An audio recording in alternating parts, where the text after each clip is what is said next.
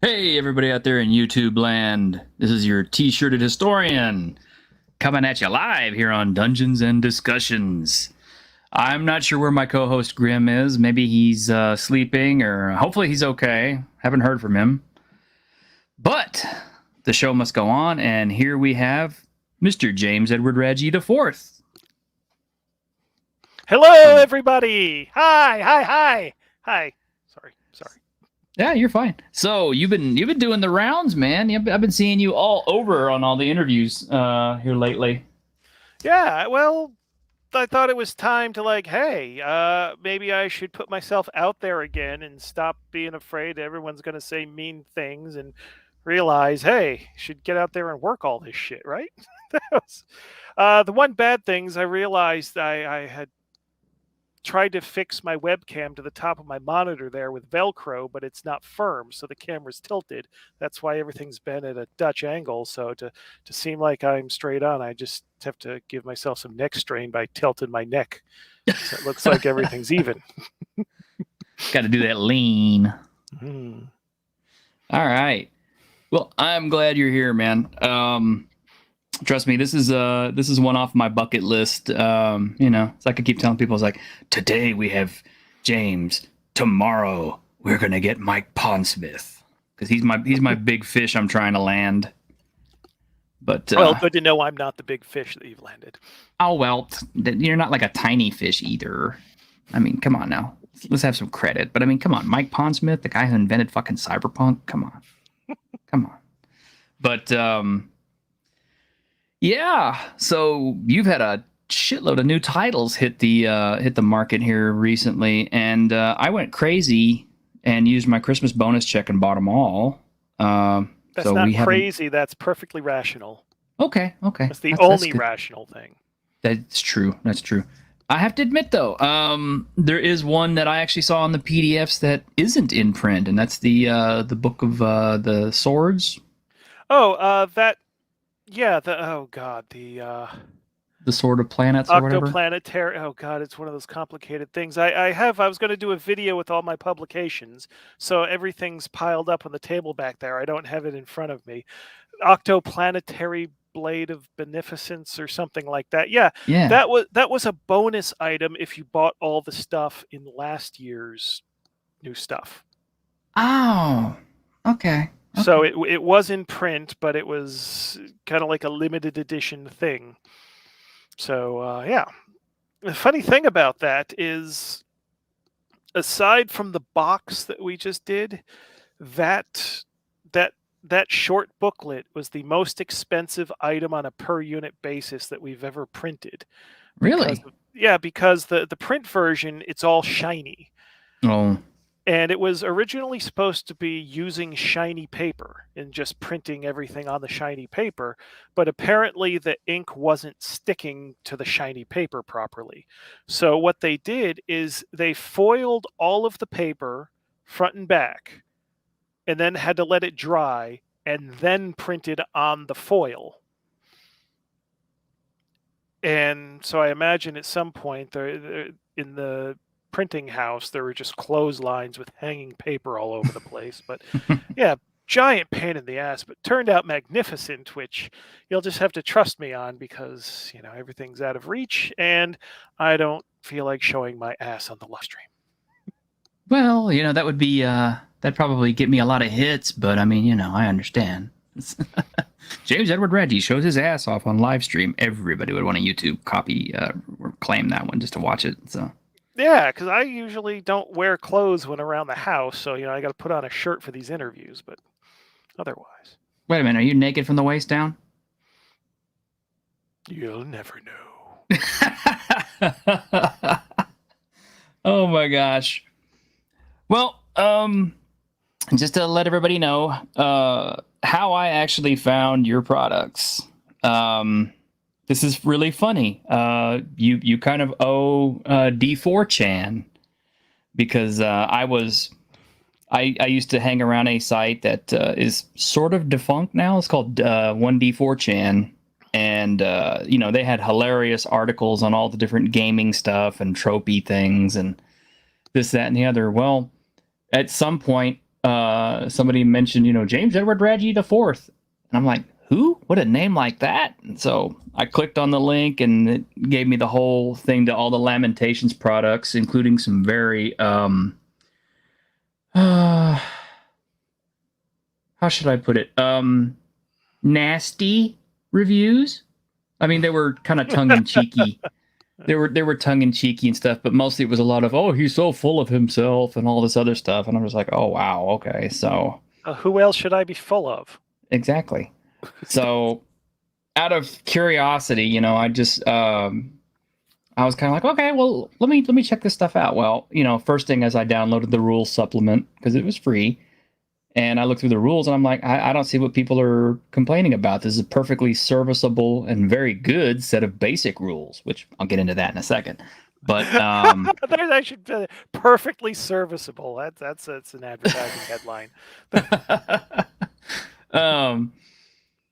So I didn't see what the big deal was. So then I started seeing all the interesting artwork and stuff from the the deluxe copy that you pay for, and I'm like, oh, this is what everybody's talking about. It's all this really cool artwork, but I like the artwork.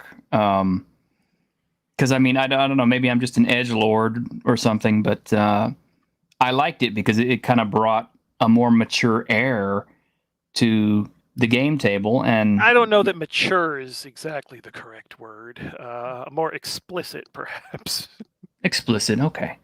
But mature is a bad euphemism for stuff that people don't want kids to see, because that's well, a lot. I remember when I first released the Grindhouse box, a big driver of sales and attention was the Something Awful review. Oh, I hadn't read that. They did those jokey kind of let's just bag on everything kind of thing, and I emailed them, say, hey, you want to do my game? And they did my game, and that got so much attention. I assumed that their review and criticisms were tongue-in-cheek, but then looking at what their forums are like, in the following years, now I'm not sure. I've got no idea, but they highlighted the art and the attitude of the game, and had some funny comments underneath, and drove a lot of traffic my way. So yeah, I guess you can thank all those nasty guys out there poking fun, because they're who got me interested. And I would not be surprised if there weren't other people who got enticed into buying Lamentations products for the same reason. I've actually heard the story about how you came to call it Lamentations of the Flame Princess many, many times, so I won't ask you to repeat that one. Very good. But I do have to say, starting from the very first book and going through all the different books, is like, she really gets the hell chewed out of her and all the different artworks. Well, yeah. Well, the recurring characters are supposed to represent player characters. Uh-huh. So if we have player character iconics, or whatever the vernacular is supposed to be these days, if they're all just happy and having fun and being successful and destroying everything all the time, that's a misrepresentation of the game. The characters are going to go through hell, and if you have a character that survives a decade of adventures, that they're going to have seen some shit. That's just it. The illustrations of those characters are supposed to represent the game, so they're going to suffer like the player characters very well may in the game. Which I like that element. It's sort of the thing Hackmaster used to do that with their illustrations. I remember with their monster books, the covers of all their monster books basically told a story of an adventure party dying off one by one. It was like a series over the covers of the monster books, because there's a ridiculous number of monster books. They were all like smaller soft covers instead of like one big book, so they were able to do that. But yeah, it was. So I'm not the one to invent. Let's kick the shit out of the player characters. Well, I personally I thought that was pretty cool. It looks like most of the damage that happened to her all happened in The God That Crawls. And Yeah, yeah. I read the little comic that Jason, what's his name, did for it, and I thought that was hilarious because it's like, those characters, it's like I think what 3 of them survived out of the whole adventuring party. Yeah. But I like that old school feel, because it's these days you got controversy about whether or not DMs should be killing off characters, and I'm like, you have hit points, which is effectively that's a buffer for your character not to die. You have saving throws, which is a buffer for your character not to die, and then you got the biggest buffer of all. You got your fucking brain. Use it. You have so many changes. Plus, you have death saving throws too. So it's like, if you die, it's like it's not that you weren't given multiple chances. And then, in the modern games, you have all these resurrection sources and stuff anyway. So it's kind of like, death is just a mild impediment to your adventuring process. So yeah. Well, if you have all of these challenges and these goals in the game, there has to be a failure condition. If you don't have a failure condition, I mean, you can argue that playing these games are meaningless to begin with, like inherently no meaning. But if you're going to take anything from it at all, if you're going to feel any sense of accomplishment in the game, if it's not just a party game where you're getting around, sitting around with your friends just having fun, where the fun you're having is irrelevant what it is. If there's going to be any point in the game, then there has to be some teeth to the challenges in the game. It's like wanting to play Monopoly but saying no one can ever go bankrupt. True. Although, as a kid, I do remember the endless games of Monopoly where we just kind of keep funneling money to each other so we could keep playing. But yeah, I get your point. And yeah, and dying isn't necessarily failure in a role-playing game anyway. It just means like, okay, this particular, unless it's a TPK, it's like, okay, this character made some bad choices, had some bad luck, had some bad rolls, etc., etc. It's not the end of the world. You're not, the game's not over. Even in a TPK, I mean, if everybody makes new characters and they're still in the same world, the campaign is continuing. Mm-hmm. It's not like you're slitting the throat of the player once the character dies. They're still in the campaign. The campaign is not attached to my definition of a campaign. The campaign isn't attached to any specific characters. To me, a campaign is a certain continuity, that anything you put into the same game world is the same campaign. I remember I did a thing where, in a Champions game, I sort of did a connection to the D&D game I was running. So to me, that turned it into being the same campaign. Mm-hmm. Yeah, it's, I think that's where a lot of people are losing the plot these days is, instead of running a living world campaign, they're trying to run a campaign that is purely character centric. Yeah. And I'm kind of like, that doesn't work. The world needs to be kind of its own thing that's going to continue on whether you live or die. Yeah, I want to try to not generalize, but generalizing is so much fun. It's so lazy. But again, it's like, are you getting together to do an interesting thing, or are you getting together to do a thing that's lighthearted and fun? They're not necessarily, contradictory, but it's, I guess, the difference. Like if you have a movie night, it's like, what movie are you going to choose? Are you going to choose an intense drama, or are you going to choose a fluffy action movie? It's they're both valid choices, but the experience that you're going to have watching that movie together is going to be different. And I guess it's just a matter of trying to advertise which experience you're going to have.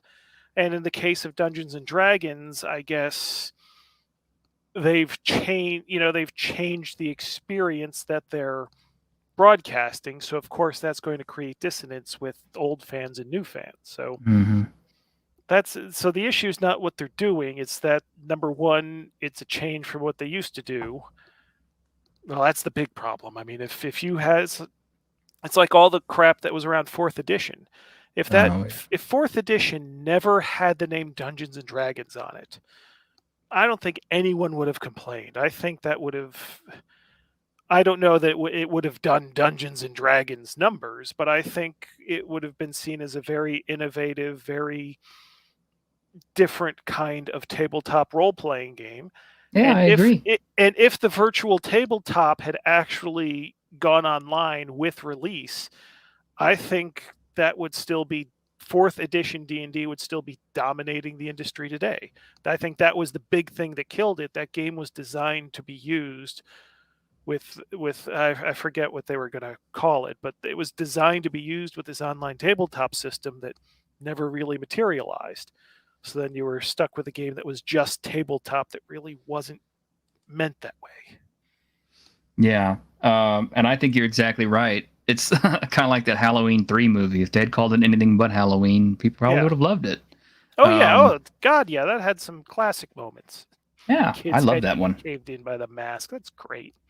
Yeah, I admittedly, that's actually my favorite Halloween movie just because it isn't the formulaic Michael Myers walks around and kills people. Not that I don't like that. I like that. But, Jason's kind of my guy anyway. Um, yeah, it's like, yeah, modern gamers and game thinking and stuff like that is very different, maybe very sanitized compared to what I'm used to. And maybe that's just because I grew up old school. But that is one of the things I do like about the Lamentations product. I mean, the basic book very, very much hits me right in the old red box D&D feels. Because you even have your race as class, and and you've made improvements on it that really make it a lot more playable. It's like, oh my gosh, he actually went through the basic stuff. He found all the problems with it, and then he kind of fixed them and made the basic game more enjoyable than it was. I mean, you got fighters with attack progression every level. You've got, and nobody else gets that. So it makes the fighter really have a strong niche in the new game. You got rid of a ton of spells, which I've always considered to be the biggest problem with any of the various editions of all the different games, and that's the fact that at higher levels the spellcasters become so godlike. It's just like, what do you do? Because they can. Well, that was always my problem with older D&D, is that as characters advance in level, you either have to make it so they're not really part of the everyday world anymore, or you have to start inflating the everyday world. Mm-hmm. It's like, oh, these guards are all 6th level fighters, and it's just like, what? No, what? Like, even keep on the Borderlands. How many of the guardsmen had magical weapons? And it was just, wait, what? There's no normal. Normal doesn't exist. But everyone is supposed to act like there's a normal world. That never made sense to me. So a lot of the changes I made were to try to keep trying to make sure that you can have a world that's normal even with these classed characters. Because by not having any other class except fighter advance in their in their attack bonus. What happens is that a normal armored person becomes a serious problem. Hmm. If you're a 10th level halfling and there's a human in plate armor and a sword, that's not going to be an easy fight for you. It's not going to be, oh yeah, well, I'm 10th level, I can take on the 0 level guy no problem. It's like, no, you're not a fighter, so in a stand-up fight with an armored person, it's going to be difficult. Yeah, I can attest to that. I used to do SCA, so I used to get the shit beaten out of me back then. And we were wearing armor, and you still get the crap beaten out of you even through your armor. Um, so I can just imagine getting hit with real weapons in a life and death situation. You'd definitely be losing parts of your body pretty quick. And it's actually like my old history professor used to tell me. He said you could tell how good a knight was by whether or not he had all of his teeth. And I said, what do you mean? He said, well, if he had all of his teeth, that means he really hadn't fought anybody. Or he was such a badass you didn't want to mess with him. So, and again, that is something I liked about your iconic characters, is the fact that, Flame Princess herself is like missing a leg and like missing fingers and stuff like that, and all chewed and scarred up and stuff like that. It's like her adventures actually left a mark on her, but she's got stories to tell. And that is the kind of gaming I like, because the culture these days seems to be, okay, GM, here's my 52-page backstory of my, tiefling rogue who was abandoned at birth and lived a hard life on the city streets and blah, blah, blah. And I'm just kind of like, a kobold with a lucky crit is going to take you out, right? Yeah, So, that's why you should match up someone that has that sort of outlook on the game needs to be playing a different game, because that's only going to end in tears if they're trying to play Lamentations. Oh, And yeah. if they can find, and there are games that do support that. I'm not into that scene, so I can't name any off the top of my head, but Same. I know that people make games about everything and every taste, and if you don't like this, there's something out there for you. Go do something you like. Yes. And stop changing what everybody else likes to suit your benefit. But yeah. At the same time, though, I have to admit, one of the things that you did 2 spells in particular in your book that I really love. And hey, here's Grim. Grim, you okay? Sorry, some computer issues and some health stuff. But I'm here now. Oh, good. Okay. No camera today, huh? No. Oh, well, I'm glad you're all right, dude. Thank you. Hi, Jim. Hello. How do I always end up just talking to still images? How does that happen? Well, here you go. I'll put the camera on just for you. There we go. Why? What a big bull penis you have there, Mr. Host. Big censored one. Oh, hello, Grim. Hello. Hello. It's a BBB, a big black bar. Big black bar. All right. Okay. Well, the 2 spells that I really love, the way that you redid them. Well, actually, 3 of them. I'm gonna just name off. First off, I love what you did with the cure wounds for clerics and the fact that it scales, because that makes so much more sense than cure light wounds, cure critical wounds, cure serious wounds, and all that crap, and having to take different spells for different spell slots. Yeah. That works so much better. And I noticed that D&D 5th edition stole that. They do the same thing now.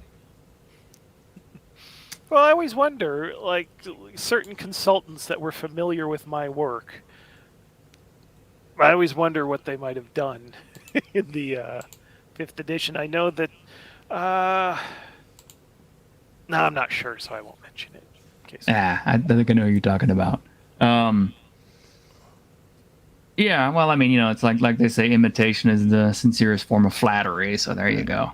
The other thing I like is what you did with magic missile. Now, I mean, you took out fireballs and lightning bolts, which were like the wizard's go-to kill spells, but you increased the worth of the magic missile by the fact that it scales to where you can shoot more of them as you grow up in level, and that they can hit different targets, which I thought, man, that's a great idea. That makes magic missile valuable at every single level.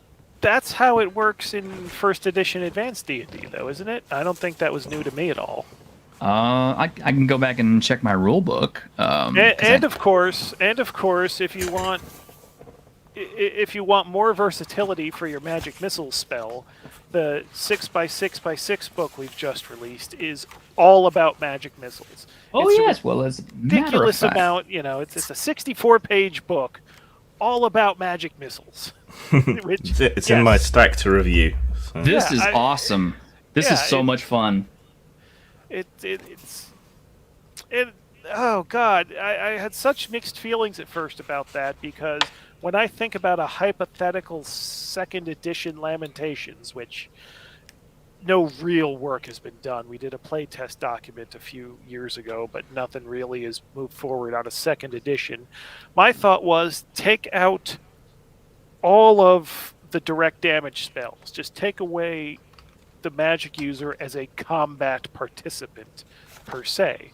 And then Ezra drops the 6x6x6 on me and says, "Hey, look, I did a thing." It's like, oh shit. Well, fuck it. It's in the rules. This is cool. Let's do it. It's and it's really cool. Some of the things in there when we're trying to figure out the art assignments, it's like I discovered that Ezra was a metalhead because I thought I was being cheeky by putting heavy metal references in with the art that I was suggesting we do for the book. Except the reason I was getting these ideas for heavy metal references is because they're baked into the descriptions of some of the different missiles. It's like he was encoding them, I was picking up the code. It was like, oh shit, we are actually right on the same wavelength here. Yeah. Oh, hey, we got Venger Satanas out there in the audience. This is great. I know you guys are familiar with him. Yes. I happen to have my second edition AD&D handbook nearby, and the magic missile on that's a bit of a weird sort of hybrid. So yeah, you get extra missiles as you go up in level, up to 9th, but they can only hit targets within a 10-foot cube. No. So yeah, your spell's still better. Yeah. And then less complicated. Yeah. And then your number one, my favorite of all time spell, the spell that should be in every single OSR product ever. Read languages. No. That's a good one too, though. But no, summoning. Oh my god, that fucking spell. Summon is so good. I love that spell. It's so much fun. You took out all the summon monster bullshit and the summon animal bullshit, and you just put this one super spell in there that summons these eldritch horrors from beyond what knows, and it scales too depending on how many people you sacrifice and stuff. I'm like, oh my god, this is the best spell ever. Yeah. Oh, I haven't told this story for a while, so maybe this is new to some people. The best use of a summon spell in my home game. It was great. We had a player in. I think he was just sitting in that 1 week. He was just going to be in and out. He's playing a magic user. And there was a situation where in the bayous of what's now Louisiana, the player characters come across a cult ritual where there's this big cult that has a bunch of Migo canisters with heads in the cases. Yeah. And everyone's trying to figure out, oh my god, what are we going to do with this? And so this guest player says, I cast summon. And it was screwed up, so it did the thing where everybody's brains randomly switch. Ooh. and there's like 100 characters on the scene. So it was just like, including the heads in the jars. So, Oh, no. player characters. Well, what ends up happening is everybody switches. None of the player characters ended up in the heads in the jars, I don't think. But somebody went from like being a second level fighter, transferring into the body of like the head of the cult, which was like a 6th level magic user. I mean, completely changed the face of the campaign and who all the characters were. And then he was like, yeah, good game. Have fun, guys. I'm going back home. It was just like, what the hell? Oh my gosh. Yeah, this book is awesome. I actually want to use this for every single OSR game that I have now. In fact, this makes me want to play Spellcasters again just to be able to throw these. That and to see whether or not the GM will allow me to use it. Well, the thing is, though, I mean, it's just different magic missiles, and it has different special effects per missile. I've been comparing it to like the different power splat books from old Champions. This is like your energy caster book that's like, okay, this is ice, this is fire, but it's 64 pages. Once you see that book, why would you ever just use the plain old magic missile again? Exactly. Out of all the new releases, though, I'm gonna pay special mention to this one. I think Grim will appreciate, or he'll agree with me on this one. This one, I think, is your best, and it's probably not one that most people expect. This is so good. I am an actual historian. I've got the degree and everything. So I don't just wear that title because it's cool. But this book, with its floor plans and everything, is super duper valuable if you're running anything that is set in the time period that this is, or if you want to run a game that is somewhat close to historically accurate.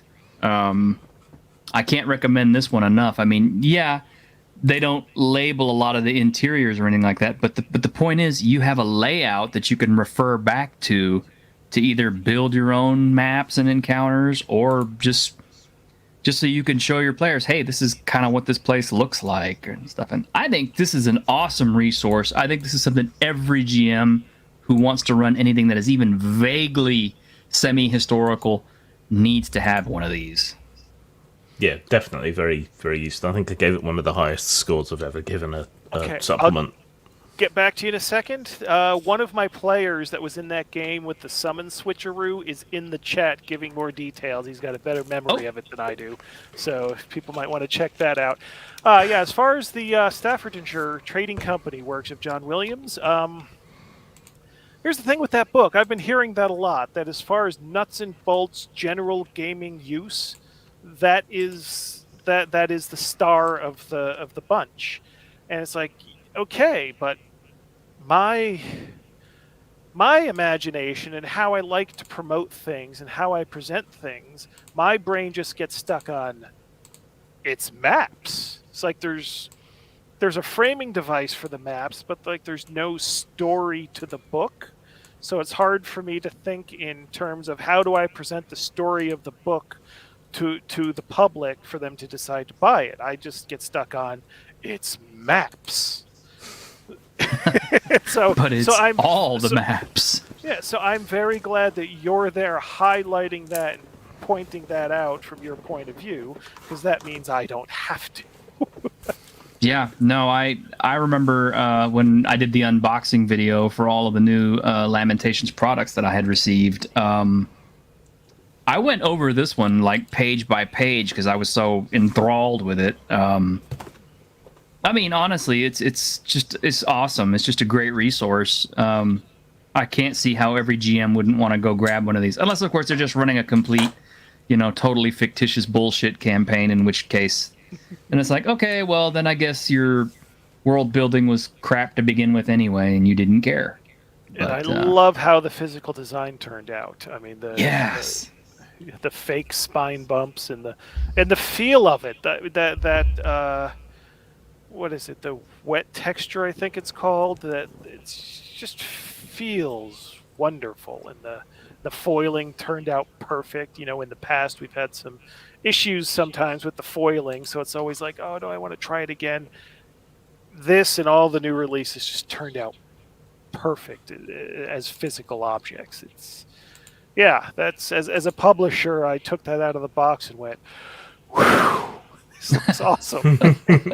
But the foiling and it depends, because I'm totally going off topic on this, but the different cover materials, you can, they have different tolerances for the foiling. There are some cover materials where you can't have those small details and lines that are in the Starfort diagram there. So getting this particular kind of cover material that you can do that in, and it's going to stick, and then we put the finish over. I just looking at it here, because every time I take a picture of it, the foiling doesn't show up too well. It just kind of blends into the cover. So the fact that you're showing it there and the foiling is just shining off of it, that is a magnificent looking book. It is. It's just it's so good, and it's maps. Oh, Grim's still having some issues with his computer. I think he'll be back on in a second, I think. That is actually something I wanted to pay some special attention to, is the fact that all of the Lamentations books that I've gotten are not, and I'm talking about past and present. A lot of them are, kind of like your standard, slick cover and everything like that, which is nice, but you have a few of them that have textured covers or, different surfaces and things like that, and cloth covering and all that. And it's really nice. It adds a lot of extra appeal. I think the newest version of Death Frost Doom has like that velvety cover, and I love that. Yeah, the one that was released in 2019. There's with the new releases, there's a bonus Death Frost Doom. Yep, got it here. That's just a plain hardcover, but it's the for sale 10th anniversary edition that's got the velvety cover. Yeah, I first saw that kind of cover. It was for the first Nightwish book. It came out here in Finland, and I was just like, ooh, I'm gonna have to do this.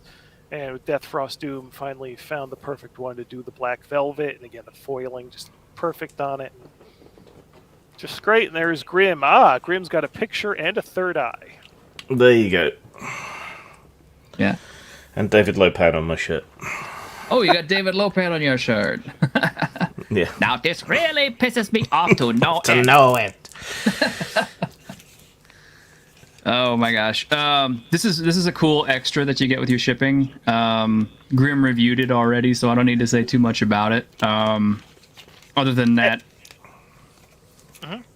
neat. It's cool. I mean, for a bonus item, that's cool. I mean, you get a whole adventure and everything, and it's an advertising catalog for you. So yeah, every order through the EU web store gets that as a free bonus in the order while supplies last. Nice. By the way, I think I pointed it out during my unboxing. I think Grim has pointed it out, but I'm going to point it out again in case anybody missed the first time. Is this one has two bookmarks. 2. Yeah, I would have put more, but that with the printer I use, they've got a limit of 2 bookmark ribbons, and I figure that map book, that's the one where you're going to want to reference a bunch of pages and keep track of stuff. So, if I could have had 10 bookmark ribbons on that, it would look like a fucking sea creature. Hey, I wish they made players' handbooks that had multiple ribbon bookmarks, because honestly, it's like, or at the very least, I wish they would be handy enough to put tabs, like index tabs that you can lift and stuff like that, to all their different reference materials, because it is a pain in the ass trying to find stuff in most books. Here's a pretty workmanlike copy from Kelvin Green. Good stuff. I like Kelvin Green. His adventures are always really solid. There's nothing bad I can say about these. Sorry, Honestly. just pointing out all of your big compliments. Earlier it was perfectly adequate. Now it's workmanlike. No, I went insane. And Grimm's mic is muted there. I went insane when I saw Green Messiah. When I first saw the manuscript, then I started comparing him to John Landis and Joe Dante and people that did that stuff, because he has that vibe of like, yeah, it's horrible stuff, but it's so funny too, and it's just having that perfect attitude for the people that don't like all the blood and guts nonsense. There's still some weird shit happening in here, and I think it'd be easier to swallow for more normal people. Well, I think that's what the deal is. When I say workmanlike, it's kind of more like a standard adventure product that you could get. That's not to say that's bad. That's a good thing. Standard adventure product. I think my James. I think my British talent for understatement has been rubbing off on T-shirts. It could be. Yeah, it's all right. Yeah, it's all right. Yeah, it's okay. It's not going to win any awards or anything, but it's going to be all right. No, I like it. I mean, I love Kelvin Green stuff. I really do. Don't mistake me. But I think what I got used to was the edgy, explicit, gory, nasty, brutal stuff that you normally put out, yourself. And it's just kind of like when I got to the first Kelvin Green book, it's kind of like, this one's. I mean, there's some bad stuff in here, but it's not horrible like the other stuff, or at least it's not horribly illustrated or anything. You know what I mean? And when I say horribly, I mean like as in terrifying, not like as in it looks like shit. But no, I like the Kelvin Green stuff. That might be the weirdest of the current crop of books, which was an interesting thing to see. A lot of the adventures seem to be stressing that there's nothing too weird going on, though some of them contradict themselves a bit on that. Like, this is technically a rather sort of non-magical investigative story, but then there is weirdness in there, but it starts out telling you that there isn't.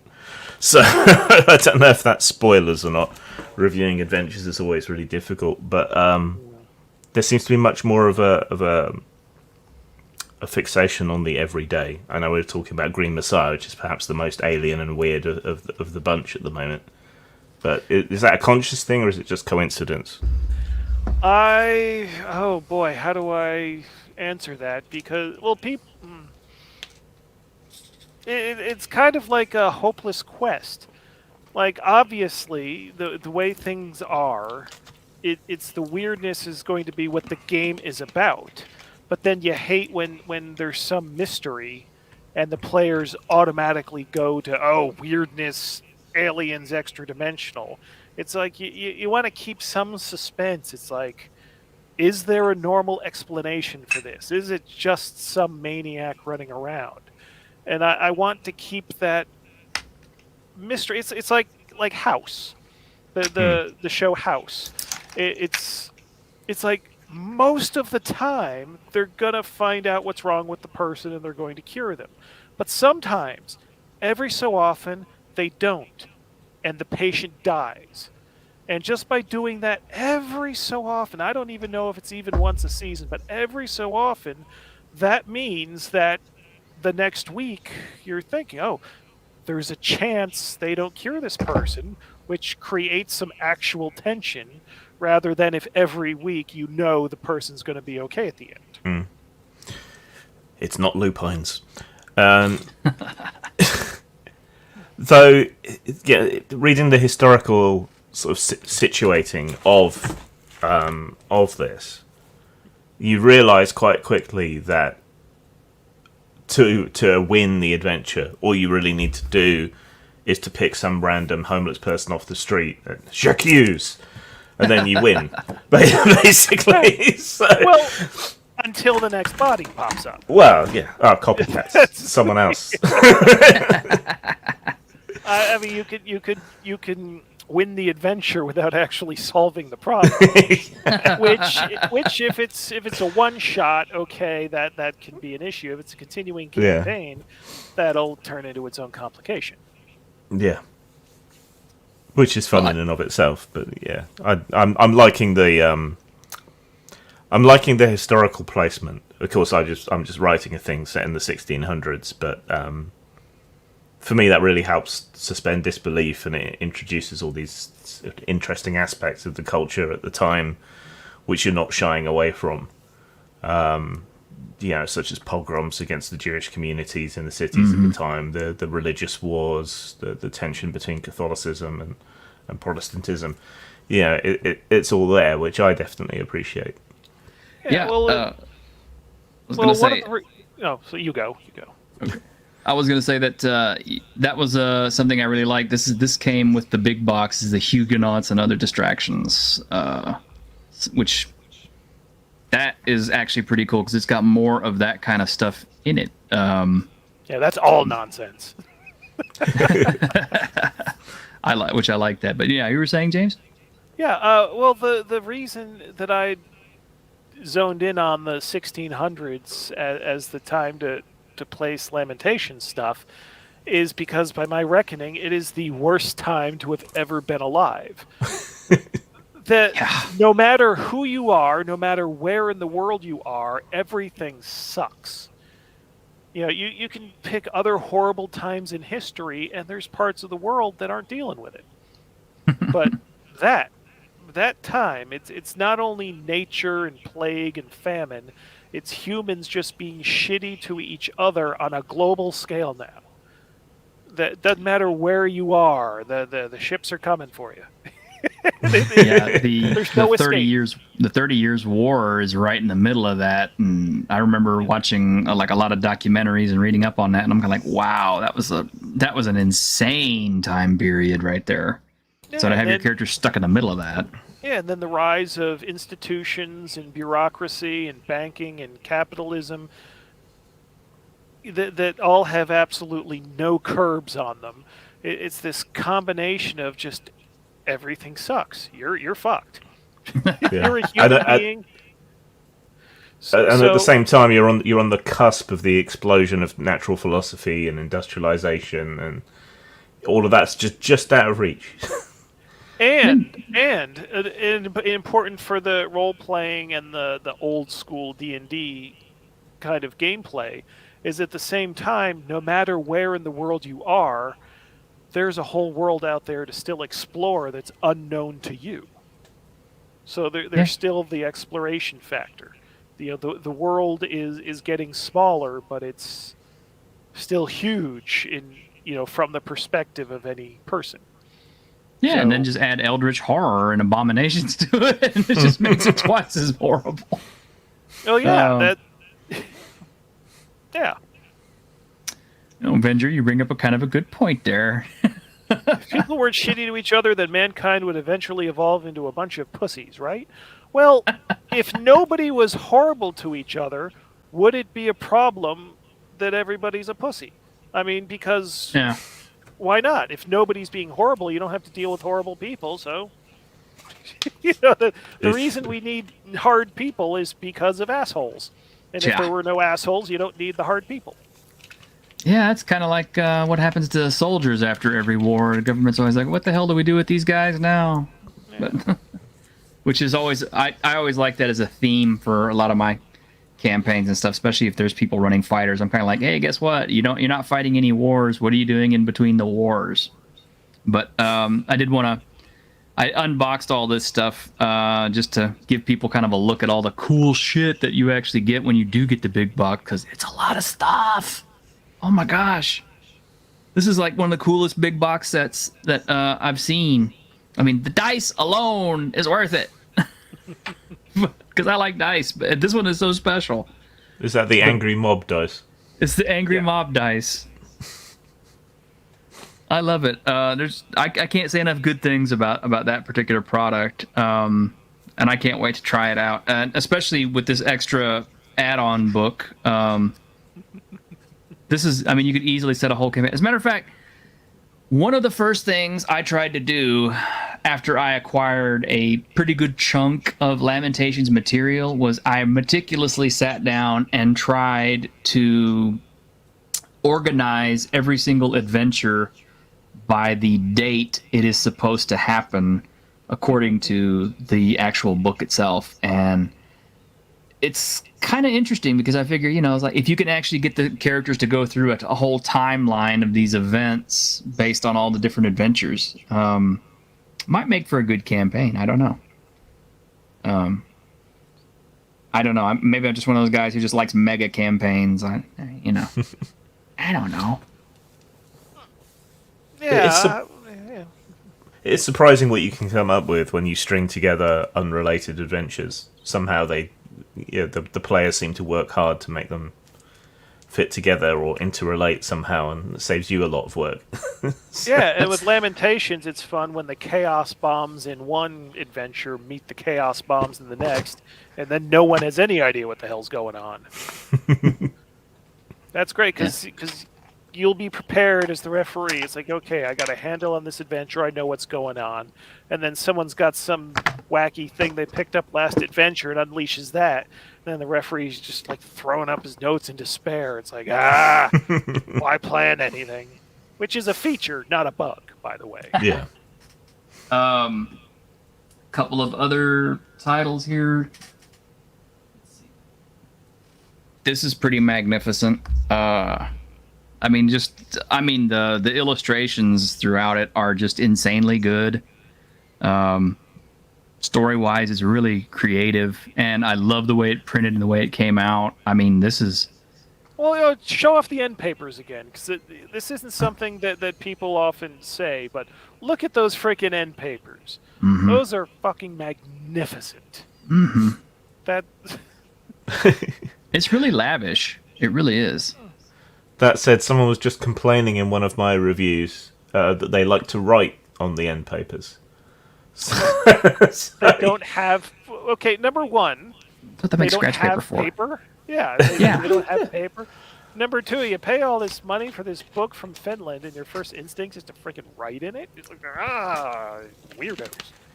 Actually, that is something I really didn't have an appreciation for until I saw like some of the Questing Beasts reviews where he was talking about Lamentations, and one of the things he noted was you had all these tables and charts on the end papers, and the more I thought about it, the more I thought, man, that is such a great idea. Because why don't all the other publishers do this? I mean, they waste so much white paper, white blank pages, when they could be filling that stuff up with useful information, tables, charts, and stuff like that. But instead, it's like, nah, we want you to pay another $30 for the referee screen. Like, yeah, fuck off. The end papers are great because then you don't need the bookmarks for where the stuff's buried inside. End papers, brilliant things. POD often doesn't give you the option, but if you're dealing direct with a printer, like James typically is, then you get more chance for customizability. But yeah, and then in a deadly fashion, it has two of the best illustrations that Lamentations has ever published. There's one that's like you know it when you see it. It's just like, oh my god, that is so great. And I'll leave it to you to guess which one it is. But there's also, I think, the greatest action illustration that we've ever published is in that book, too. So. This one? Let's see. Now you're going to. Well, I'm not going to find it. that's now. Not this one. No, is it? Not that one. No. No. Not that one. Okay. That one's pretty cool right there, though. Yeah, that is. It's one thing. Well, I don't want to criticize my people, but this one, as far as like being kinetic energy, and you can like feel the movement, and that is just like holy shit. That is an action shot. Yeah, It looks like things are actually happening. I saw that. I was just going out of my mind. I love this one. I'm sorry. All-time great. That you look at that, and that's burned in your brain forever. Not the cows. And I can't even remember whose idea that one is. I can't remember. It was either mine, the authors, or the artist, but someone came up with that idea, and it was just, yeah. Well, You open it, it's like you're gonna get on. It's like you're paging through that book, and it's like, okay, you're getting on board with this thing right now, or not. I love it. I love it. It's great. And I guess we got to get to the books here that probably you've gotten the most heat for. Oh, Okay, man. well, let's talk about that one. Number Okay. one, I guess I could have some sympathy for people who do not have English as their first language, maybe.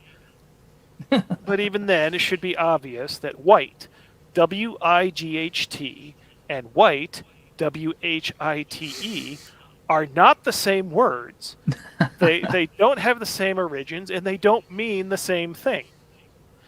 So, getting upset because you see a thing that reminds you of a bad thing, but isn't itself a bad thing, it's like, get the fuck out of town with that. Yeah, And- but you knew what you were doing. Well, yes, I knew what I was doing.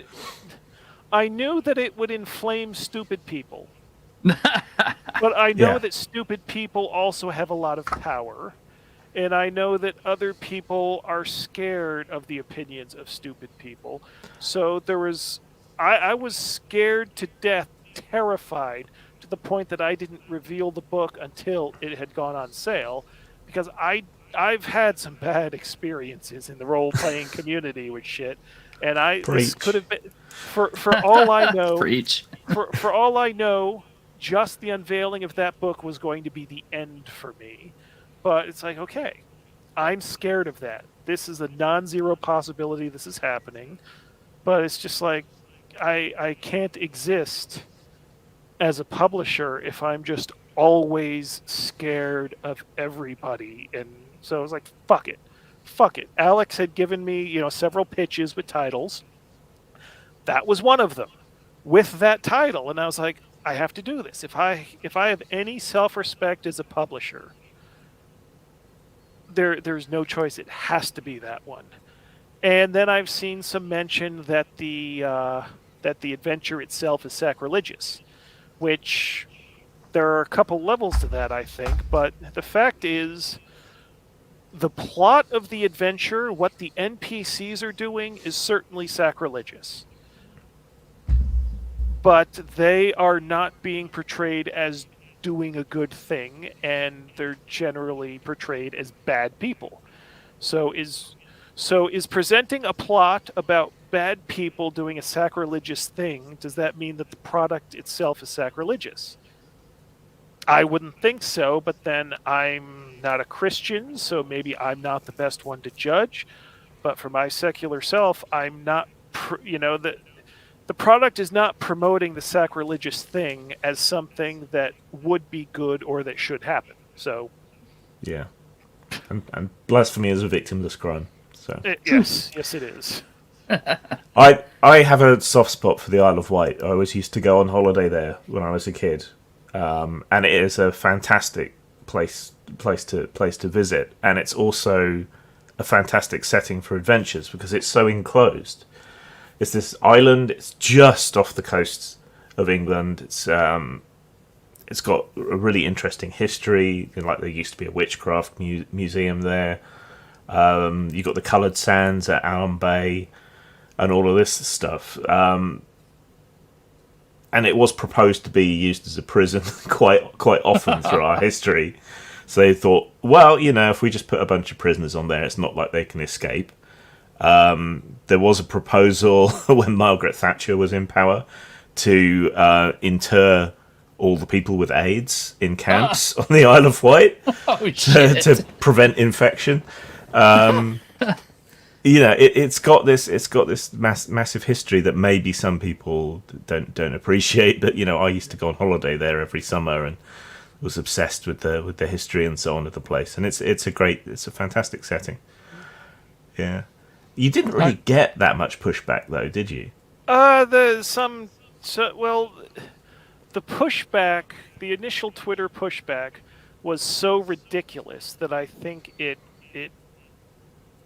wore itself out just because of being so stupid. Like people that thought that, people didn't think that Alex was a real person and that his last name, mayonnaise is white, so that's just a further signal for whiteness. What? I mean, someone said that. I hope they weren't serious, but you can't ever tell on Twitter. So there's always someone that'll believe anything. So it's if that's the argument being put out, it's like, oh, for fuck's sake. And here's something I wanted to do when I revealed the book, but I didn't think I could keep a straight face doing it. I was going to unveil the book, and I was going to pretend that I thought that the Isle of Wight used to be a Welsh territory. And so then I was just going to, with a straight face, pretend like I didn't know how it was pronounced.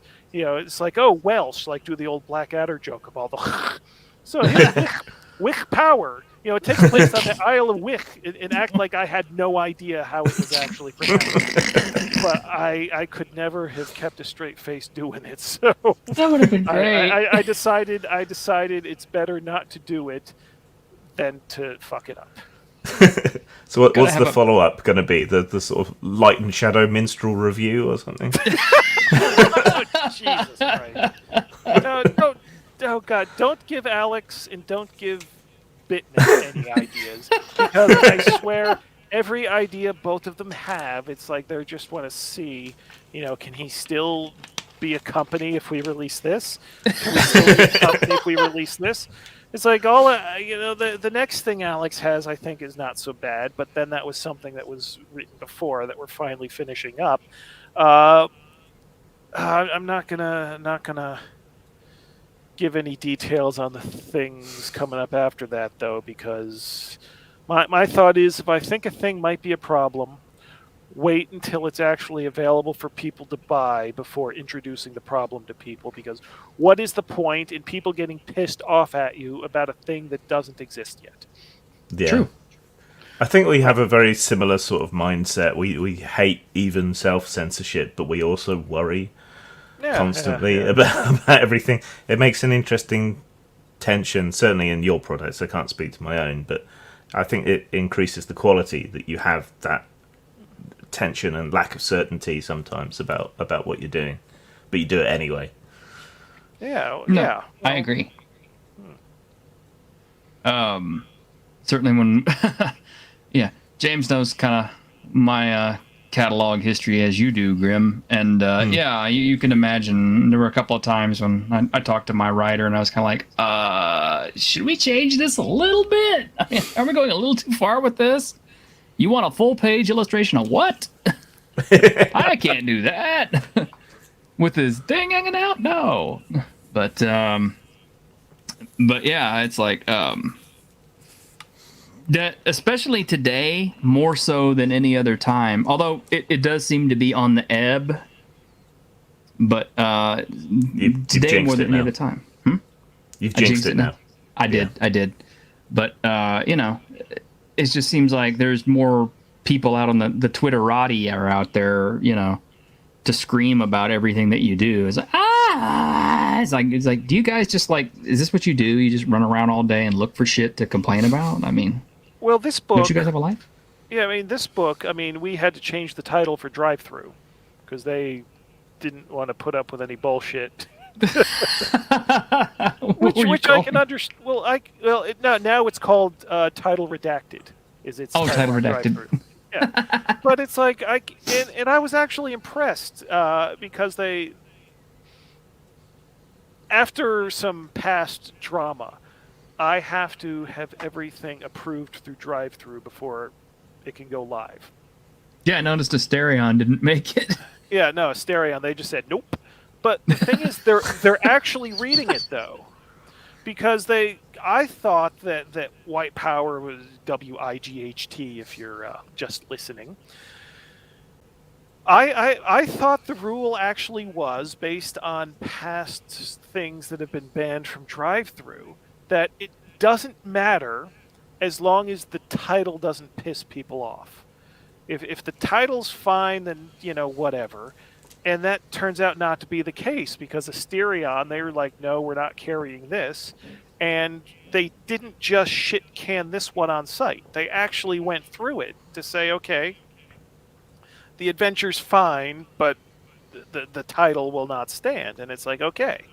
I went to Alex, and it's like, okay, what do we want to do? Do we want to not have it available as a PDF, or do we change the title? And he wanted it available, and I think Title Redacted makes the point that this isn't the original title.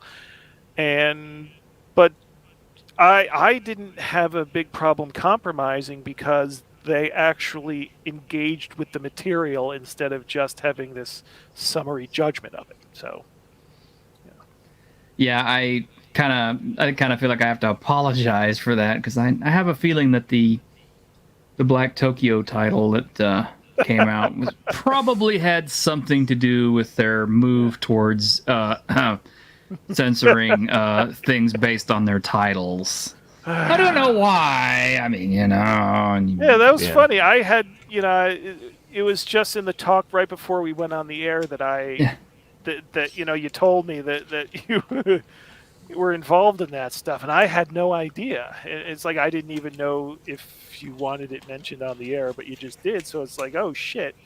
So now this is now a talk with 3 people that have had stuff banned on drive-through, and it's like, oh, okay, well, this is a very problematic conversation we're having here. Then I'm sure there's not a great deal of consistency outside of the what would you call it, the rape standard, I suppose. That seems to be the only hard and fast rule they've... That was a terrible phrase. Yeah. But after that. So that seems to be the only consistent thing. Otherwise, it seems to be based on how much of a fuss certain people kick up.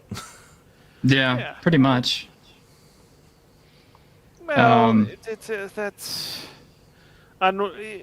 yeah, this is a difficult topic, because if you're drive-through, do you want to deal with this bullshit? Somebody uploads something, and now, however many people are just yelling at you, and you're just like, oh, God.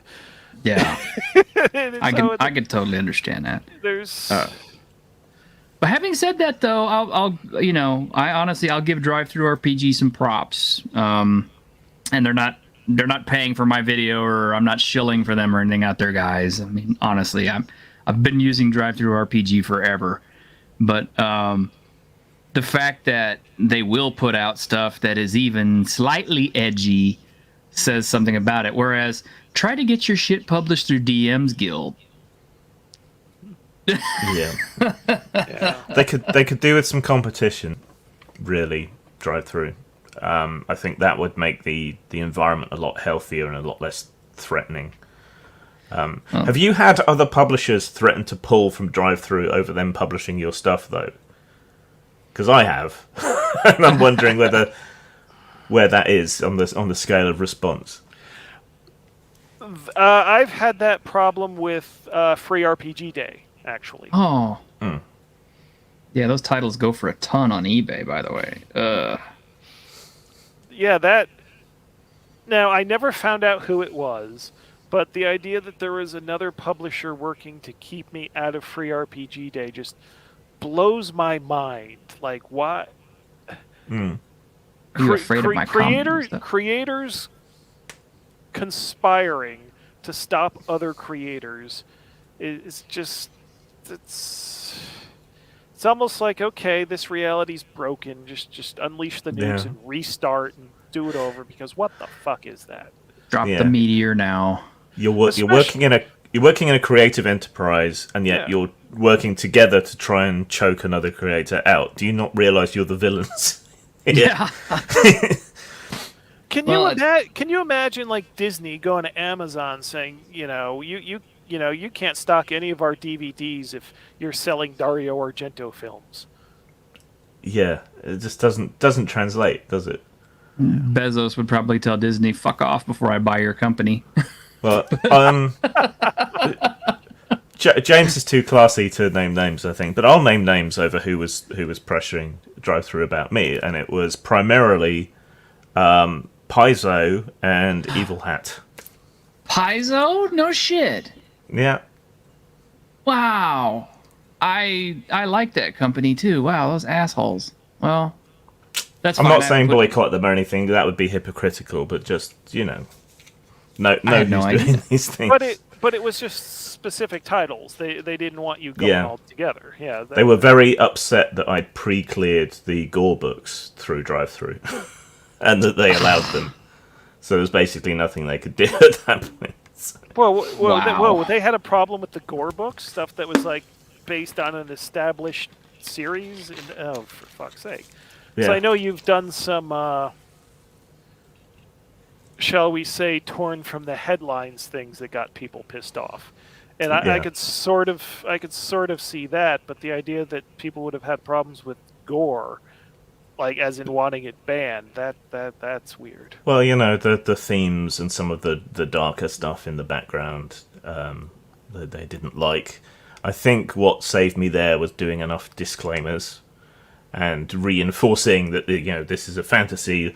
Lots of people of both genders, in fact primarily women, have these fantasies, backing it up with information and putting that in the book. Most people aren't going to read that part, but I think it set the stage. Yeah. And disclaimers are fun. Yeah. Yeah. We had the fun disclaimer in Asterion, the one on the back cover. That if you want to show that, since you've got it handy there. Isn't it underneath White Power? Or, no, there. Yeah, that's... Oh, you can't read it from there? Hang on, let me blow that up. Still can't really read it, but... Yeah, this book describes a time where people had different values from our own. Parents might wish to discuss with their children how these views have changed before playing this adventure with them. and I put that there. I put that there because I don't remember why I was looking this up, but I was looking at my copy of 120 Days of Sodom. Oh. And that has a disclaimer on it that's basically that, but about race. This was written at a time where people had different attitudes towards race. So you might want to discuss with your children these attitudes. And I'm looking at this, it's like, wait a minute. You're wanting your you're going to let your children read 120 Days of Sodom, and your big concern is their treatment of race? What is going on here? That seems so fucking ridiculous. So, yeah. Oh, what about this Weird Crusher? What is this? Weird Crusher. Okay, that's a heavy metal reference. Okay. In the late 80s, early 90s, there were a bunch of different editions with several different color schemes depending on format and the country it was released in. But that was basically the Grind Crusher compilation from Earache Records. Oh. With that color scheme on tape. I bought it on tape in the US, 1992 it would have been. That was my introduction to the greater world of grindcore and death metal. I had gotten into Napalm Death and a couple other bands, but when I got that compilation, and it was just like, there's a lot more out there. This is a whole thing. And that was basically a whole scene in one tape. And I saw like a wrestler had merchandise where a pro wrestler where it was done in that same design, and then I realized, yeah, I could do something for that too. And it took me a couple of years to figure out a place to put it. But as the back cover to the freebie catalog thing, I was like, okay, this doesn't have to match anything else. I can just use this kind of motif.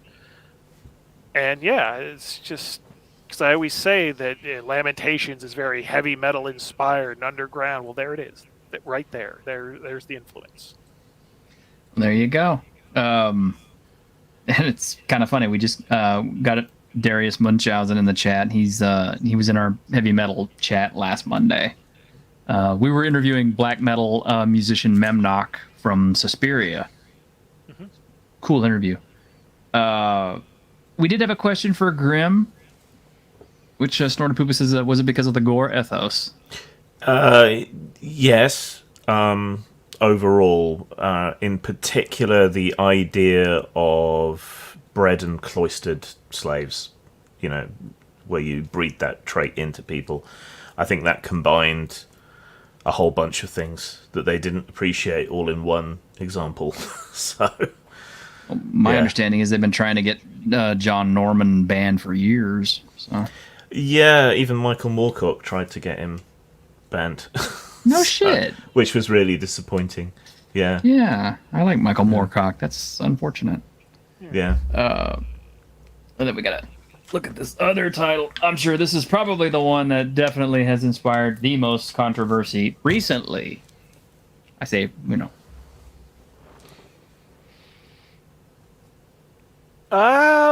That's one that I expected to cause a lot of trouble, but I haven't actually heard any problems about that one yet. So unless you're aware of something I'm not. So far, it's either been people just going insane, I love this book, or, oh, that's not interesting to me at all, I'm going to skip it. I haven't heard anything as far as people being mad at the book. Although once it hits distribution, I expect that to get some hits, but nothing yet. Distributors are a cowardly and superstitious lot. Oh, I figure a lot of these new things, they're going to end up selling through Amazon more than local game stores, because I think some of these local game stores might not want on their shelves, but they'll have the option. Hickey asks if someone shoot the corner. Yes. My puppy actually found the corner of this book and also the corner of which other book did she get a hold of? I just got a hold of a new puppy and the Cursed Chateau, which that kind of upsets me because it's like, that's a nice gold covered interior and everything else, and that's what happens when you make the cover out of dog biscuits. It's gonna happen. Yeah, I guess so. It's like, well, to a 10-week-old puppy, everything is made of dog biscuits. Yeah, we had a couple dogs that destroyed my copy of GURPS Auto Duel back in the day. Oh, yeah. I have a few old green edition vampire books that my first pug got a hold of. Still fond memories, though. I have this Raven table lamp that my cats hate. They've knocked it off the side like half a dozen times, and it's been glued back together about 3 times now. Nope, not allowed to have anything on surfaces. Yeah, that's kind of how I'm having to treat everything. It's kind of like, okay, take stuff off the floors you don't want chewed. But yeah, I do like this because it kind of reminds me of the kind of meta-narrative that was going on during the run of the Invisibles comic series. Yeah. Where the book was about magic and rituals, but he approached the comic as a ritual. So you've got that kind of intermingling thing going on. And because it's a subject I've been trying to get a handle on to do something with, and someone's now done it successfully. I think there was another attempt to make fun of Chick Tracts that was put out a while ago, which kind of does a similar thing, but very differently to this. So, yeah, I really appreciated this. I thought it was very good. I've been surprised to find out how many people in the Lamentations sphere are actually into this kind of thing for real. Because I approach this as just as much make-believe as everything else. I mean, the foreword, J.F. Martel, I was freaked out when I got that, and he's basically making the argument the evangelicals were right about what role-playing is going to do to your mind, and I was just like, oh, God, I'm publishing this, and everyone's going to think I believe it, And that's the thing. I don't just want to publish things that that match up perfectly to my beliefs. And to me, magic is at best a meditation technique. You're focusing mentally, and that's how I see it.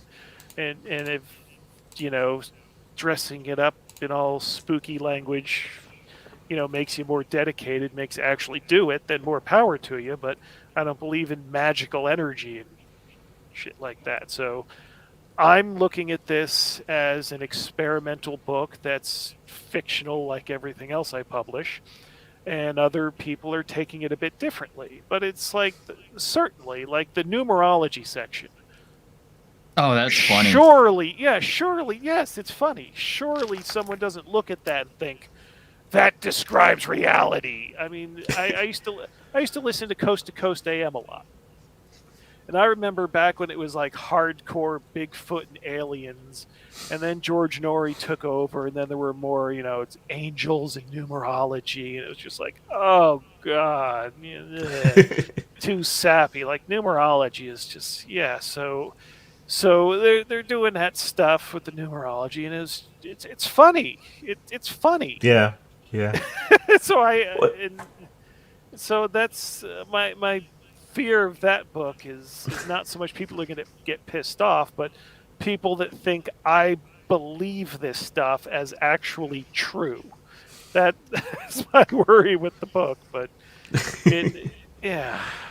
To me, it was always so obviously, patently absurd to try and claim that D&D was satanic or would lead people into black magic and so on, that it never needed explaining or needed a disclaimer. It was just so obviously dumb. But then I felt that way about a lot of the current things that cause a fuss to do with games, that these claims that this is ist or phobic in whatever way is so obviously and plainly absurd, and this is so obviously and plainly fiction. Why are we even having this conversation? I've always felt that way. So this was also timely as a sort of reminder of that to me, I think. Yeah, and I remember, well, I'm not hopefully not repeat all the same stories, but you saw news segments or bits in the newspaper about Dungeons and Dragons is taking over our children, and then they would interview the children, like they're interviewing 12, 13-year-old kids, and it's like, that you're going to get the fully formed intellectual arguments out of what the fuck, Yeah. But the whole thing was ridiculous because, number one, the idea that there's a company out there that's marketing products specifically so people kill themselves. It's like, okay, that might make sense for a one-and-done product, but when you have a product line that you want the fans to keep buying, maybe you don't want them to die before the next supplement comes out. So that's but a terrible business model. But then even if it was satanic... So, I guess it'd be difficult to be a heavy metal fan. Maybe it's like Connell Cochran. Offended by the idea of this band's satanic. Oh my god, I'm gonna throw it all. It's like, just don't buy it. And if you're, if the argument for God is so much better than the argument for Satan, make that argument instead of making your God seem so weak that you have to make sure no one learns about Satan. It's like, oh my god, if they learn about Satan, they're going to abandon God. Well, that's not saying what I think you're wanting it to say. That's a poor argument for your God, but I thought this was cute. They put you in there. James Edward Raggi. I thought that was great. I loved that. That's at that point. That's when I looked at the book and I was like, oh, okay, they're definitely just having fun. Okay. The devil has the best tunes and the best books, I think. It's so I can't wait until we have some potential plans for this book, which of course would be ruined if I said what they were, but we're this is probably the dumbest idea ever, but we'll see if we can get some people worried about the book. if you do bring in some like table rituals and things, there's some that would have a very net positive effect. I think, like in a lot of ritual practice, you're supposed to wear clean clothes and cleanse yourself beforehand. So if you make that a ritual before you can play the game, I think conventions will get a lot nicer. Yeah, that would be great. Can you do that? I'm tired of walking through like the magic card players and going, whoa. Say the magic words. Of course, having an RPG convention full of people in white robes might not go over so well. So Pick up. As long as they're not wearing hoods. Anoint thyself. About thy groin and armpits. With the sacred deodorant of Old Spices. In all fairness, like when I do conventions, I always shower before the convention day starts. And by the end of the day, I am one rank motherfucker. So imagine. Well, or what I hate are those days where the load-in is on the day of the convention. So it's like, okay, so I shower and then do all the lifting and setting up, so I'm looking like shit, feeling like shit, and smelling like shit before the doors open. It's like, oh, God. So don't go visit you on the first day. Well, I'm not a small guy, so, you put me to work in any capacity, and I start sweating, and it's like I try. It's like I bring enough clothes where they're all clean. I shower every day. I realize, just waiting. Every other day is not going to cut it. Convention days. And do you do RopeCon? Do you do RopeCon? RopeCon, yeah. Oh, sorry. Yes, finished pronunciation. RopeCon. Yeah. Oh, that one's easy. That's literally just. The commuter trains across the street here, and the convention center is right across the street from another train stop on the same line. So it's just like, oh, that's the easiest convention. Everywhere else, I got to get on a fucking plane. Yeah, I've been semi-seriously invited to that a couple of times. One of these days, I need to make it over, but I'm not good at traveling. So what is a semi-serious invitation, and why would you go to a Finnish convention when you hadn't been going to the British conventions? True. Because I love Finland. Ding, ding, ding. And I need to go clubbing with your Prime Minister. Yeah. Well, isn't that... see, the problem with that's a whole security violation there, because now everyone knows she's not in contact with anybody when she goes clubbing, so anyone wanting to kidnap the Prime Minister is now going to stake out the clubs. Yeah. I'll let her break the rules a bit more than I will Boris Johnson. So. Oh, yeah, Boris needs to learn how to comb his hair. But yeah, one of these days I need to make it over there, but I need a native guide, so maybe I'll gang up with you or something. I'm not native.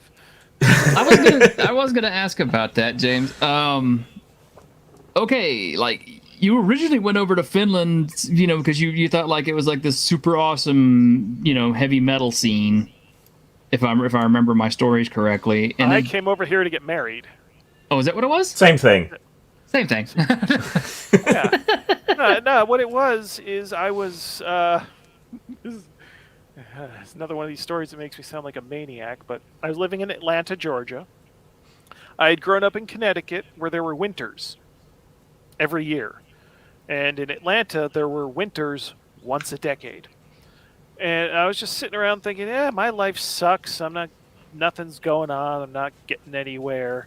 I want to live somewhere where there's snow. Now, an intelligent person would think it would be realistic to move to Minnesota. Yeah. Or Canada if I wanted to go out of country.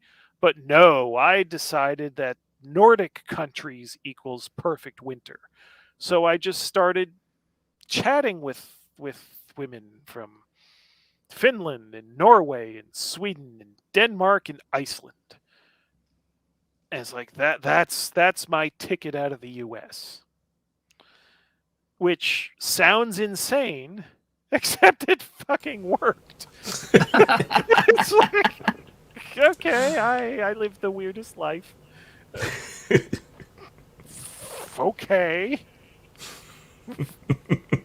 So, have goals, have plans, pursue them. Life is weird. You might just luck into doing everything. Oh, okay, yeah. I think I had actually heard the story that way, but I'd also heard the stories kind of like, yeah, you moved over there for the really awesome, metal scene. So I guess you just stayed for that, huh? Oh, yeah, it didn't hurt. I mean, that's certainly a bonus. I'm glad it ended up being Finland and not Iceland, for example. Ooh. That's a bit further out there, but yeah. Iceland's pretty cool, but if you'd moved over there, you'd have been caught up in that huge crash in Iceland, I think. Maybe. I mean, well, the business wasn't that big at that time, so it's not like I could have said, well, my business would have been fine because all my business was foreign. Volcanoes and tiny horses. What more do you need? Well, Finnish girls, obviously. Yes. Oh, man. Oh, gosh. Well, let's see. We've been going on for about an hour and a half. Yeah. Getting I guess... tired? No, I'm fine. I mean, I had my coffee. It's only 10:30 in the morning. I'm just worried about you guys, if you're okay. But 6:30 in the evening here. I can do this all day. Okay. Shipping fees from Iceland would be terrible anywhere. We don't have a lot of questions from the audience, so I guess everybody's just being enthralled with the entire interview, which is cool. As they should be. I mean, yes, that's the natural state of affairs. When I speak, everyone gets all like that scene from the Ten Commandments. Yeah, I'm so sorry. I was late. My computer has been randomly blacking out, but we seem to have fixed it by reseating everything now. And obviously, a non-alcoholic computer. And obviously with Christmas, I've been cheating on all my health diet stuff, and I'm starting to pay the price. So. Oh dear, you okay? Yeah, I'm fine. Blood pressure's up a little bit, and I'm just super tired. Is all, but yeah, I'm okay. All right. Well, I mean, as long as you're all right. I mean, I don't want to stress you guys. But no, I just want to apologise because it's disrespectful, and I've been unreliable to everybody over Christmas, and I feel bad. So. Well, that's okay. I pretty much blew my keto earlier this week, or this last week, so it's kind of like, fuck it. There's too many pecan pies and shit out here, and just can't just dodge them forever. I'm just gonna go ahead and fuck off keto this week and get back on it the next week. So maybe I'll be okay. I do want to say that I really love the Lamentations line for the most part. I love the idea that you took a beloved old rule set and you kind of brought it and adapted it to a more modern time, using some of the more modern sensibilities and rules, that you improved on it so much. I think Tom Moldvay himself would probably take a look at it and go, damn, I should have thought of that. But another point with doing the early modern period is that Glenn's just showing up in the stream. He missed everyone licking the balls of his release. So, go back and look at the earlier part of the interview. Licking the balls. Oh, Jesus Christ, where do I come from? Which one was his? We can show it. The map book. The map book, okay. Yeah, map book was all Glenn there. So, so now I've completely lost what I was... Oh, yeah, the saying that updating to a more modern time, to me, wasn't... It was... How do I say this? D&D has never properly been medieval fantasy in the first place. No. That there have always been a lot of modern assumptions baked in to how the game was practically played. So by another feature of the early modern period is people are still wearing armor, they're still fighting with swords, but the ideas of nation states and parliaments and bureaucracies and all of these more modern concepts that people put into their games anyway actually exist. Banking and currency, as such. It's actually in the world that's not anachronistic to have. Mm-hmm. That people would always just throw in to their medieval games because they don't actually know the Middle Ages. And it's probably okay, how do I say this?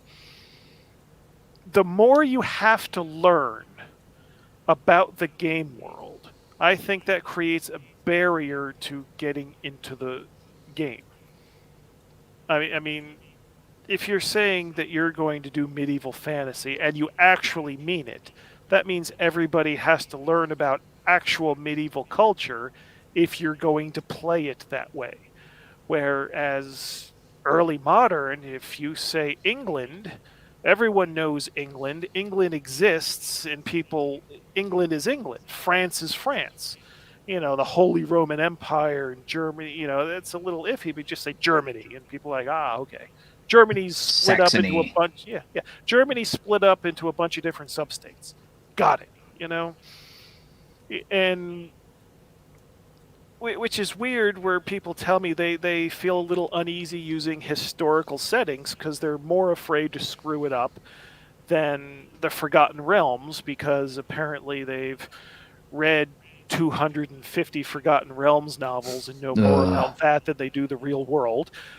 Or the other way, who cares if I screw it up because it's all made up anyway?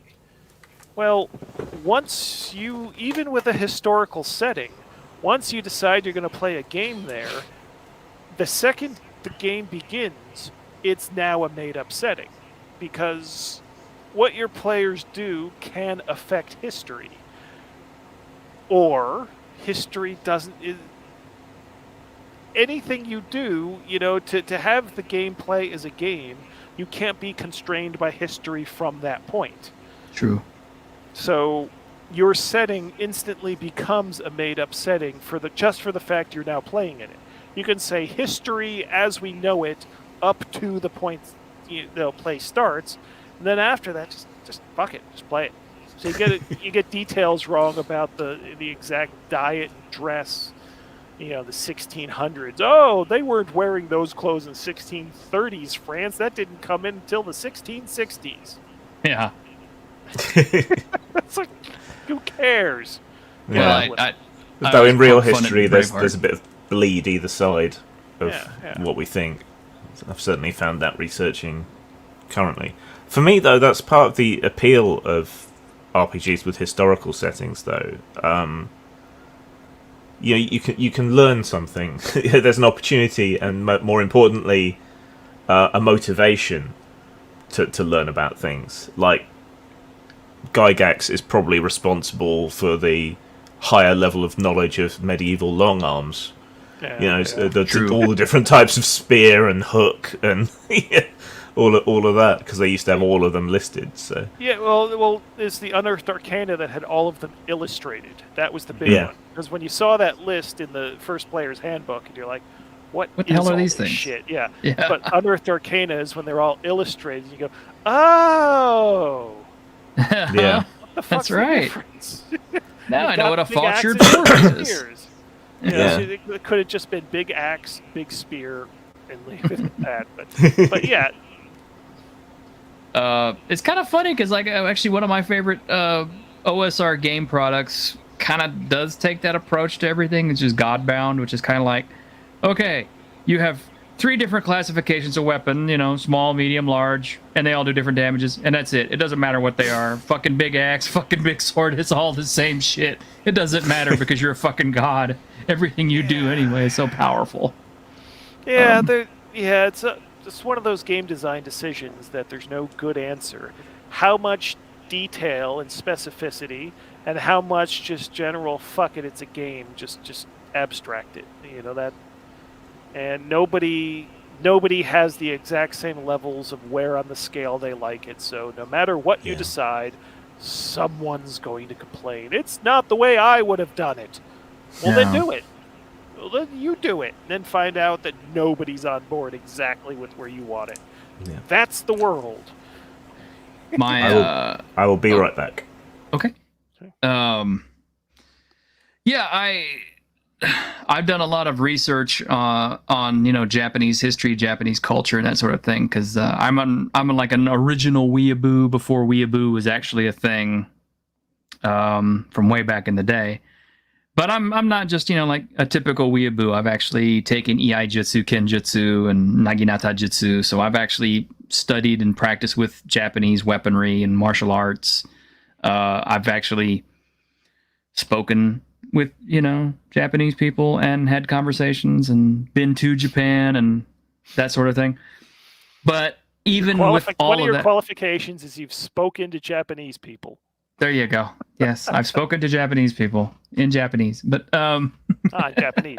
That's an important Japanese. detail. That's an important detail. Yeah, my command of the language is pretty shit. I'll be honest, but I can at least ask you, for where the toilet is. Ote ai wa doko desu ka? But anyway, at the same time, though, I even with all that cultural immersion, I would still feel uncomfortable running like, say, any kind of an Asian, Far Eastern, whatever setting. Just because I feel like I would mess it up, or that there would be cultural details that would either be too much, or there wouldn't be enough details on. Like if a player were to ask me something, I'd be like, I'm not really sure. I have to go check a reference for this or something. So the fact that we're Westerners living in a Western place, and Gygax set up so much of the world to be feudal Western. I think that kind of made it a little bit easier. Plus, most of us have read Tolkien and Conan and all these other things. So something about that is a little easier to grasp, because I mean, for one thing, less and less people are actually reading those things. True. I think these days, especially, people will think of Lord of the Rings, the movie versions, and Jesus, do any young people know Conan the Barbarian, like the actual Conan? And what was the last movie was the Momoa movie, I think. Yeah, the terrible Momoa movie. So it's like, oh boy. Well, the comics are coming out again, so. Well, that's good. Are young people reading comics? That's the problem there. I think they're reading manga. I think manga is outselling comics pretty strongly these days. Well, the thing is, it's still comics. The difference between them, they're just Japanese comics. That's what it is. The idea that it's this completely different art form, like somehow what the Japanese are doing are somehow different than the same industry that is able to give us Spider-Man and Mouse and Bone and Cerebus. It's like, no, it's just comics. It's just Japanese comics. Yes, you like comics from Japan. You still fucking like comics. Actually, we take great pains to point out that the Western comic market, especially the big two, DC and Marvel, are languishing because their staff is shit, their artwork is mostly shit, their stories are shit, they're shit people. And we but gleefully... in the examples I gave, I gave 4 examples. I only named one thing that's from the big two. Right. But the thing is, it's like we gleefully like to point out, that manga, which, is all, the Japanese straight up is just outselling Western comics, by far. Although there's still some good stuff that Western comics make. Like the Sumerian is good, although that's French. I mean, I guess you'd call that Western, but both. But yeah. It's like. Well, my experience of Japanese culture is I had the roommate in the 90s. his parents were Japanese, but he was born in the U.S. He was my roommate, so to connect with his heritage, he had tons and tons and tons of anime laser discs.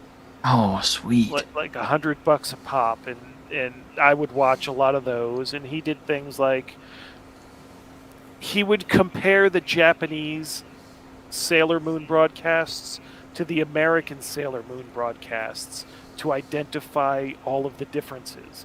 That's the level he was into. That was a bit much for me. And then I watched Japanese pro wrestling just about exclusively.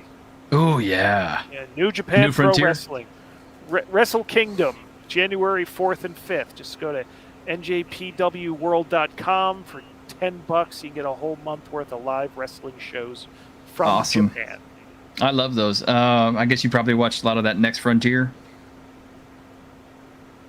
No, I'm not. Or the New Frontier Wrestling with the, with the barbed wire matches and the exploding shit. Frontier Martial Arts, FMW. Yeah, FMW. I liked that stuff in the early 90s, but then as time went on, it's just like any fucking idiot can just jump on thumbtacks and get tangled. It's like you're tough, but it doesn't have a good pro wrestler. It knows how to milk the drama. It has the execution. You get drawn into it. You're amazed that, like, how does that not kill them? You're not amazed at, oh, look at what they're really doing. There is an art to it. Whole thing. It's lasted almost 100 years, 70 years in Japan, I think. There's something to it that's more than just let's see how much we can really hurt each other on these stunts. So, yeah, I'm not into the. I mean, even these days, when somebody pulls out even like a chair, bad guy pulls out a chair, I'm like, wrestling. How many times have we bullshit. seen this? Have you thought about doing a wrestling supplement? Not really. I mean because what are you going to concentrate on? Either the wrestling promotion side, or like actually doing a thing where characters are wrestling and you got to come up with rules with somebody's wrestling, and then all the other players are sitting around going, "Oh, I hope Bob wins his match." That is exactly the conversation that I had with Bruno earlier in the week, because he was so excited that I was into mixed martial arts, and so he said, let's have a conversation about that with TTRPGs in mind and how we could do it. And I'm like, okay, I don't think it'll be as exciting as you want, but and nobody likes the grappling rules in anything. No. I remember. I mean, my MMA. I was into UFC in like the early '90s, before the styles had really evened out, where people learned what worked, and it was the freak show of the tiny grappling guy against the big sumo wrestler, and they just kicked the shit out of each other. Those were the days. They were. I was just getting out of it when Tank Abbott was a thing, and like this bar brawler kind of freak show, and it's the real stuff. It's like interesting, but it doesn't. It's not as interesting as the fake stuff when done well. There's a lot of absolutely horrible bullshit. Oh my God, this is trash pro wrestling. Don't get me wrong, but yeah, when it's good, it's great. You're there in the moment, and then it still pisses me off when there's stuff on YouTube and some comment, oh, it's fake. So is all entertainment. True. Oh, you mean those guys aren't really getting shot in the movies? What? Yeah, it's all fake. These guys are doing it like live in front of a crowd. There's, it's, they're still fucking doing it. Oh no, they had it planned out beforehand. How awful their performance is.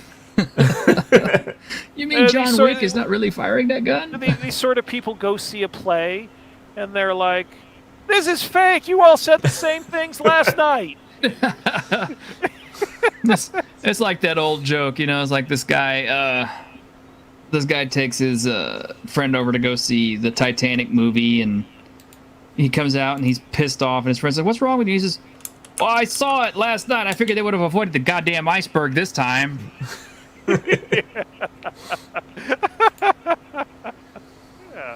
Yeah. It's just people just thinking, just people wanting to seem smart by pointing out the obvious to the people they think are stupid.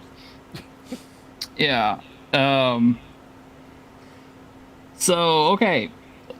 We've talked a lot about Lamentations products. We talked a little bit about some of the other systems and things like that have been in place. I am kind of curious if there's any overarching things that are going on in the RPG world these days that you see as a problem, a concern, or something to keep an eye out for, just kind of from your eye for quality. Okay, this is that Mad Max meme. That's bait. That's bait. It is. It is. Well, just the whole everything needs to be watered down. If it upsets anyone, that means you've done something wrong. Everything just needs to be just sanded down. Anything that actually engages any emotion except happy, joy is bad and must be removed. That doesn't. No matter how do I say this? People complain about this happening in all sorts of entertainment. But in all sorts of entertainment, there's examples you can go to where whatever cultural trend you don't like isn't happening. You can see movies where they don't give a fuck. You can read novels where they don't give a fuck. And it should be the same in role playing. Your mass market, mainstream RPGs, like, okay, they want to hit as many people as possible and offend absolutely no one. Of course they want to do that, but there also needs to be room for the people that are a bit twisted in the head and think, I've got an idea, and people should be allowed to like that idea or reject it without the outside pressure. Whoa, what? That doesn't conform to the formats of mainstream RPG. You can't do that. It's like, fuck you. You can do that. You absolutely can. Just like every other creative form has its mainstream appeal and then has the weirdos that still exist, around the fringes. I'm sorry, I'm not much for the mainstream, in most things. But like even Netflix. Netflix, yeah. I think is perfect because people will complain, oh, Netflix did this, oh, they're so woke, this show sucks because look at this and that.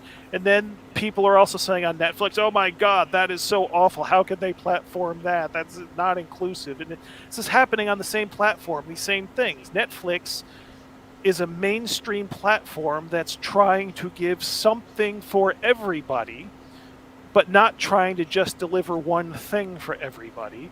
So the fact that you're going to very much like certain things, most of it's going to be bland nonsense, and there's going to be some stuff you hate. And that's how it should be no matter who you are on something like Netflix. That they can, like they're trying to, they try to organize a feud between Hannah Gadsby and Dave Chappelle. And I think it's fucking wonderful that both are on Netflix. Both audiences, both frames of mind has entertainment through this big tent mainstream corporation, which is the way it fucking should be. Even though that people will say, oh, that person's awful and not funny, and then, oh, that person... Well, yes, you're not going to like everything. You're going to fucking hate some of it. As it should be. Yeah. And then even in the other Netflix originals, there's this movie released a couple months ago, The Trip, which is just this piece of nasty, sarcastic black humor made by the guy who did Dead Snow, I think it was. Oh, yeah. I love that movie. The plot of the movie is this couple is taking a vacation, out to this cabin in the woods, and they're both miserable in their marriage, and the idea is they're both secretly plotting to kill their spouse while out in the woods. And they actually, and it's a Norwegian production, so it's like everybody's white, but there's this bit in there where they actually make fun of Hollywood diversity diversity policies, where that is in the movie. And I didn't expect it. I was enjoying the movie based on its, sarcastic, cruel humor in the first place. And then they do that. It's like, it's like that hits me in my, demented pleasure centers. But the fact that this exists next to what the fuck ever else they've got, it's like, I don't care that this other stuff I don't like is on there. If other people like it, Netflix will keep it going and renew it, and good for them and the people that like it. And I get my stuff. Everybody should be fucking happy. But it's like people aren't happy until the stuff they don't like is gone out of their sight, and fuck that attitude. Yeah. And I agree with that. That's very much the way it is with all the entertainment these days. It's not enough that you have a choice between not viewing it or engaging with it. It's just that you have to get rid of it entirely. Go ahead. Yeah. Yeah. It's ironic, really, and I like irony, but not in this instance. That the desire for diversity has led to horrible homogenization of everything.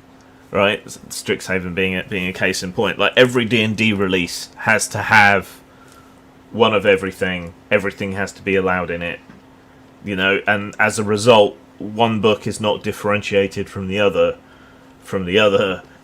It's all the same grey pap. Like you took all your favourite meals and whizzed them up in a liquidizer. The result is not as good or as interesting as the individual parts that go into it. So ironically, we're ending up with less diverse products.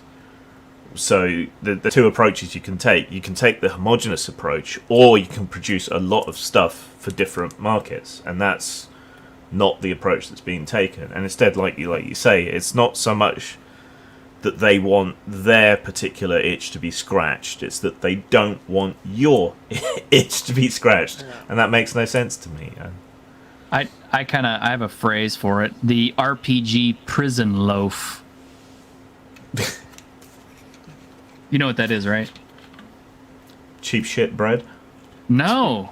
Okay, prison loaf. This is something that is illegal now, but in order to punish prisoners in U.S. prison systems, what they used to do was they would take an entire meal from the cafeteria, throw the whole damn thing in a blender, blend the whole thing up, and then bake it as one giant chunk of just gray bread and serve it up to the prisoner. And that still had all the vital nutrients and everything else from the original food, but instead of actually enjoying peas and carrots and meatloaf and all that, now you got this homogenized massive chunk of bread that just tastes like bleh. So yeah, I call it the RPG prison loaf. The funny thing is, one of the writers that I worked with way back in the day, Tim Willard, back when we worked on Year of the Zombie, which is, you can't find it anywhere now, so good luck. But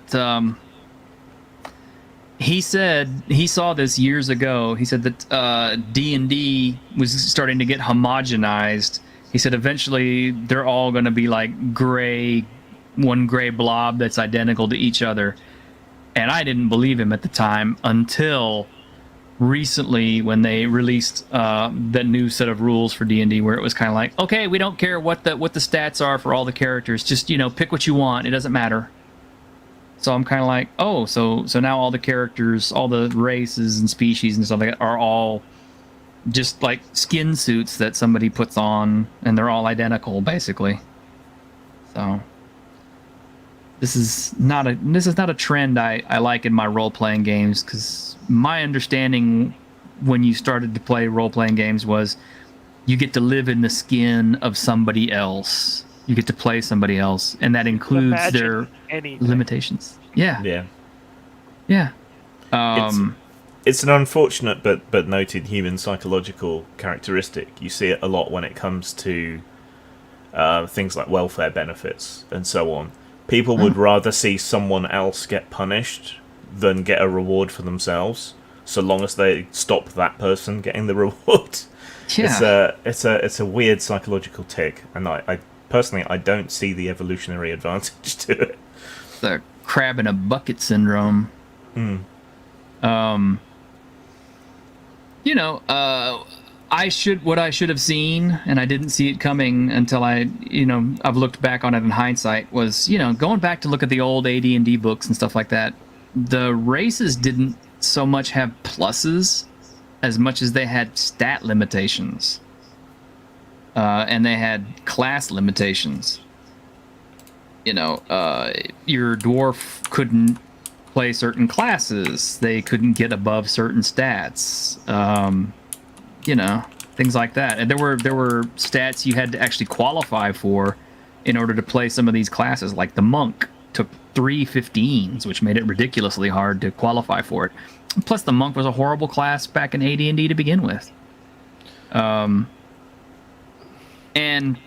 second edition eliminated a lot of that stuff, including titles, which I have hated that ever since that happened, because I loved the titles. And from second edition on, we've just seen more and more homogenization of the characters. 3.0, 3.x, 3. Pathfinder first edition, all that stuff gave us the super duper crunchiest rule set we've ever had, but it did it to the point where it makes the game not fun, because there's a mechanic for every single thing you do in the game, and the game master is as punished by the rules as the players are, because the lack of ability to do things freely and express and just try shit is not there anymore. You don't have enough movement. You can't do that many actions in a round, etc., etc. Okay. And I mean, that's a lot to compress, but that is one of the reasons why I went to looking for old school stuff. That's why I ended up finding Lamentations. So, because I wanted that old feeling back. Well, the second edition did have the ability score requirements for classes. And I have a story about how a potential second edition campaign got completely derailed before it ever started, because my girlfriend at the time, this would have been had to be 1996 then, maybe early 97, the second edition days. She wanted to play this D&D game that I wanted to run, and she wanted to be a ranger. So she rolls and doesn't qualify for the stats to be a ranger, and I was being very strict. Roll down the line, and what you get. Yeah. And I hope I'm not misremembering it, because this has been stuck in my head 25 years now, so I hope I'm remembering it correctly. That the DM guide had suggestions about what happens if a player wants to be a certain class but doesn't roll scores good enough. And so she wanted to be my girlfriend at the time wanted to be a ranger, didn't roll the stats good enough to be a ranger. So I pulled out one of the suggestions from the DMG. Well, maybe your character's just allergic to trees. She got so pissed off that it basically derailed the whole game. Nothing was going to happen. She's not dealing with this Dungeons and Dragons bullshit. She's mad at me and just because maybe you're allergic to trees. It was just oh my god, that was I'd like to think I thought it was funny at the time, but who knows. It's certainly hilarious as shit now. Just so that I wonder if that kind of thing affects like the advice and stupid shit I put into my games. Just realizing it's like, I wonder if anyone's going to be stupid enough to actually try this on their players. That'll start a fight. Oh my gosh. The counterpoint to that, though, was talking to my friends who were very, very old school gamers from way back in the 70s. They said that we used to run sessions where you'd roll your 3d6 and go straight down the line, and you took what you took. He said we rolled up a lot of fighters back then because that was about all you could qualify for if you just had a night full of shitty dice. And eventually they got tired of it to the point where they started adding in the extra D6 so you could maybe pad out your stat or whatever and get the class you wanted. And I think that's kind of where things started happening is the fact that you promise so much in your characters and your character classes, and people want to try it, but they're so limited by the rule sets that's why they start changing them. And I mean, you know, people are always doing stuff like that. But well, I think the first edition Advanced Dungeons and Dragons specifically said that players should have at least 2 15s in their stats, and a lot of the alternate dice rolling methods were right there in first edition AD&D. I think I'm trying to remember because there's 3 different basic versions. Yeah. But I think even in basic D&D there was the method of you could take 2 points off of one score and add 1 point to another if you wanted to customize your character a bit. I think I remember that one. Or you might have been allowed 1 reroll of your lowest stat, or something like that. So it's always been like hard mode. Like even Lamentations. Oh god, I can't even remember the rule off the top of my head. I think it just you can't have a negative balance on all of the bonuses for your ability scores. You know, if you've got a negative balance, scrap the character and move on. Which is a good rule.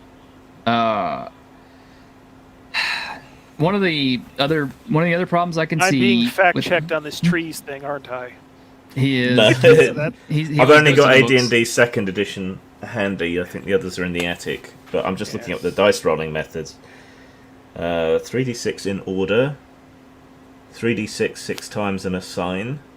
3d6 12 times and choose 6. That seems a bit cheaty to me. 4 dice, discard lowest, which has now become the standard. So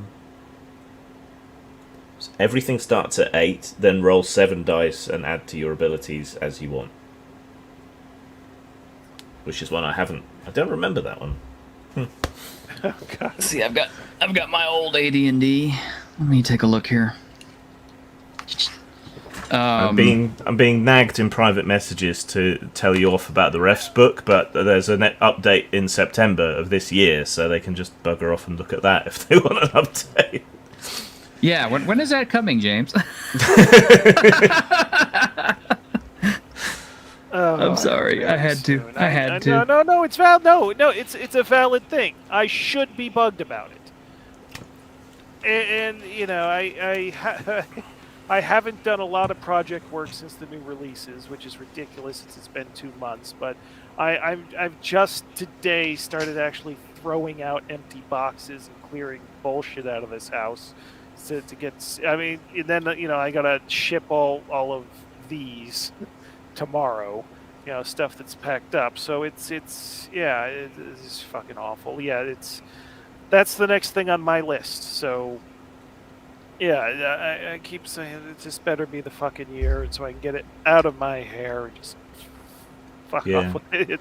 The tough part at this point is not just doing it to get it done, making sure, there's the pressure to make it worth the wait, which at this point I don't know it ever could be worth the wait, but I need to make sure that I'm not just shoveling shit out the door just to say it's fucking out the door, which would be the absolute worst case of everything to do. And I don't think people appreciate how it hangs over you, at least so long as you're not a scammer. I mean, Gore was late. That wasn't my fault. The artist's life went to shit in the middle of doing the project. And Whitechester's going to be late because I hadn't accounted for physical health, only mental health. But it's this constant drag and pressure on you. And I think people need to be a little bit more forgiving, especially when it's indie producers using crowdfunding. Yeah, Does the fact that big companies dominate and use crowdfunding piss you off as much as it pisses me off? No? Couldn't give a shit, no. It's just it was set up for people like us to be able to get essentially venture capital, and now everyone's using it as a pre-order system, and the big companies who don't need the money are using it. So What I guess pisses me off more is that it works as a publicity engine. Like people that I think, and I think the reason why bigger companies use it that way as a pre-order system is they're going to get more direct pre-orders using Kickstarter than they would if they just released the book and say, "Hey, we got a new book, buy it." Because then if they do that, most people are going to go through their local store, and then publishers only get a percentage of the sale off a local store. So that's the part is why is Kickstarter so popular with the public over things that are now actually available for you to buy? That's the part that I'm not getting the psychology and point of that. But that's reality, and it's just like yeah, I guess it creates buy-in because people are investing in the project and in its success financially. So then it encourages them to spread news about the project and to try and get other people to invest so that it hits its goal, or so that they get their bonus material, or maybe that's the sort of sunk cost fallacy. Yeah, and then what I don't get. Another thing is the it's like, okay, one thing I've learned: never crowdfund anything that's not essentially complete. Because I've had projects where even art, where the writing is done, the layout is done, the art looks all lined up, and then there's shit with the artist, and the art doesn't get done for another 2 years. So it's like, okay, you actually have to have the thing done. I think that is really good advice. Yeah, and that's my big lesson. But it's okay. So then, if you're doing the responsible thing and having a finished product ready to go, you're just looking to see the interest or getting the print run or getting your money back before making this thing a reality. What the fuck are you going to do if it doesn't fund? Just take all this work and effort and say, fuck it. That's yeah. That's the thing. That's my fear of like trying crowdfunding again. There's no way I could ever do it without having a complete product to say this is ready to print. We just please some money, and then it's just like, but if I'm going to print the thing, if this is going to exist regardless of whether the Kickstarter shows the interest, because why would I scrap the thing? Then what? This is this whole So it doesn't. It doesn't become about the investment because you've made the product now, so you obviously don't need the investment. But then you do it for the publicity and to ensure that you make the money back. Maybe it's what started out as a great idea for helping small and unconventional creators and technologists and so on produce cool stuff at lower risk is now just a marketing engine. It's shit. Oh, Heiki's got another good point. Don't include the postage fees in the crowdfunding perks. That I was smart enough to do with the ref book. That I'm not locked in, committed. From collecting money from 2000. From way too many years ago. Postage prices. Always say you'll collect. Always say you'll collect the postage later. That's very important. Post offices will change their rates 2 days before you're set to mail out. It's shit like that. Yeah. We do have a question/comment from the audience. We got Fizz Chozo saying, "Why would you spend money to invest in a product that doesn't need your investment?" He's trying to crowdfund a comic that hasn't finished. Tried 2 times before, and he's not giving up, which is true. I've seen Fizz at trying really hard on Indiegogo to get that out. I don't know if you have any advice for him or not, but other than just get it done.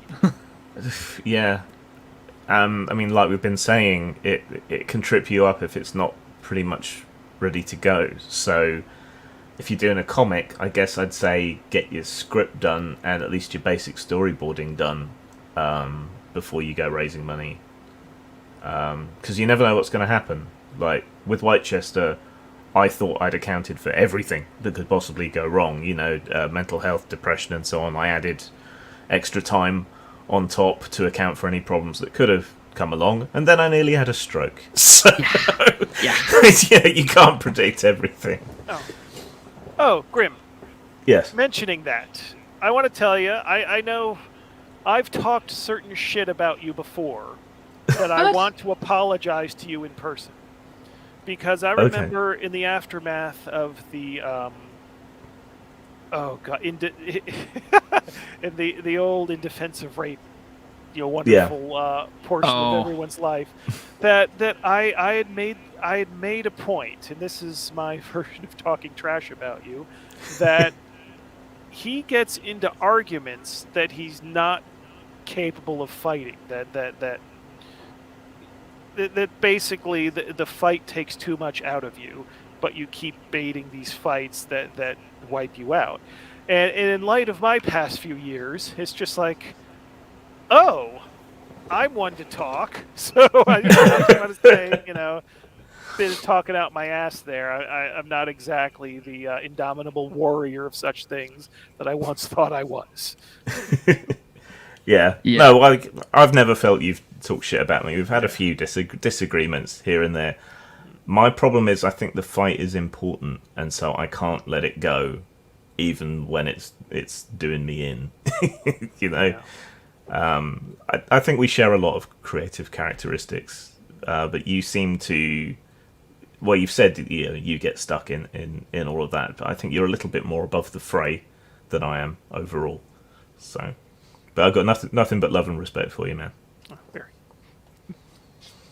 Fizz, he says there's numerous print-on-demand companies that have online stores. You could simply sell it if it was done. Yeah, that's true. I think Grim actually uses like Lulu for his print-on-demand, and certainly a lot of people who work on drive-through comics and drive-through RPG, they also have print-on-demand resources. Lulu's good, even though it's slightly more expensive than other options, because they have print houses in different countries. So it's greener, I guess, because there's less transport carbon, and it's also lower cost for shipping because they generally ship within country, or at least within territory. Drive-through uses Lightning Source, I think, or they used to. They're based in the UK. Their quality didn't used to be as good as Lulu, but it's a bit better now, I think. But obviously transportation costs and so on are a bit higher with that. Yeah, this is a Lightning Source product. So I did not buy it from Watsy. That looks a lot better than it used to. I know this is kind of inside baseball, but the covers and so on, the print quality was always very waxy and kind of dull, even when you chose the gloss options and so on. And their blacks weren't very black, but it looks like they've improved. Some of their stuff, if you order like the premium quality, they'll bleed through the darker blacks. Otherwise, it can be a little bit light. I mean, my best example, which I don't have with me at the moment because it's in the back of my car, is my Vampire the Masquerade V20 version, which is like this massive tome. But I sprang the $90 for the super duper premium print version, and it's beautiful. It looks like just anything original you could buy from White Wolf back in the day. Are there any other games that you would retroclone, James, or have you always been D&D guy?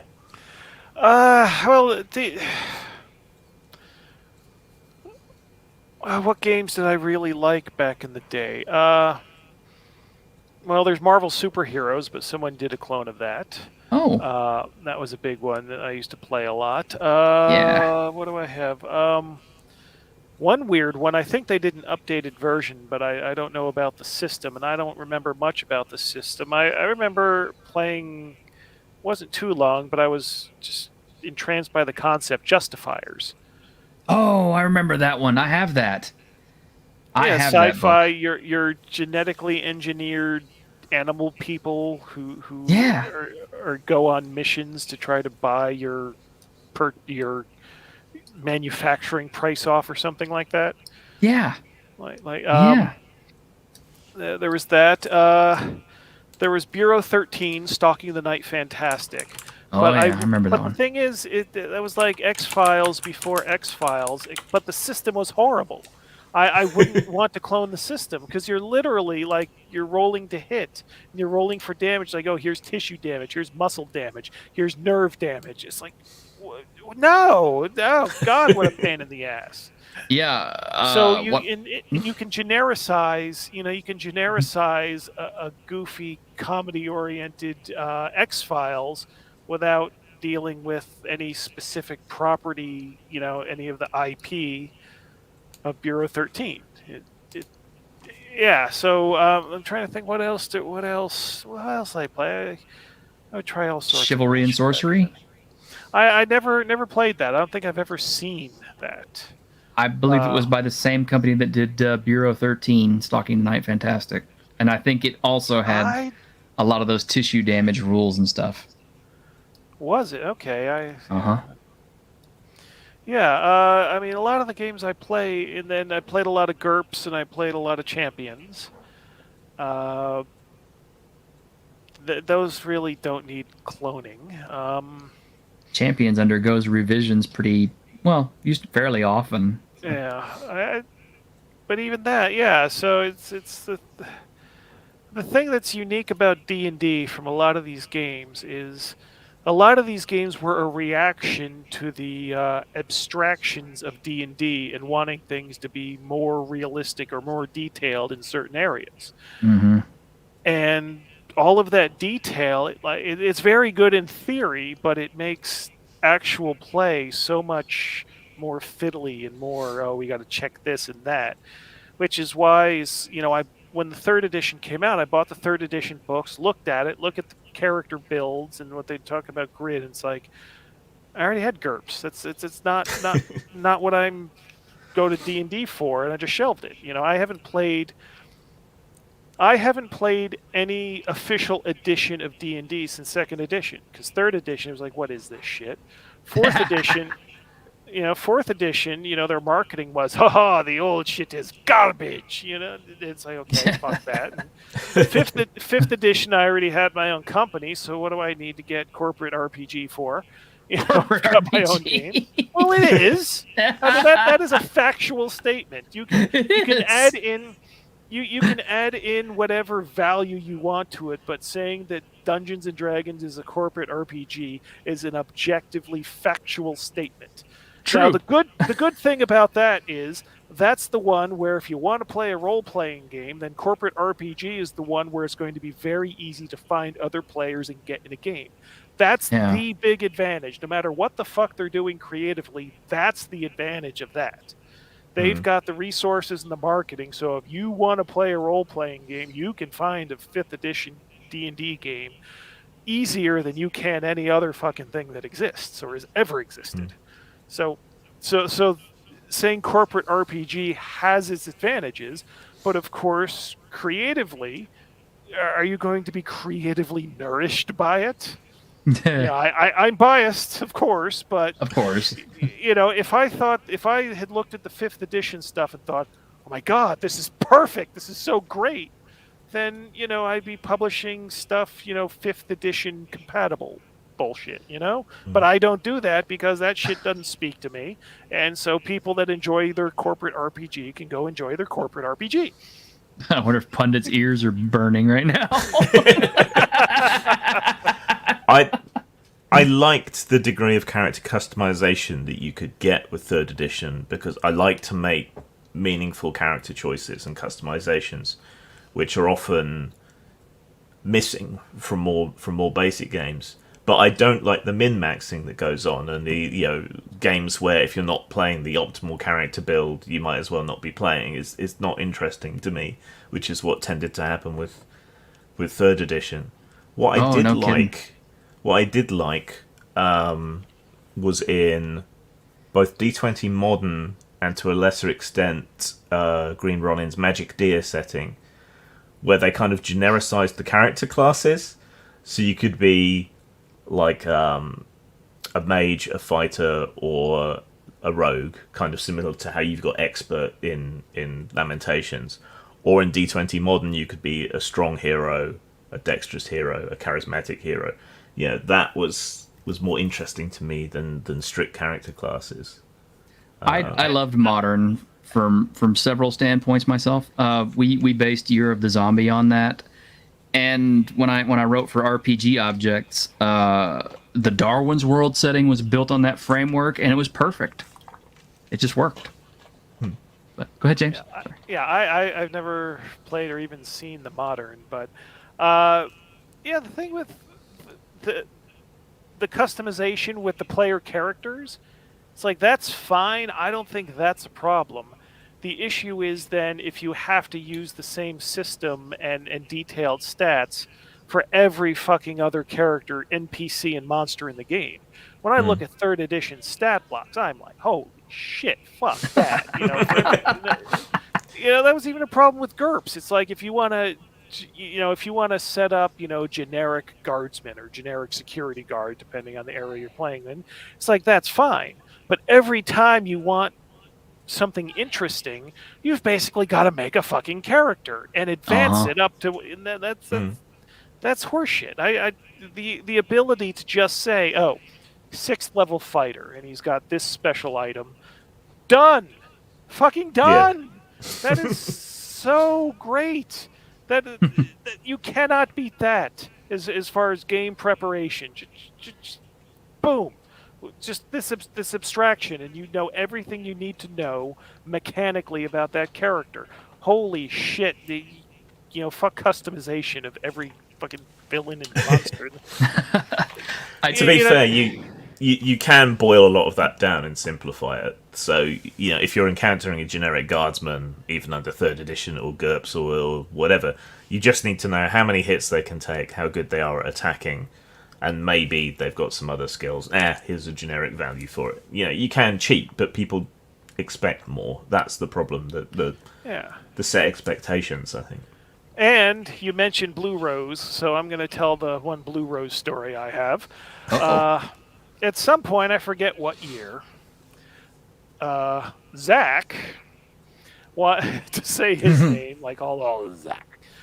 He wanted to see if I would license Blue Rose from Green Ronin, because he wanted to do his version of it. Oh boy! And that was denied. That was turned down. That was before the bad times, but that was turned down. And and it was sometime after that I found out what he wanted to do with it. It's like, why did you want Blue Rose? And he's like, well, it's going to be exactly the same text-wise. I just wanted to just present it with completely grotesque artwork. Okay. Okay. Well, it was done under the OGL, so there's really nothing to stop you rewording it and putting out a game, I don't know, called Venison or something. Yeah, there's absolutely... Venison? Meet the game. Yeah. So it's it's weird because just the sound of that, it's like it's a complete subversion without changing the game at all. Sort of like the Lamentations rule set is just more or less standard fantasy rule set. It's the artwork and the presentation that puts you in a completely different state of mind. And it's like, oh, that would have been interesting. Maybe, I don't know. Just as well you didn't, though, I think. Looking back, knowing what we know now. Well, as long as the book was finished before things came out, then things would have been fine. If there had been a whole bunch of resources dumped into it and then shit hits the fan, but the book's not out yet, then it's oh fuck. Yeah, try to find a copy of Red and Pleasant Land now for less than $100. Good luck. I paid $175 for my copy of Blue Medusa, but it was worth it. It's a good adventure. I'm flexing. This is why your pug is starving and having to eat books. You realise you spent all your money. Yes. My poor pug who's busy biting my hand over here because the chew toys aren't enough. You are a chew toy. That's how it works. I am to this thing. God, like you see my fingertips and stuff. It's got little teeth marks all over me. So are you training it? Well, it's a pug, so I was, okay, it's not going to apply to a pug. I was saying, are you training it not to do that, so when it grows up all big, it's not gnawing your arm off, but it's like, it's a pug. Nah, it's a pug. She's just teething. She'll settle down. Just get her a copy of Pugmire. Yeah. I just actually what I found works, and this is funny. She likes book boxes or cardboard boxes. So anytime I get a delivery, I put it down on the floor so she can just chew on it. I help compost the the recyclable cardboard anyway there. So it's a good thing, right? She gets her chewing in, and we recycle cardboard. The environment is happier, and if she swallows a cardboard, okay, it comes out as poop, and all is right with the world. It's biodegradable. It's totally biodegradable. I'm going to have to go in a minute because I have to help my mother deal with her leftovers by eating most of them. Oh. But before I go, because I'm sure you two will carry on, we talked about Rulebook earlier. I'm curious, what's your experience of the Finnish role-playing culture and con culture? Is it different? Is it not? Because I've found... Lots of LARPing. Really? Because I've found, like, German role-playing culture is very different to French role-playing culture, is very different to British role-playing culture, is very different to American role-playing culture, weirdly, because we share a language and many of the same releases and so on.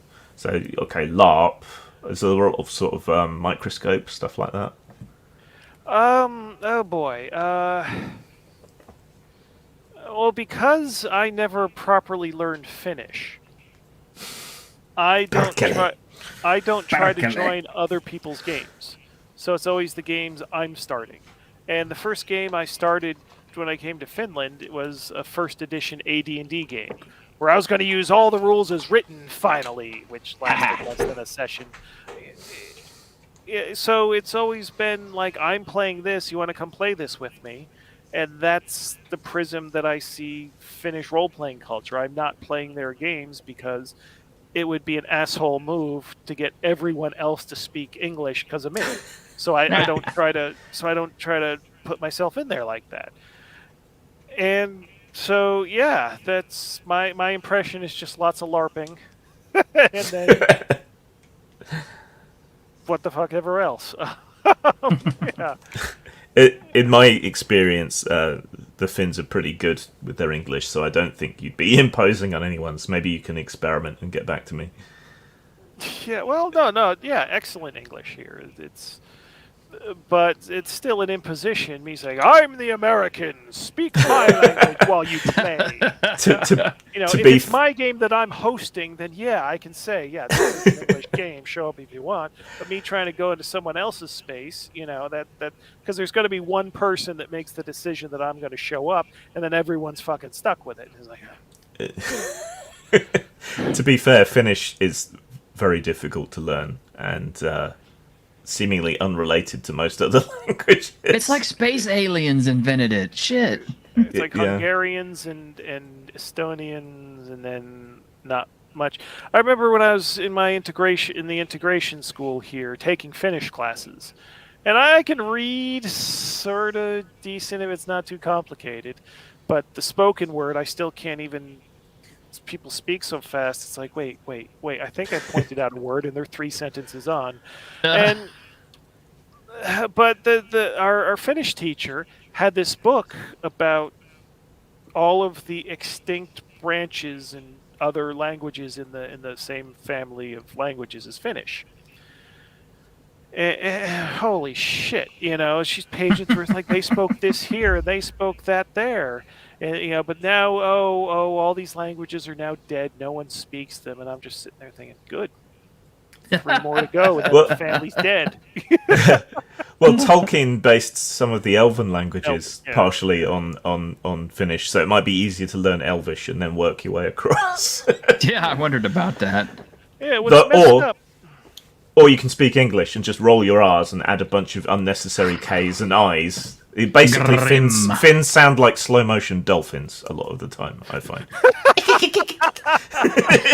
Well, what's fucked up is that when I go to Sweden, I had Swedish lessons the same time as Finnish because I was over 30 years old, never spoke another language other than Finnish. So of course what they do is try to teach me two languages at once because I was living in a city that was about split Swedish speakers and Finnish speakers because there's a lot of like legacy Swedish speakers on the west coast of Finland here, and it was weird. It was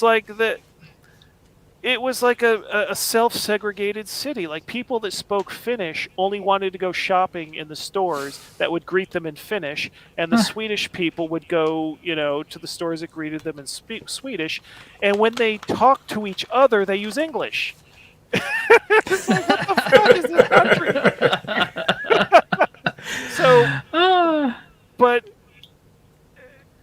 So even though with just a couple years exposure to the Finnish Swedish, which is not the same as Swedish, as far as pronunciation, which was really fucked up trying to learn the language because the teacher's speaking one way, all of the native Swedish speakers are speaking this Finnish Swedish, but they're using Swedish from Sweden like media that has different pronunciation. It's like, what the fuck is going on? It's like, God, you got some consistency when I'm trying to learn what the fuck. But when I go to Sweden, I still understand a lot more than I do of Finnish, even though I'm in Finland. And here in Finland, Finnish, whenever Finnish is just something else. It's almost worth it for some of the sort of idiomatic sayings, though, like fits like a fist in the eye. or what's the other one? Let's go cows, the bull has an erection. If you're getting ready to go and leave from somewhere, that's fantastic. Anyway, I've got to go. I'll leave you with the image of a bull's erection, which is how it started when I came in to the chat. Always a pleasure, never a chore. James, stay in touch, and I'll see you later. Bye bye. Take care, Grim. All right. Golly, there was something I was going to ask earlier, and my brain was going down that channel, and we got so derailed. I'm like, I can't remember what the fuck I was going to ask now, but it'll come back to me maybe in like 2 weeks or something. Damn it, I was going to ask. So how if you long get an is this email, podcast going to be? Holy shit, we're going to go another 2 weeks here. Yeah, there we go. Yeah. You're not gonna get anything done. I'm not gonna get anything done. So if you get a this letter, is the early start from the Happy New Year's podcast. Just stick with us another 3 days. Yeah, we're starting We'll a keep week out. Yeah, non-stop coverage of the time leading up to New Year's in both Shit. Finland and the U.S. Oh my god. I could imagine going to Finland trying to speak Suomi with my fucking Texas accent. That would be fun. Y'all a bunch of percolates over there. Well, oh God, I remember this is something that okay. I'll say it in a way that just the Finnish people will laugh at. When I first moved to Vasa, like pretty soon after I got here, there was a band that I liked coming through Finland, but it was going to be a few hours away. Was the nearest tour stop, so I was talking to my ex person I was with at the time. It's like, oh my god, this band, they're coming to Jyväskylä. Can we go to Jyväskylä to see the band? That's not how you say the name of that city, but I hadn't had class 1 primer 1 of Finnish, so I thought that Jyväskylä was Jyväskylä, and it took her a second to understand what the fuck, where the hell, what is Jyva. Oh, and then she laughed and laughed. How do you actually say it? Jyväskylä, if that's Jyväskylä. Yeah. The J is the Y sound, and then the Y is the Y sound. So a lot of sounds. You got the U, you got the Oh my gosh. the O's, the yeah. Lord. That's the problem. One big problem with the Finnish is that all of the letters have very specific pronunciations. And if you linger a little too long, and then double letters, have different pronunciation than a single letter. 2 P's is different than 1 P. And yet I'm coming from the place where, I say tomato, you say tomato. And that's a hard thing to realize that, oh shit, just you fucking this shit up. And you're And did they have you like think regional variants and stuff too? oh yeah, oh yeah, oh yeah, Oh oh yeah. shit. Yeah, I can't detect any, but Finns can. Because I'll you go to a show and say, oh yeah, she's got the accent from this region. It's like, okay, explain that to me. Oh, I can't explain it. I can just tell. Well, that's useful information. Well, we already knew they were. We already knew they were from that region, so we. I guess it's confirmed they're really from there. Well, Yeah, I guess it's like us, with Texans and Northerners and Southerners and all that shit. Well, in the U.S. It's like, oh, you've got an accent. Here, you've got a dialect. It's like, Yeah. okay. Oh no, in Texas we definitely have a dialect because we say y'all and warsh and all that stuff. So, well, y'all is brilliant. That's a brilliant plural. That's a brilliant phrase. You all, y'all, Yep. you all. Y'all there. Y'all. That's brilliant. Y'all there. That's a good addition to the English language. But like then the Swedish dialects, these little nothing towns in Sweden, or excuse me, in Finland that speak Swedish. And I don't know if it's still the case, but when I first moved here, there was this one town in Finland that had a greater proportion of Swedish speakers in it than any town in Sweden has. And I was like, oh okay, that's interesting to note, but it's not.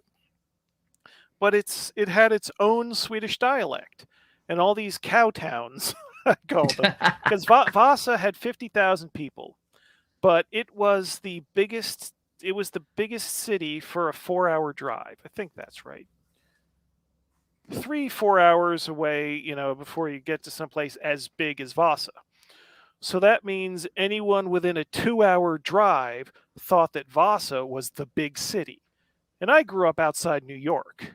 So I'm looking at this 50,000 person town. That's basically 2 separate towns, each speaking a different language in the same place. Mm-hmm. And so on the weekend, everybody comes in from the countryside thinking, woo, partying in the big city, woo. And it's just like, oh my God, this place is awful.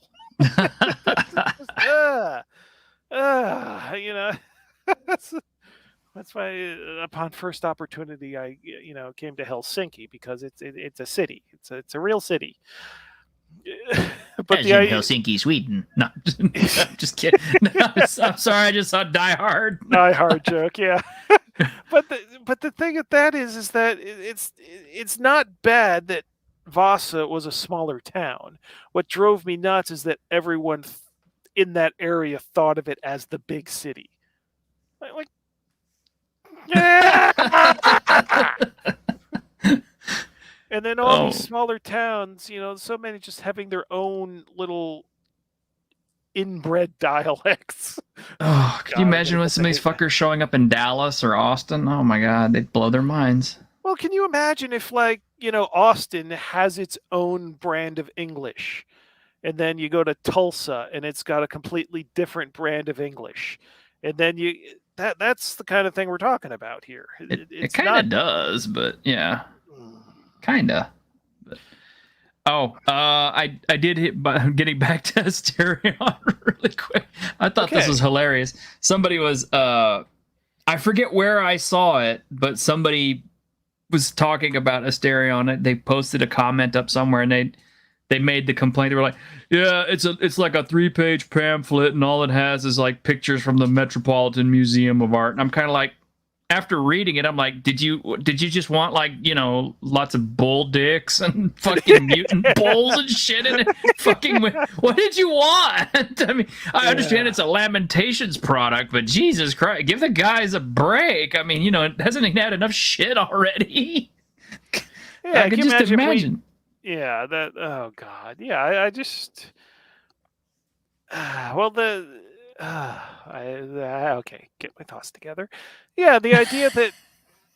Yeah, that thing was just so wild. Just so, this is completely inappropriate, and it was presented to me with that layout, with the classy layout. It's like, okay, this is interesting. This is weird, it's a limited run. I'm not sending it to stores or, it through distribution or anything. So it's like a zine kind of release. It's like, okay, this is something different. And for like the promotional copy, it's like I make it plain what you're getting. So if you buy it and then get all offended, then it's like, read the description. You read something about, the basic amount of research before you buy something, expecting and demanding that it'll be for you. But yeah, it's I don't know. It's a kind of experimental oddity. It's like, is this gonna work? I don't know. Let's try. Asterion 2 edition fully illustrated. Shit, no. Uncensored. Just This and time. what it'll be, it'll just, all of the art will just have penises added to it. Full penises. Even on the cover, where the eyes are covered up, it'll just be a bull penis just across the eyes there. That's the uncensored edition. Oh my god! I mean, that cover right there, because we've all seen all the eyes are blacked out, redacted, but the fact that it was just like the penis has got the same, it's like, oh my god, this is crazy. This is silly. And of course, it's silly about the exact subject that you're always supposed to take gravely seriously and never portray in any sort of make-believe. Even though this sort of thing is in Greek myth, all over the place as well. And it's just like, fuck it. Fuck it, It's... Now, I do have a question. I mean, since it is present in Asterion, it's also present in a lot of your earlier works, like, the Wizard's Tower and stuff like that. And I don't mean to offend you when I say it this way, but there is perfectly a lot of adequate. Okay, no. There's a lot of fuck you dungeons. Fuck you dungeons, okay? Fuck you dungeons. It's like you touch anything, fuck you. You get killed with something, fuck you. This happens, fuck you. It's like it's like the players just are there to get mauled, mutilated, and fucked up. I mean, you have to choose your words a little more carefully, because saying it's a fuck you dungeon when talking about Asterion can be quite literally taken, whereas say the Grinding Gear isn't a fuck you dungeon in quite the same way. True. So well, Hey, Fat Steven. It's the idea that these adventuring environments are supposed to be challenging. If you have a dungeon and it's not dangerous, then what the fuck are you doing? Like the Tower of the Stargazer is supposed to be like a bridge adventure, taking people from standard fantasy into weird fantasy. And the very first damn thing in the adventure is a doorknob that'll kill you. Yes. It's the very first thing. It's like, welcome to the party, pal. Well, if you're a wizard and you have a wizard's tower, you don't want people coming in the door. And that's an asshole of a wizard anyway. That's an asshole of a wizard. So he doesn't want people just wandering in. How do you stop that? Is he going to have a, security alarm that alerts the local security company who will send a policeman by if the door is opened without authorization? What are these things supposed to look like? They're going to have death traps, right? Yeah. I mean, you're going in, you're deciding, your bunch of characters are deciding, instead of farming, instead of blacksmithing, they're going to go into dark holes where all sorts of mutant magical monsters exist. And you're going to go into these environments knowing you're risking life and death because you want some money. And you're going to complain that, we're actually risking our lives going into these dark holes filled with magical freak monsters to get some cash. It's like, yeah, that's the game. If you're doing a dungeon, if your adventure this week is you're exploring a dungeon, you better damn well be sure that there's going to be some challenging elements in that dungeon. True. At some point, you have to think, and this isn't limited to just dungeons. It's like, okay, think of your adventuring environment as if it was a real place. You're going to make concessions for it to be a game, but in the basic conception, you have to think, okay, this is a place.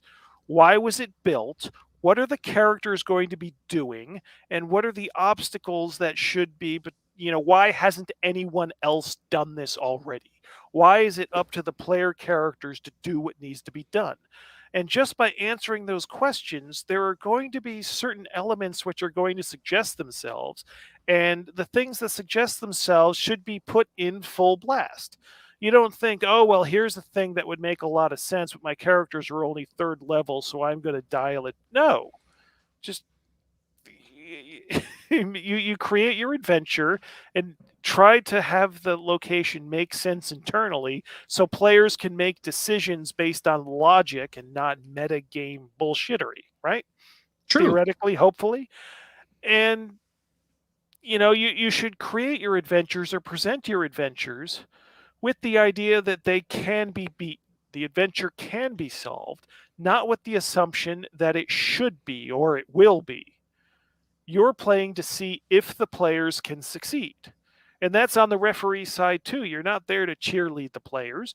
You're there to administrate the environment, basically, to make refereeing sound, glamorous and exciting. You're administering the environment.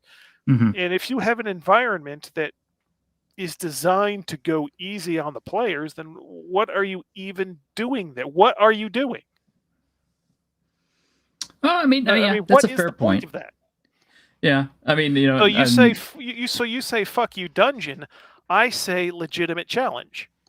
Yeah, and I mean, and when I say fuck you dungeon, I mean I put that in the same league as like Tomb of Horrors, which is a fuck you dungeon all the way. I mean, that was Gary Gygax's big fuck you to his players, but no, not a fuck you to his players. Because one of his players actually beat it. It was a fuck you to the people that would come up to him at conventions saying, oh, I've got a 50th level paladin / assassin, and, we've killed 15 demogorgons. Oh, yeah. Oh, really? Oh, you're that good? Okay, let's play.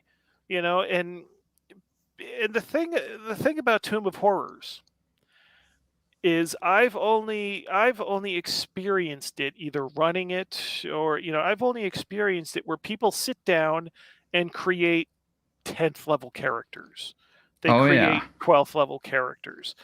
And your understanding of how to run those characters with all of their abilities is going to be very different if you're handed a 12th level character than if you started at first level and then you adventured at first level, and then you're at second level, and then you're having adventures at all these different power levels, and you're understanding and experimenting and seeing what each and every of your spells, you're understanding them all because you're getting them slowly, and it's going to be however many months of real time of gaming before you get more. So you're learning what you can do with what you have. So by the time you get to 10th or 12th level through natural actual play, your characters you're going to get so much more out of your characters, especially the spellcasters, than if you're just handed a 12th level character sheet.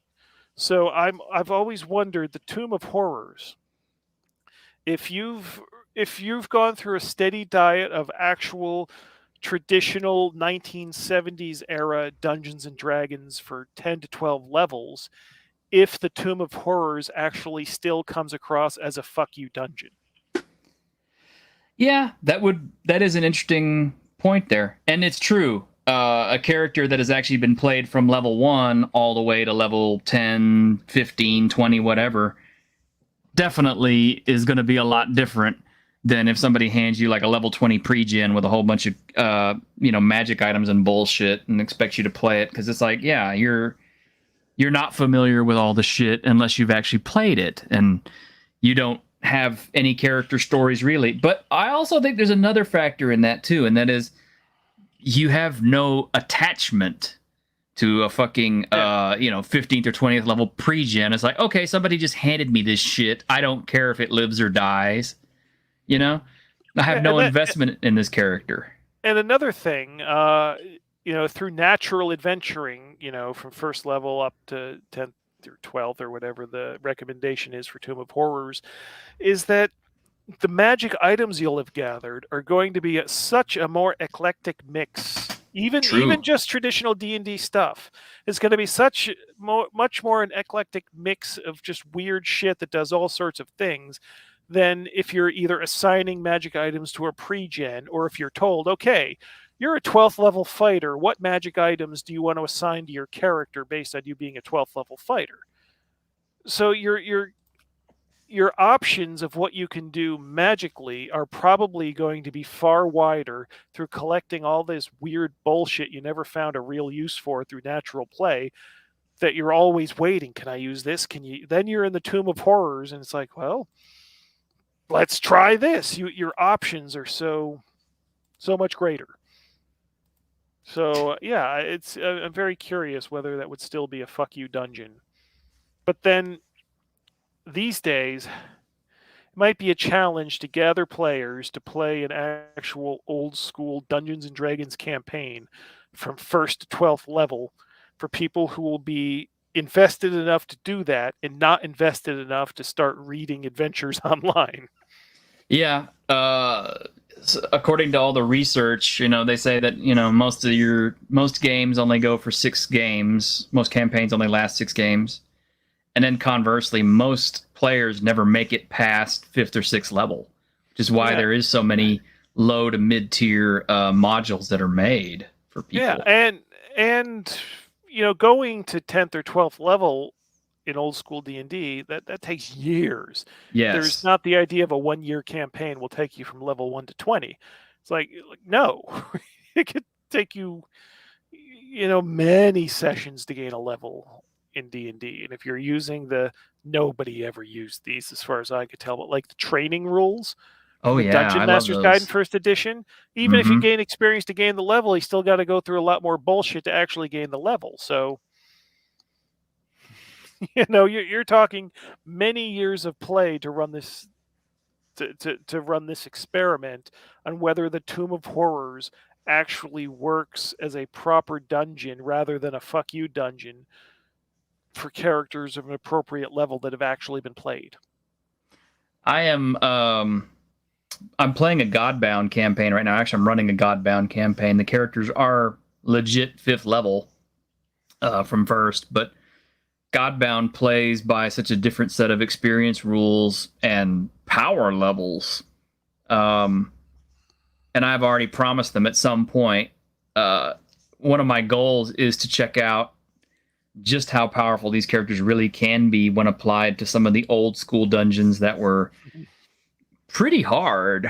Not necessarily Tower of the Stargazer, but stuff like like the Hidden Shrine of Tamoachan could mess you up. The Giants thing could mess you up pretty good because it had a lot of good horror traps and things in it. And then, of course, eventually at some point doing the Tomb of Horrors, just to see if they could actually, beat this demi-lich and his dungeon full of crap with their godlike powers and abilities. Yeah. Just to see how it would work.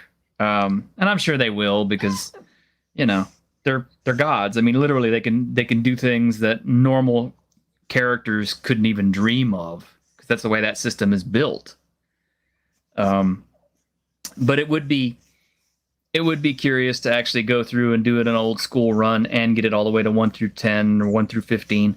The problem is modern players. I play with older role players, who are in their 60s and 50s. So they're used to the old school, 1970s rules and stuff.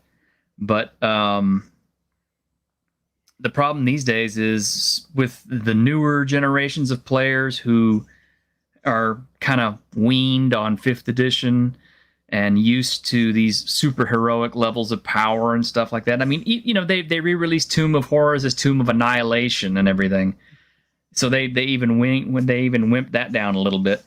I don't think the newer breeds of players could handle a lot of the old school dungeons, even the moderately challenging ones like White Plume Mountain or Expedition to Barrier Peaks or something, that is, by the way, my favorite adventure ever published is Expedition to Barrier Peaks, because I love that crazy mix of science fiction and fantasy stuff, and it's so cool. But I always had trouble trying to verbally, for mapping purposes, the dungeons I make would be, lots of squares and rectangles and right angles in the corridors, because I'm describing the terrain to the players. I don't provide any maps for them. So they've got the graph paper making their own maps based on my verbal descriptions. And like the Barrier Peaks map, holy shit, how the fuck do you do that?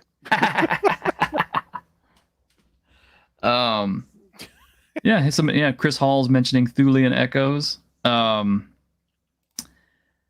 This is a question right here that I can definitely answer. I don't know if you've seen Dungeon of the Mad Mage. I will tell you, Fizz. Okay, my experience. Was that the Greyhawk mega dungeon independent, like serial numbers filed off? Is that the right one? No, I have that one. I have that. Okay. Castle Greyhawk.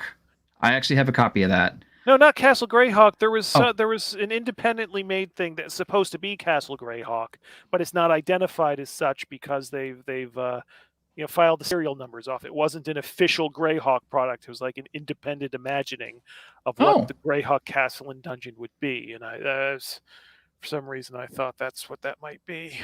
No, Dungeon of the Mad Mage is a 1 to 20 level dungeon, which is like, basically it's like it's a guy built a bar around a well, and the well goes down into this dungeon that a mad mage built.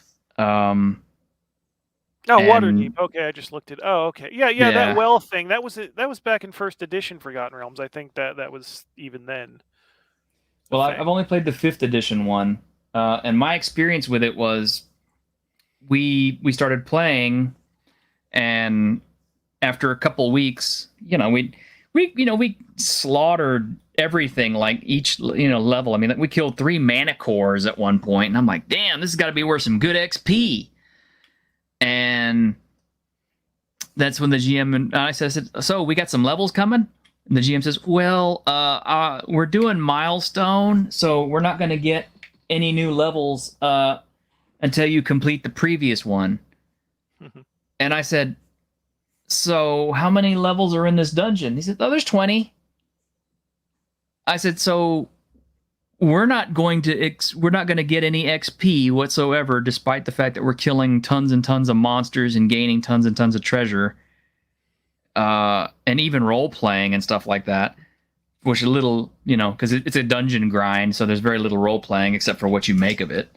I said, we're not getting any XP for any of that stuff. He said, no, every time you clear a level, you'll get a level. And I'm like, yeah, I'm out, thanks.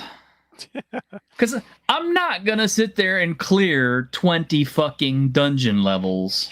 That's just dumb. I mean, you wouldn't do that if you were old school and you were treasure hunting and all that stuff like that, I could see people doing that. But I want a goal or something, other than just, you go into this thing to go and pull some treasure out of it. Okay, well, fine. We got rich enough after the first level that, theoretically my character wouldn't have to work for a couple of years now. Yeah. So what's the point? And that Castle Greyhawk kind of thing, it's actually called Castle of the Mad Archmage. So that's why I had a bit of confusion there. Oh, Castle of the Mad Archmage. I bet that's up somewhere on PDF or something. Yeah, drive-through. It's on drive-through. Oh, it's on drive-through? Okay. I'll check it out. We got some comments here. There's a tunnel leading right-ish and one leading a little bit to going straight on, but at a slight angle. Oh, yeah, I did that. I remember one time I did a fucking cavern system, and we spent an entire session, and I was just giving those kind of instructions because it was just free-drawn caverns. And I had this whole thing, all these interesting encounter areas, and somehow for an entire session, the players just wandered around these caverns, missing every point of interest. Wow. It was basically an entire day of freestyle cavern mapping. And I'm thinking, it's like, okay, should some ninjas just, barge into the corridor and start a fight so something happens, that old, plot device of make something happen, or do I keep to the integrity of the setting and let things play out naturally? And either way is going to end up sucking in some way, because whatever you spontaneously do to create action is going to alter what the setting is from the player's point of view. But then if they don't stumble upon any of the things they could stumble upon and just wander around forever, then it's just like, well, that's kind of shit gaming, and it's it's awful.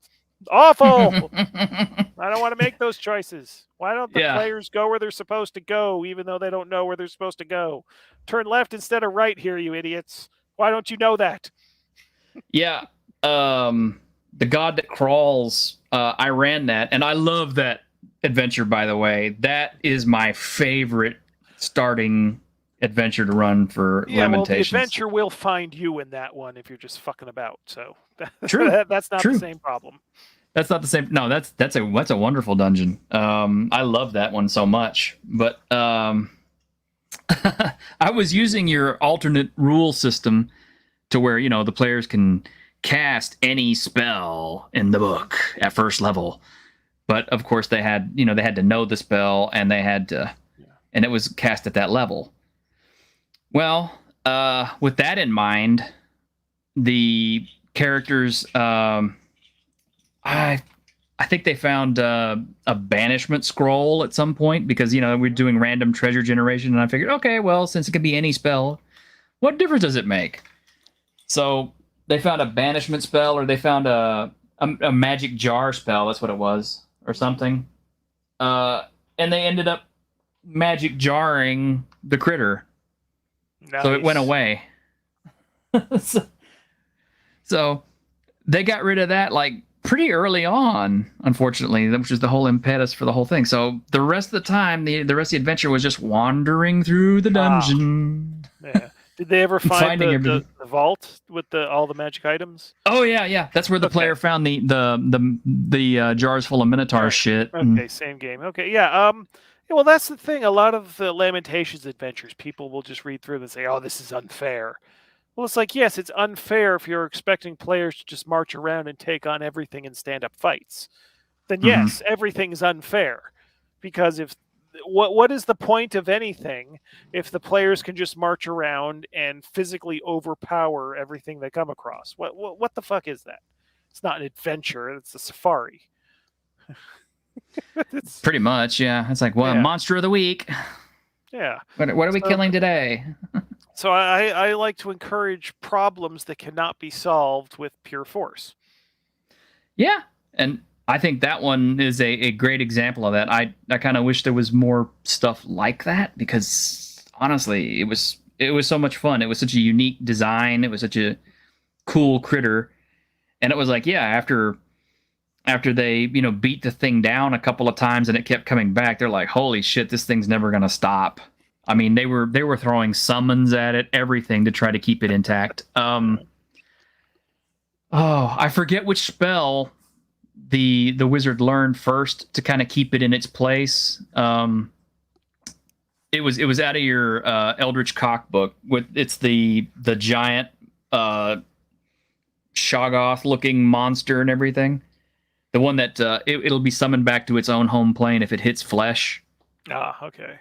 I can't remember the name of the spell, but I can't remember offhand. It's again, my books are over there on the table. So mine are over there in a closet. But it was hilarious because, he asked me, the first thing he says, "Well, is this thing really considered to be living flesh?" And I thought about it for a minute. I'm kind of like, well, technically, I kind of guess it's not.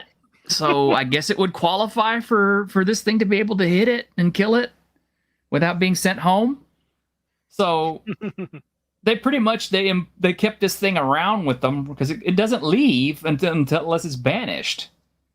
So they're running around this dungeon trying to find their way out of it while the critter's chasing them. I don't want to say what the critter is or anything. And And in the meantime, this horrible thing that that they summoned up is beating the shit out of it and keeping it in its place the entire time before they find the magic jar spell.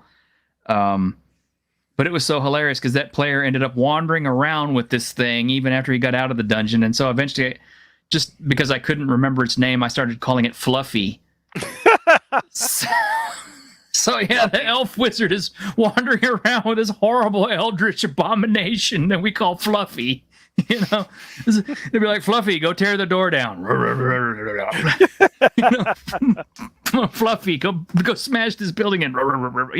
It couldn't hit any flesh, but it could do everything else. I mean, it's like the way that adventure finally ended is they waited until everybody was having mass in that old church on Sunday. Mm-hmm. The players went and sealed the doors on the church, even going so far as to have Fluffy hold the doors shut with his physical mass. That and the fact that he was scaring all the parishioners away from the door because he has a fear factor. Jesus. And they burned the goddamn church down with everybody in it. So I was like, oh my God, these guys are so pissed. But it was hilarious. That was the best time ever. I loved it. I mean, that was probably my favorite thing that ever happened with Lamentations. And that was just out of that one adventure. We did so much with that. But that's what I love about it, is it's so well written and it's so open-ended that, and players will come up with all sorts of crazy stuff with the stuff that they find, and using some of your alternate rules with the spells and everything created so much fun. It really felt like the old fun times of D&D that we used to have back when we were 10 and 11 years old and stuff, and that was the feeling I had been trying to recapture for so long and hadn't had in 20 years because we've been playing 3.x for whatever. Yeah, Jesus. back when things weren't so codified and understood, and down to where you can give control ratings to monsters, and it's back when everything was just wild. Oh, let's see what happens if we do this. Yeah, that's a lot of the thing. I call them chaos bombs. These bits in the adventure that can derail campaigns. It's like this is to make sure if you're trying to do a traditional planned campaign, you can't. Yeah.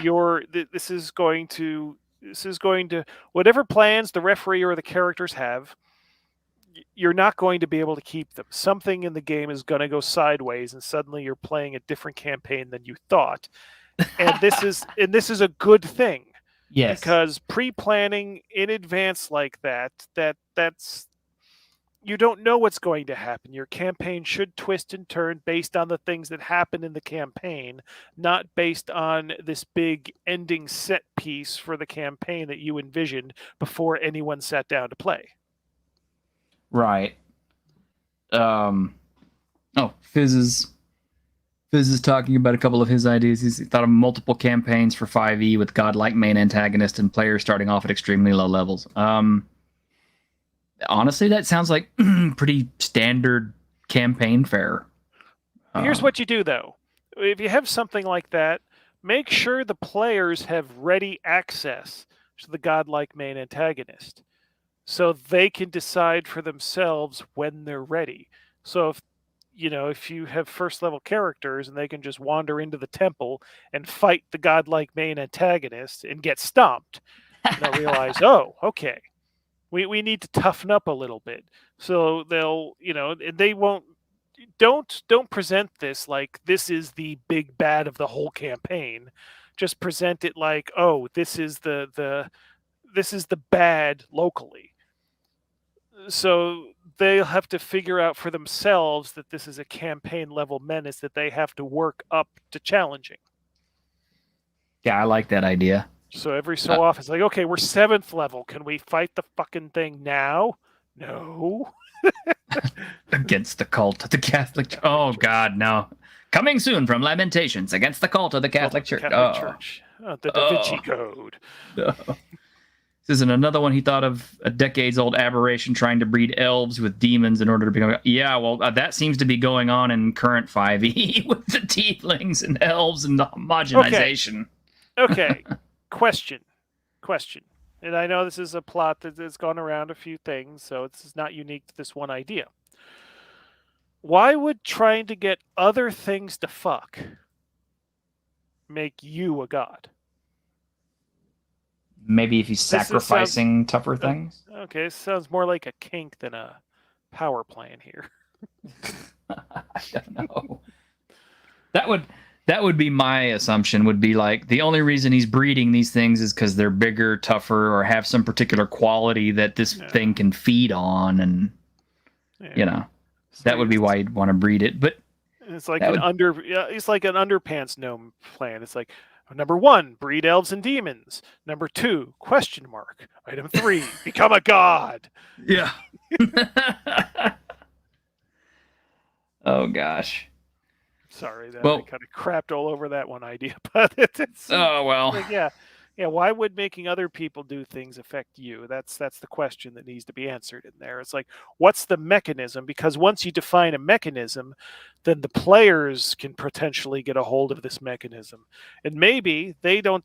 Maybe the problem is the players decide not that this has to be stopped because it's bad, but because they want to do it instead. And this guy will be competition. That would be crazy. So that's a very good reason to define the mechanism, have the mechanism be an actual principal point of the whole thing. Okay, so he explained in his campaign they're breeding those creatures to worship, and he draws power from the worshippers. Yeah, I could. Well, I mean, kind of sounds like any god, really. I mean, okay, so a guy like that is going to brainstorming off of that. A guy like that is going to be keeping multiple cults going. Yeah, he's not just going to have the one plan. He'll be providing his own competition. He'll create a number of cults that are leeching on or off of the followers of other established religions, and even cults that are in direct conflict with each other, because being part of a conflict, that increases your loyalty to your side. So if you're the puppet master behind the scenes, pulling the strings of two cults that are fighting, you're creating loyalty and in both sides, and there's some mechanism where you're drawing off of both of them. So players can go along in a campaign like that, thinking they're fighting this cult and that cult, and at the end they find out, oh shit, there's one thing behind all of this madness. I like that. And the competing cults idea is kind of cool, just because of the fact that creating that kind of competition between the cults means there'll be infighting and factions, and who doesn't like faction wars, right? We're breeding goblins with rabbits. We'll beat your worshiper numbers in just a few generations and become gods first. Oh, really? We're going to breed with kobolds because they lay eggs. They lay multiple eggs. Yeah, breeding with rabbits, so they can jump over your fortifications. Oh, yeah, there you go. Or deer would be even better because, they can jump a 10-foot high fence easily. Stories I always hear about deer trying to jump fences is they don't quite make it and they impale themselves on the fence. Some. And he's like, Fizz is like almost starting a whole conversation. The aberration is actually an experiment created by a wizard that draws power from the Feywild and the Abyss. Okay, well that pulls the Feywild and the entire other plane of demons. The other thing too, though, I would be thinking right away is if a demon is trying to do this and the other demons find out about this, they'll either A, want to implement the same plan themselves, or B, want to shut this motherfucker down as fast as they possibly can. Because demons are like that. There's a comment. Yeah, that one, yeah. Polymorph goblins into chickens and crossbred their real chickens. Oh no, goblin chickens, no! Okay. The polymorphing goblins into chickens. My question is why? Why did you do that? Because you can. It sounds like another fetish thing. It's like, those chickens fucking. One of them's actually a goblin, and the chicken doesn't know it. Does this chicken taste funny to you? No, I don't know. Chicken tastes funny to you. Oh.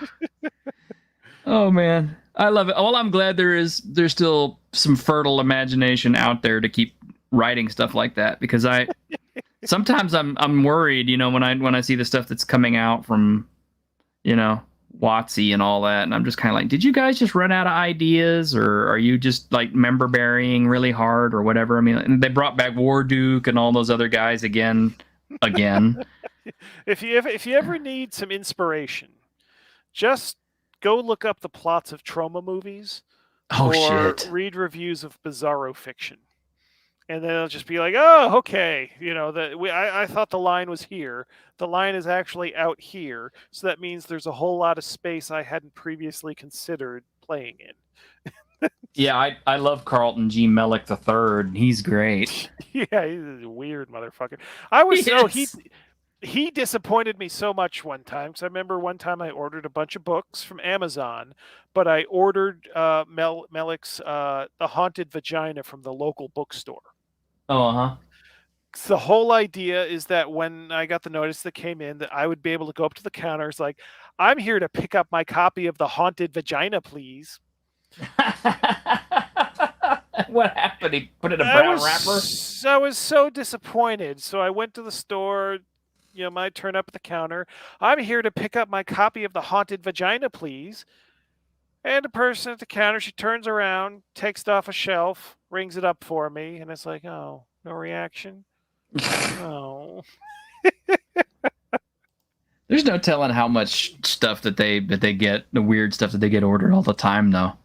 Also, though, if you read The Haunted Vagina, it's probably a bad idea, even as a joke, to start listening in the next vagina that you're in close contact with, because apparently that's not something women find amusing. Which leads me to believe they're hiding. Which leads me to believe they're hiding something if they're not wanting you to hear. I think when you're down there that close, they expect you to do something else instead of, listen to it. Are we in a hurry?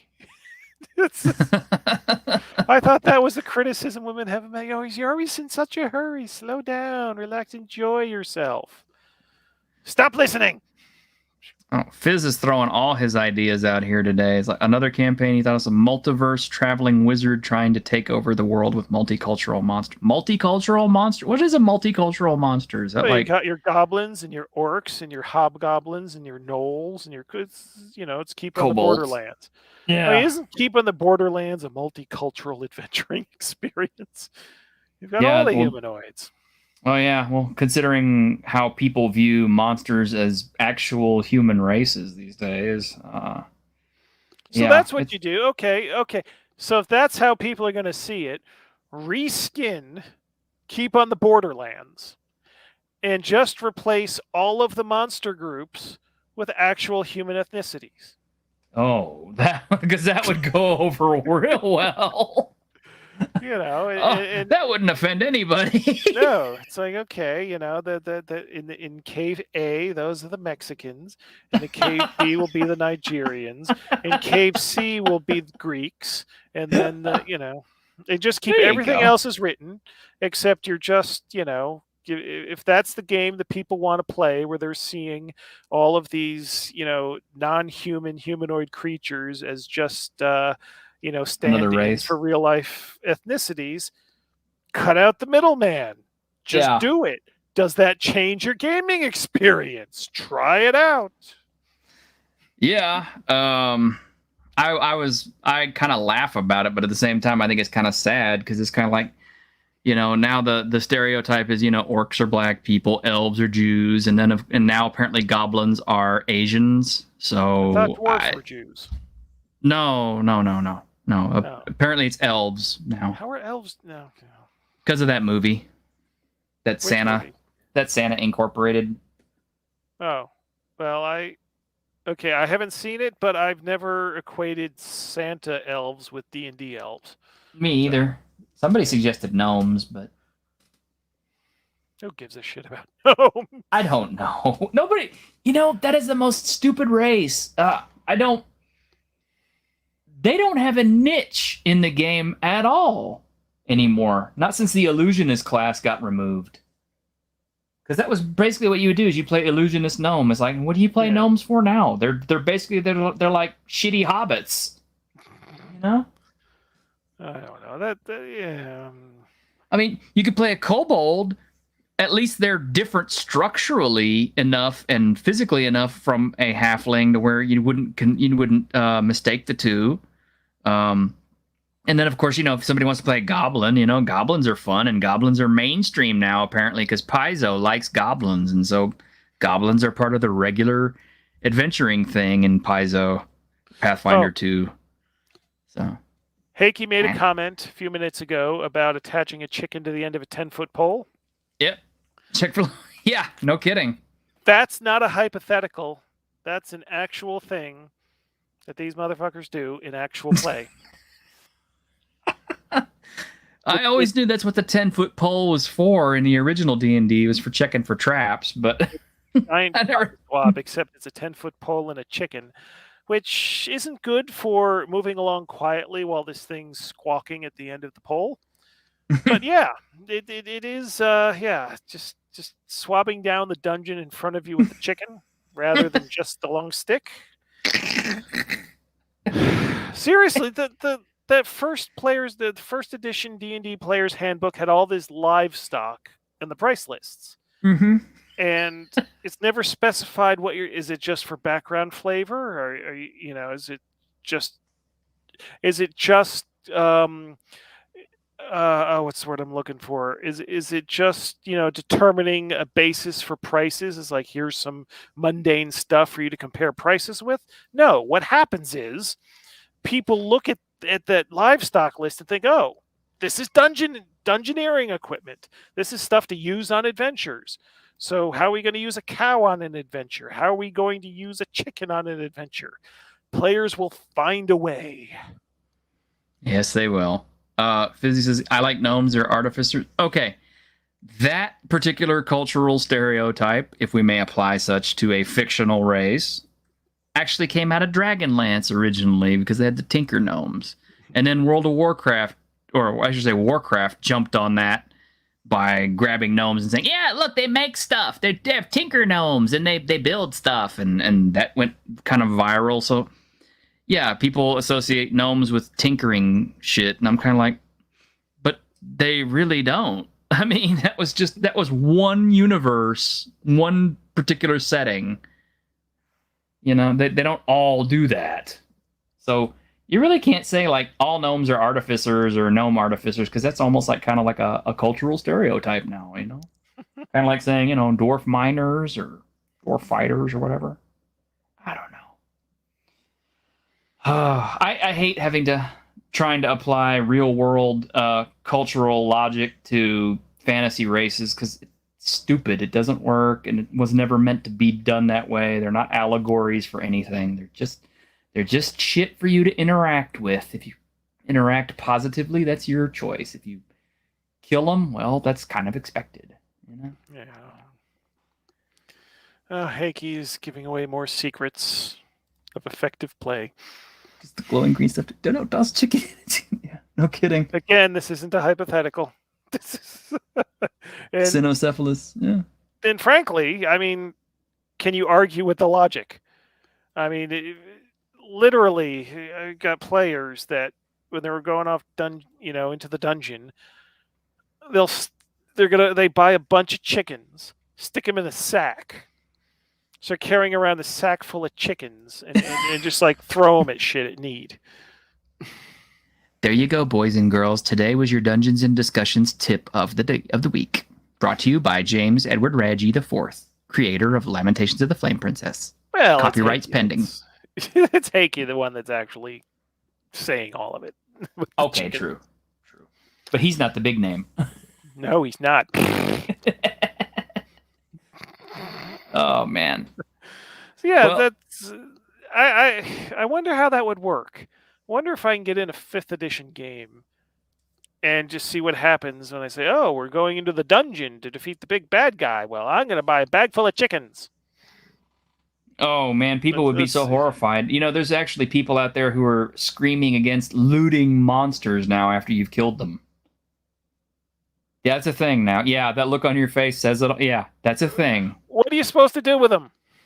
I don't know. I guess you're supposed to either So try to find. You've just killed it. It's laying on the ground. You're just supposed to it's a good place for it to rot. I mean, what? I mean, yeah, the ideas, the very idea that you should play a character that has your exact morality is, to me, bizarre. It's asinine. It's just totally asinine. The funny thing, though, I've noticed that some players will go the ultra opposite. Like our friend Esh had never played a role-playing game in his life, ever. So Grim decides he's going to run a role-playing game for Esh so he can get his cherry busted. He runs Morkborg. And the character that Esh picks is this, magey type, sorcerer type thing who's got made demonic pacts and all this stuff and has like this little hellhound critter to go along with him.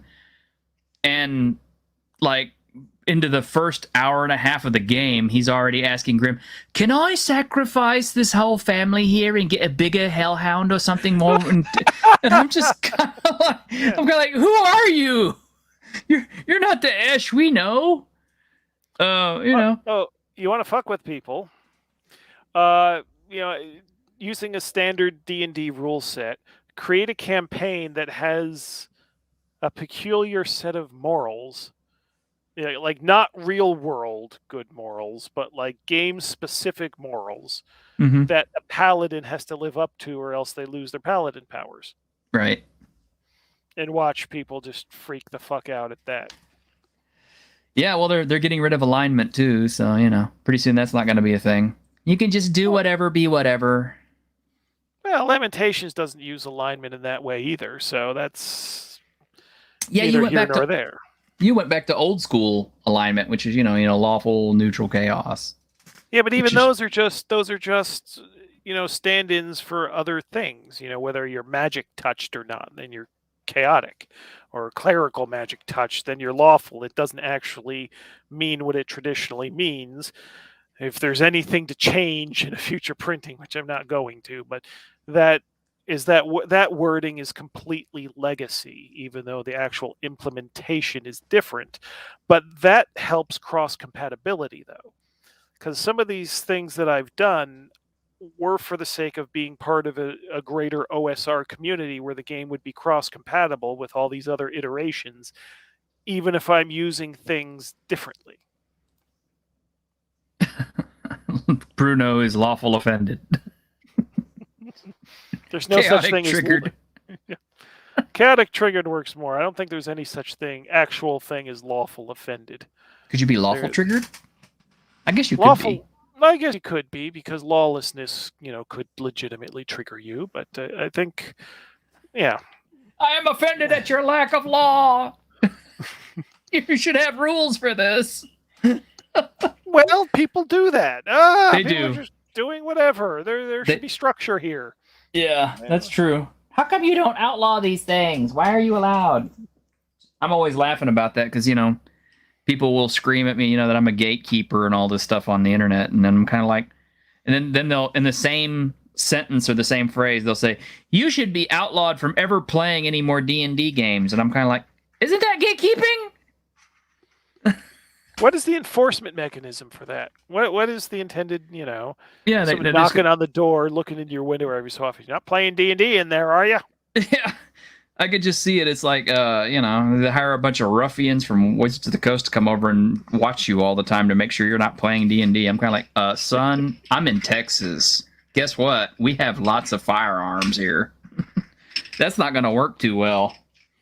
Don't worry, we're not playing D&D. We're playing Pathfinder now, so you can go home. Yeah. It's the same thing in the 80s. You know, the parents are so concerned they hear about Dungeons and Dragons on the news, so they forbid their children from playing Dungeons and Dragons, but they can still play any other role-playing game not named Dungeons and Dragons, including Palladium, which is basically Dungeons and Dragons. Oh, I still have my first edition Palladium book, and I love that thing. I mean, yes, the rules are so fucking broken, but I love the troll. The fact that they'll let you play a troll at first level just says everything to me. It's like, yeah, you can eat people. Yeah, my experiences with the Palladium system were mostly Teenage Mutant Ninja Turtles. Yeah, I remember that one. The character creation on that one. Oh yeah. With a point-based, building your animal person was always so frustrating because you could never quite get the combination of traits that you want, which means it was a very well-made system because you couldn't get everything. There didn't seem to be a way to, trick the system into getting everything you want. You couldn't power game it. Yeah, and then Robotech was the other one, and that was... Oh, yeah. When you get a nice big battle. Okay, it's us 6 and our Veritech fighters, and here come 20 Bioroids. Or not Bioroids, what were the Zentradi? The Zentradi pods? Yeah, the Zentradi pods, and it's like, okay, that sounds like a good idea, just like the cartoon. Wait, what's this combat system?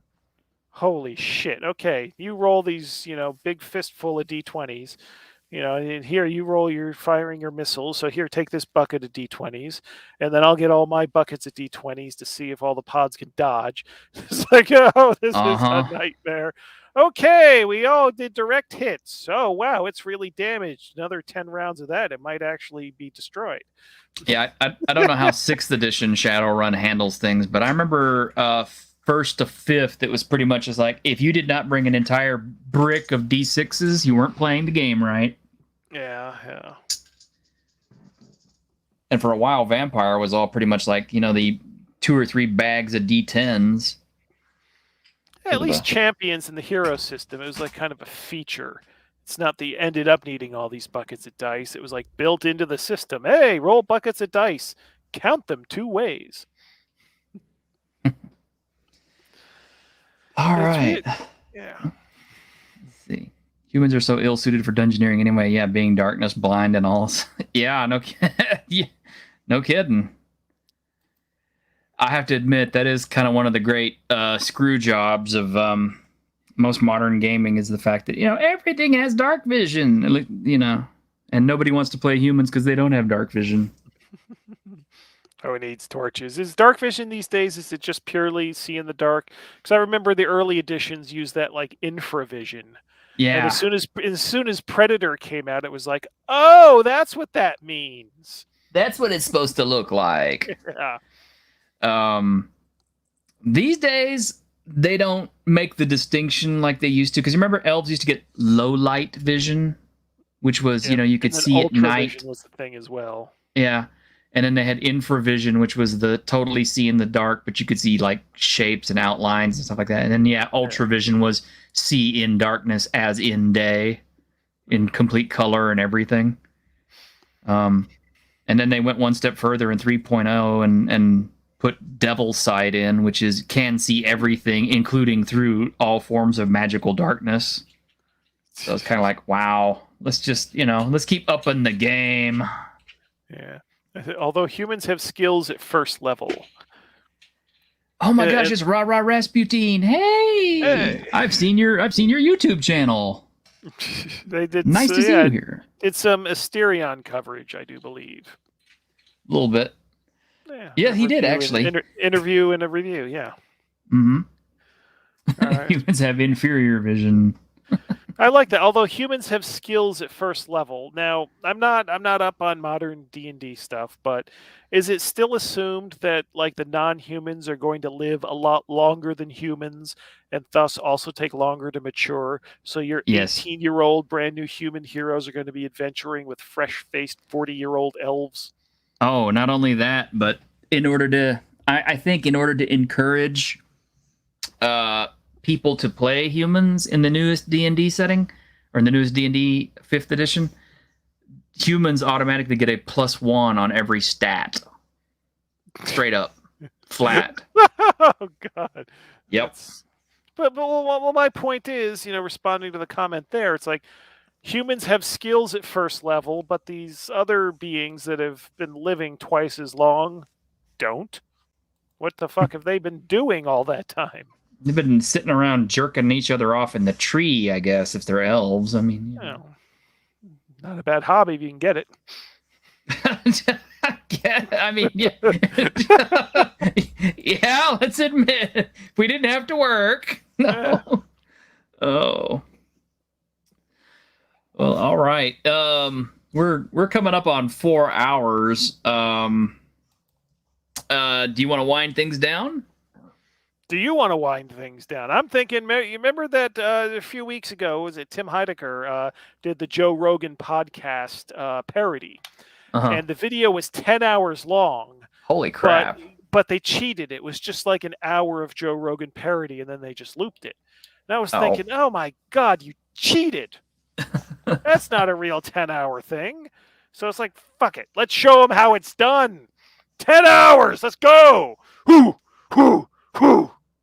Well, I myself, I have no problem continuing. The only problem is I've got a puppy that definitely needs to go outside because she's been patient, but she's a puppy.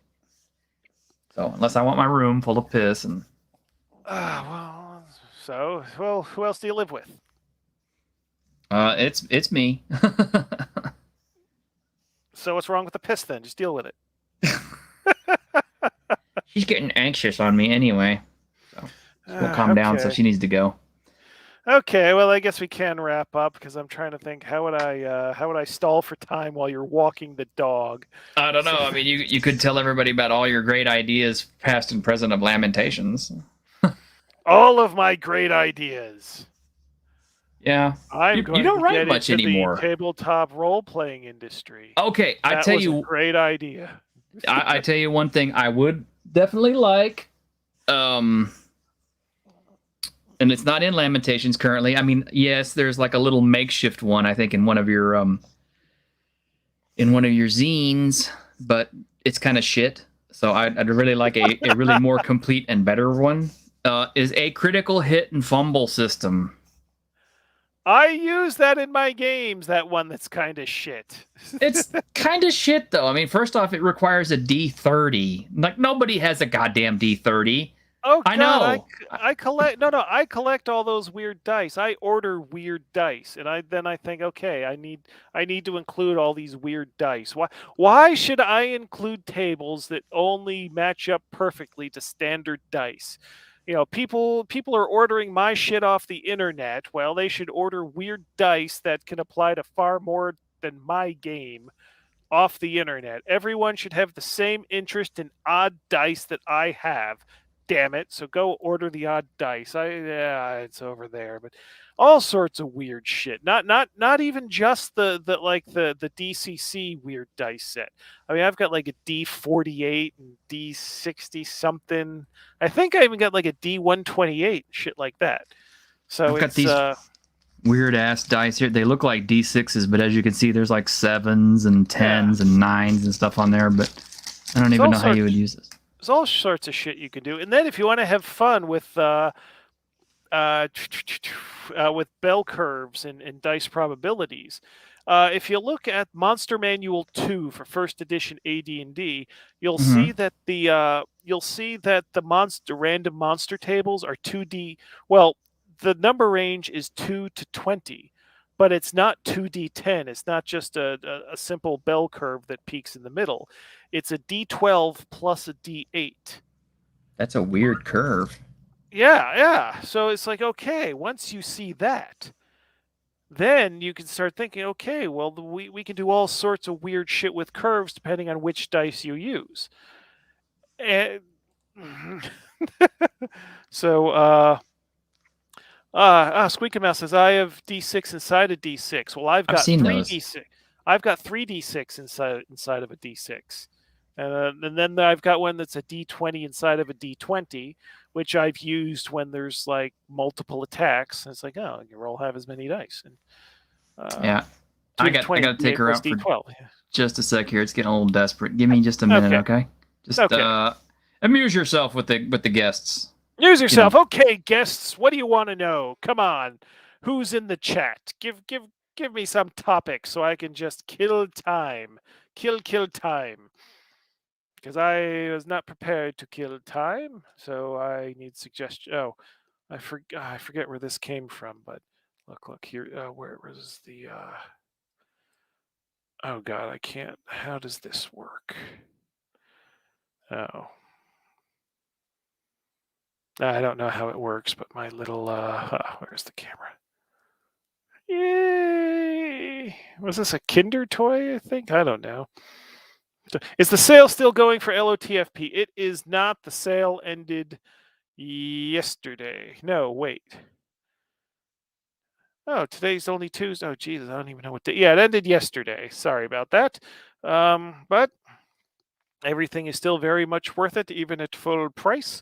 And as you, can you get a D4 inside a D6, inside a D8, inside a D10, inside a D? Well, how big is that D12, D20 going to be to be able to scale? Yeah.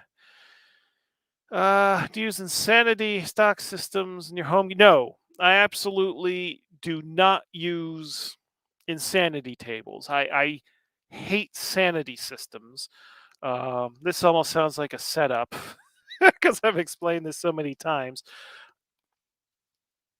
Just by the nature of adventuring and just the natural progression of going through adventures, players are going to behave in ways that make perfect sense based on their experiences, but come across as extremely antisocial and bizarre to normal people in the game world who don't have these experiences.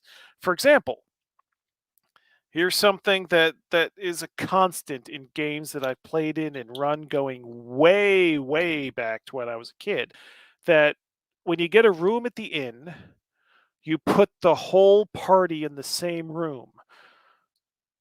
To one, save money, and number two, so you can have people take watch in the inn. Now, here's the thing.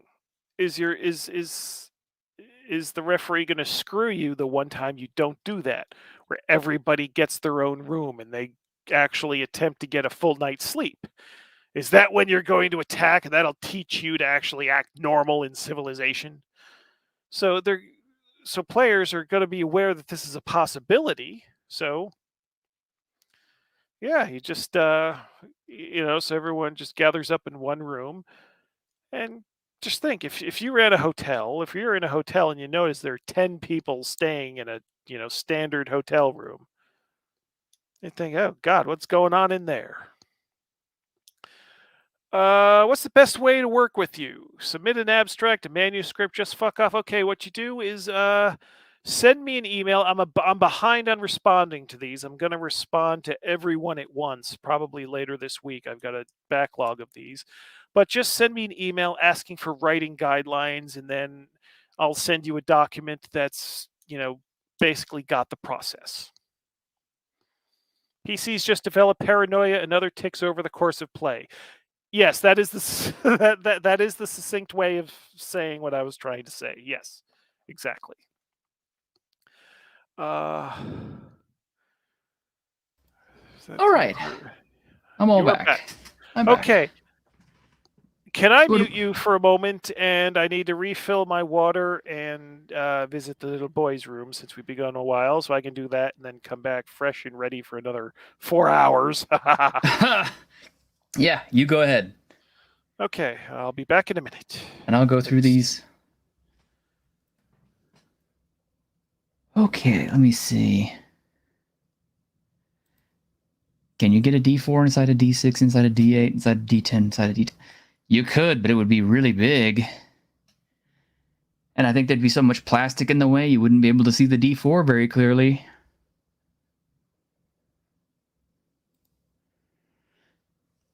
Do you use an insanity stock system in your home games? Thanks for all the great products. Okay, that must be straightforward, James.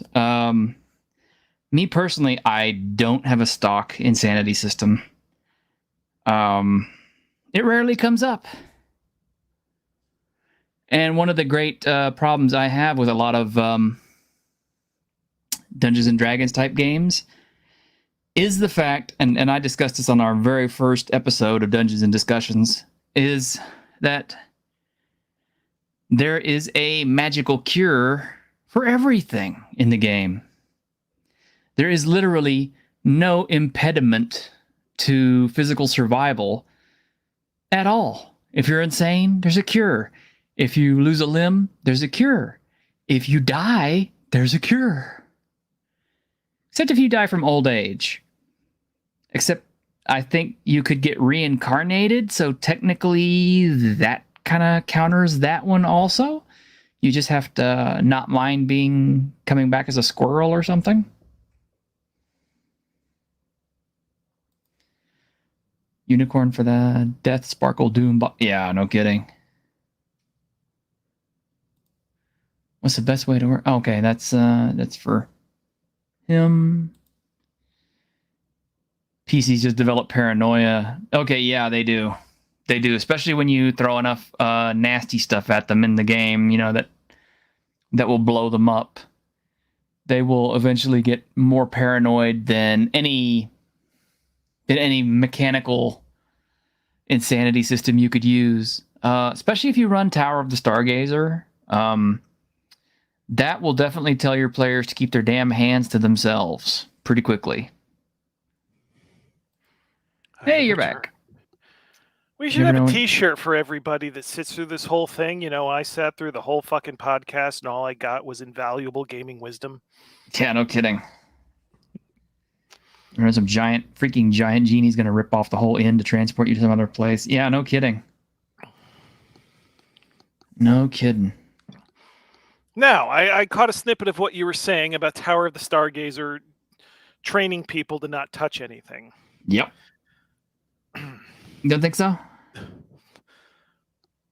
The great thing about gaming groups, no matter how sensible and fastidious and thorough the majority of a gaming group may be, there's always going to be one person that wants to see what happens. True. Oh yeah, look here, just squeak a mouse. Just make sure they have plenty of temptation. I started running Tower of the Stargazer. We quit before we could finish it. But at one point, you know, one of the PCs was so desperate to get a reaction out of the potions in the wizard's basement that he literally tried all of them, the final one being the shit your pants potion. And inappropriate characters. Is that Casimir? Is it? Might be Job. It might be Job. Okay, yeah, it may not be Urbanski, but because it is about the Book of Antithesis, so it might be Job. Yeah, we talked about that one, actually. Yeah.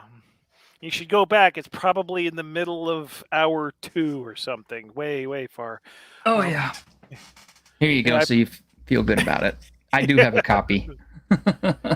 Obviously, Job. Obviously, yeah. Job. Okay, yeah.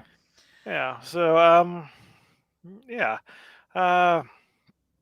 Yeah, the fact, the I push all the buttons quote that's in the chat.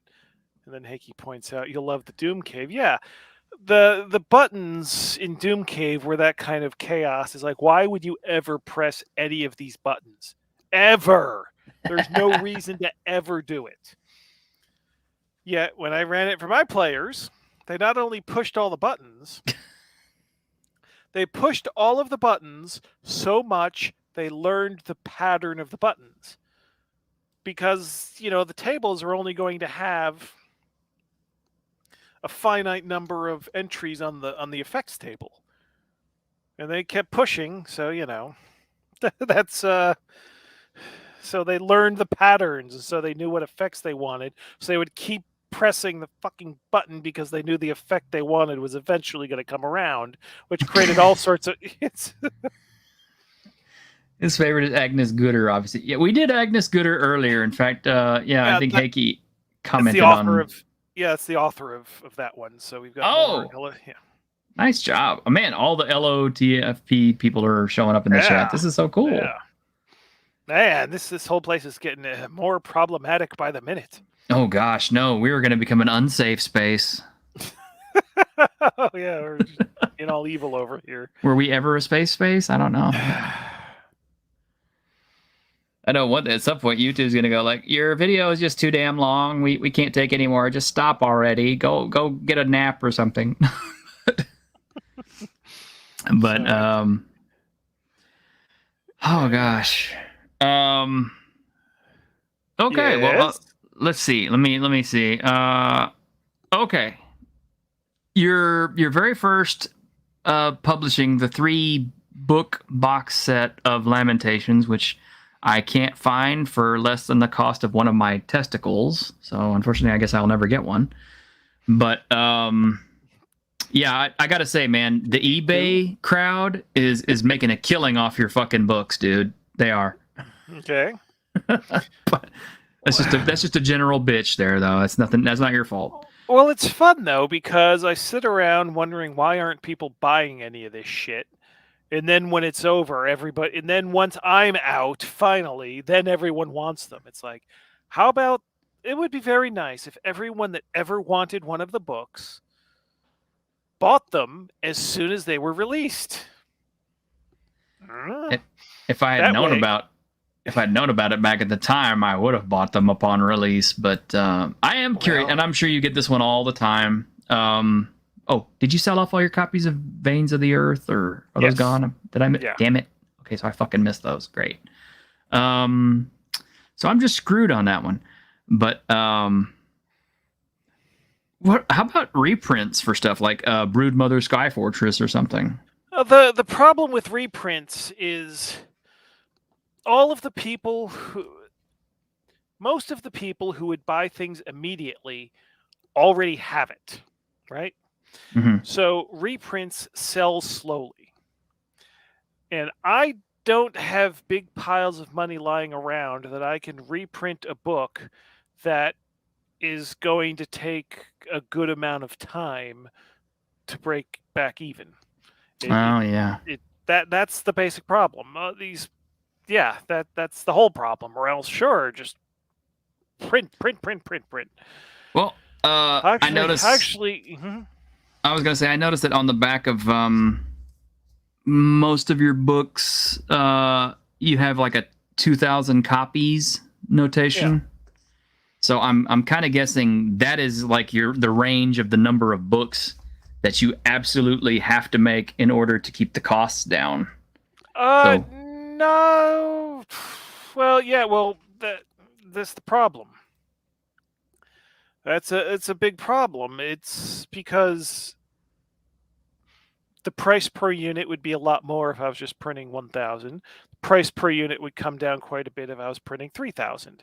So it's just kind of I think I can sell enough to not be deep. Yeah, I bet I can sell enough quickly to not be deep in the hole on this book for a while, and it can still be priced to go through retail. Because that's the problem when the per unit cost goes up, and then since you're only getting a percentage of the cover price from retail, there's this whole mathematical formula of, okay, I got to make sure I'm still making money from the books that are selling through retail. So it's just it's a guessing game and balancing game. This is buy a PDF, get it printed on demand in a local print shop, maybe. They get a little bit shitty about that, but a person says I would love a print on demand option. A lot of the things I publish, not everything, but a lot of them are even things like printed end papers. You know, here's the shitty print on demand version. So I guess there are some things from the back catalog but then I like the option of having a proper reprint or an anthology down the road when I got enough stuff to get together. Print on demand, I mean, it's I don't hit and miss. Well, I'm worried. I'm worried about it because you do have to format differently for print on demand, so that'll be a whole thing. But then there's also the issues like, oh God, what if things just explode in sales? What if print on demand becomes so popular? And then am I going to be like feel pressured to just go that route and no longer do the special books because it's more lucrative to do the crappy print on demand books? And it's like I'm almost scared to find out if there would be a conflict there because I like making the Book of Antithesis in that kind of format. And that's an all-time great looking book there. Yeah, it is. Now, sure, it could be printed a lot cheaper with, no hole in the cover and have it be soft cover and, forget the end paper design. And the contents would work. Well, no, the contents wouldn't work just as well because the hole in the cover does feature into the game use of the book. So maybe the Book of Antithesis was a fucking horrible example to use for this. Yeah.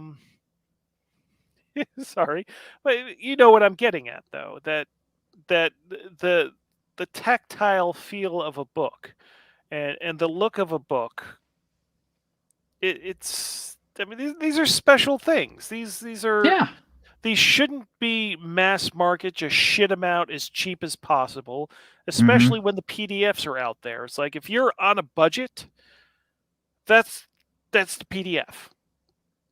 Books should be special things now since you don't need them to get the information anymore. Yeah, they're a luxury item. Yeah, a book has become a luxury item.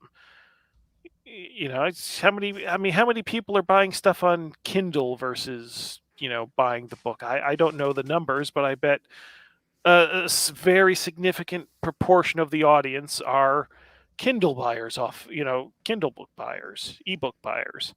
So yeah, that's I like the idea. When I can afford it, I buy fancy ass book versions. Yeah, Like the I keep forgetting who it is, if it's Subterranean or Nightfall or whoever it is that's doing the reprints of the Fawford and Grey Mouser books. Oh, nice. And I've got old paperbacks I bought off eBay for like 25 cents each. Got a big pile of them, years and years ago when I was living in Florida. So I have the cheap versions, but then these fancy ass versions with great art and everything get released. It's like I want those too. And my collector mentality, I still have the crappy versions to read. So all of these special editions are on my shelf still in the fucking shrink wrap. Nice. Which on one hand is insane. On the other hand, what the fuck am I going to do? Break the shrink wrap on these expensive books that I've got cheap versions of and get fucking Cheeto dust on the... Oh, yeah. So it's this thing where I like having the nice things, and it's and if there was, like, for example, what's her name? Caitlin Kiernan. A few years ago from Centipede Press. That's nice big print. It was like a $200+ Houses Under the Sea special edition slipcase thing. It's like I had to have it, and then I got it, and it's like, oh shit, this thing costs over $200. It's like I hadn't. It's not like I had cheap versions of those books, and it's like, oh shit. Do I break? I have these things, but I have this impressive library that almost nobody sees because how many people are in my apartment? So when I die, there will be some, apartment cleaning crew who has no clue about any of this that's going to look at this shelf and go, this is a bunch of weird shit, and chuck it all in the trash. That's what having a big fancy ass book collection's worth. True. I think I've now made horrible life choices, but no. Well, it's the thing. Whenever I buy any book on Amazon, if the options are, paperback or hardcover, well, fuck, get the hardcover. Me too. Yeah. Because if I think a book is interesting enough and potentially special enough that I want to own it, I want it to be the version I can go, oh, this is a great fucking book and hug it and squeeze it and call it George. It's Most people these days don't get that reference if they're too young. yeah, but it's just like, I get you. yeah, I want the things to be special. Yes. And whether or not they're perceived as special, it's not my call to make. I can't demand that people see these things as special. What I can do is do everything I can to put it in the position where people could perceive it as special. Because what the fuck is the point of a not special book? The fuck is the point of it? True. Oh, speaking of which, since we made the Cheeto comment earlier, I thought I'd show you this, and I'm going to make everybody in the stream cringe. But there you go.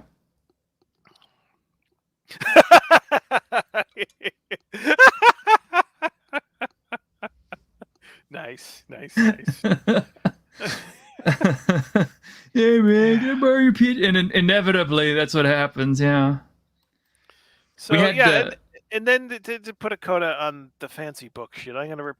I know I've repeated this story a couple other places, but it's now relevant.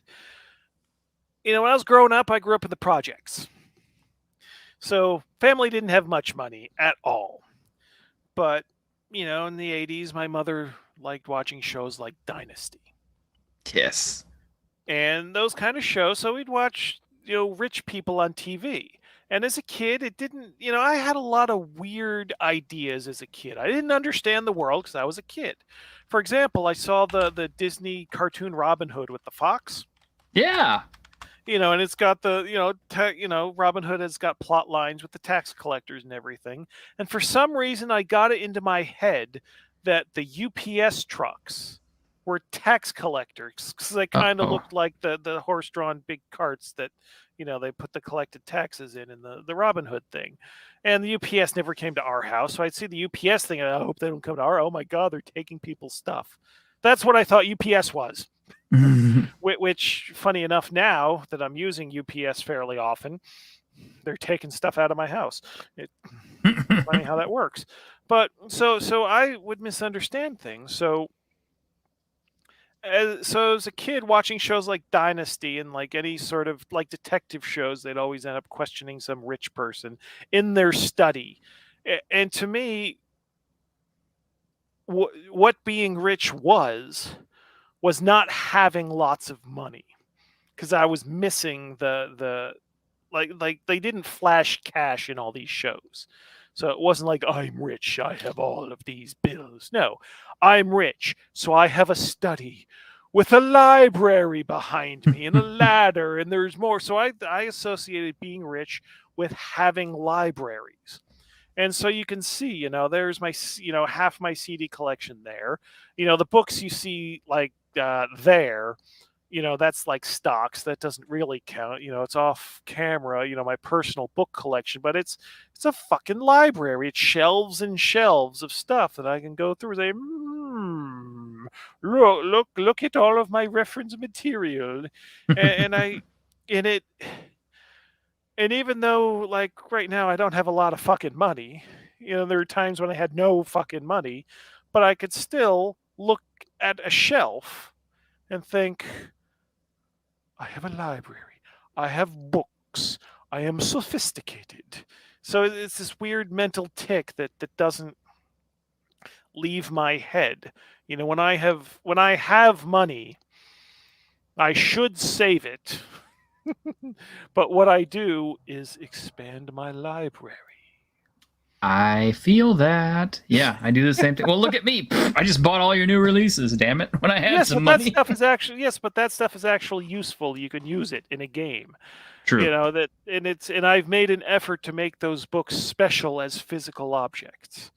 A lot of the stuff I buy, especially nonfiction, it's presented in a way that, I should buy a Kindle, because they're not trying to make it.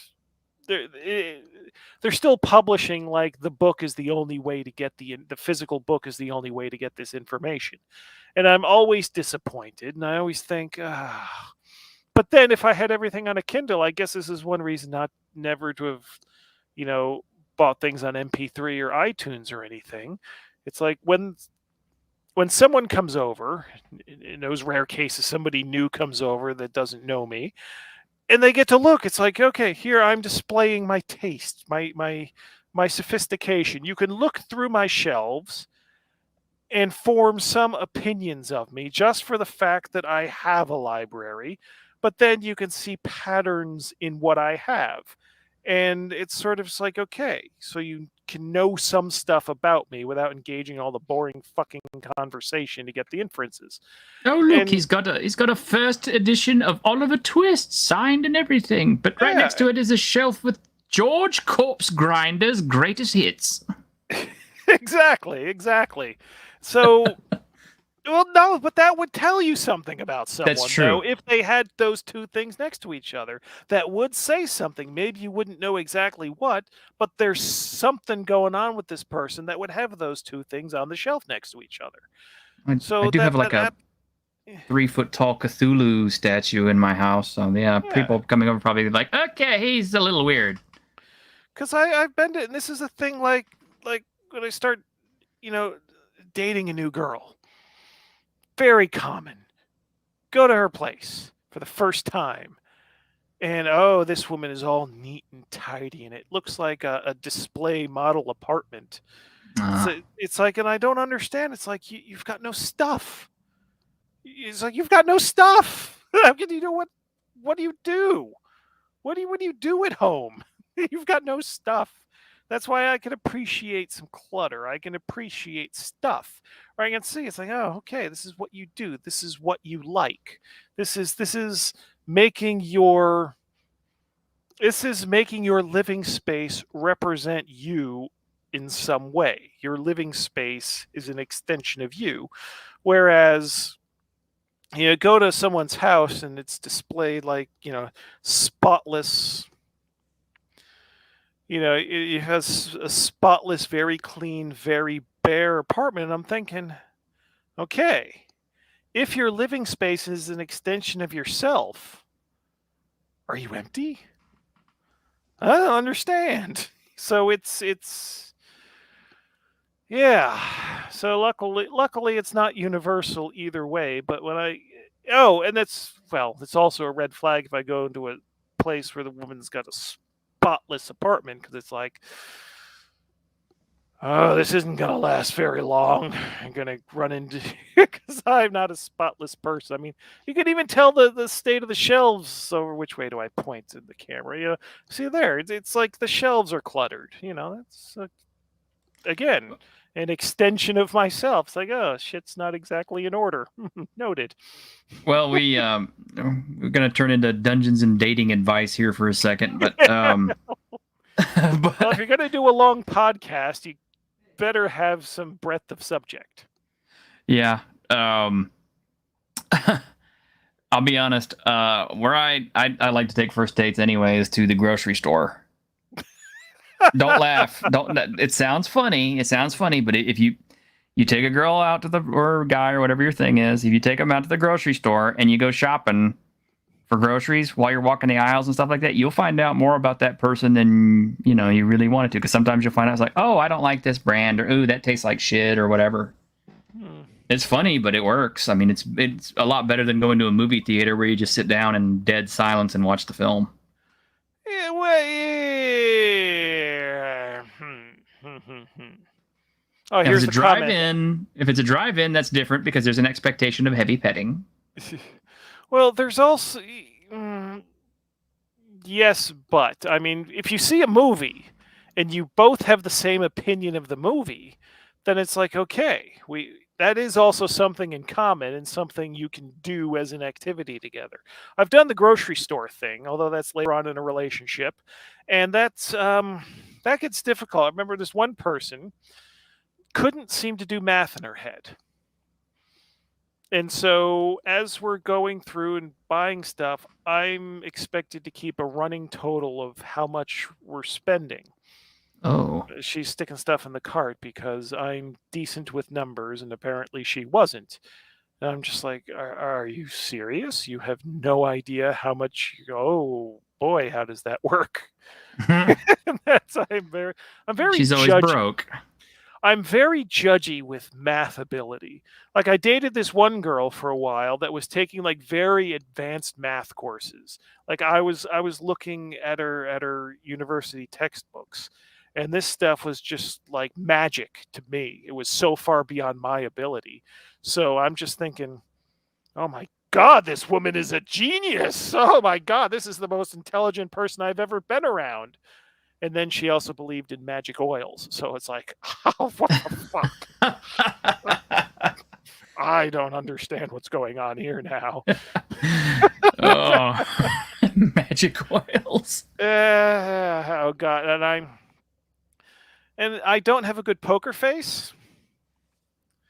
I don't have a good poker face. So as she was explaining magic oils to me, I think it was very obvious that I had a "oh, get the fuck out of town" look on my face, because she just kind of stopped mid-sentence and then started frowning herself, and it's like, yeah, this is this this is the proper thing that should be happening when someone starts talking about magic oils.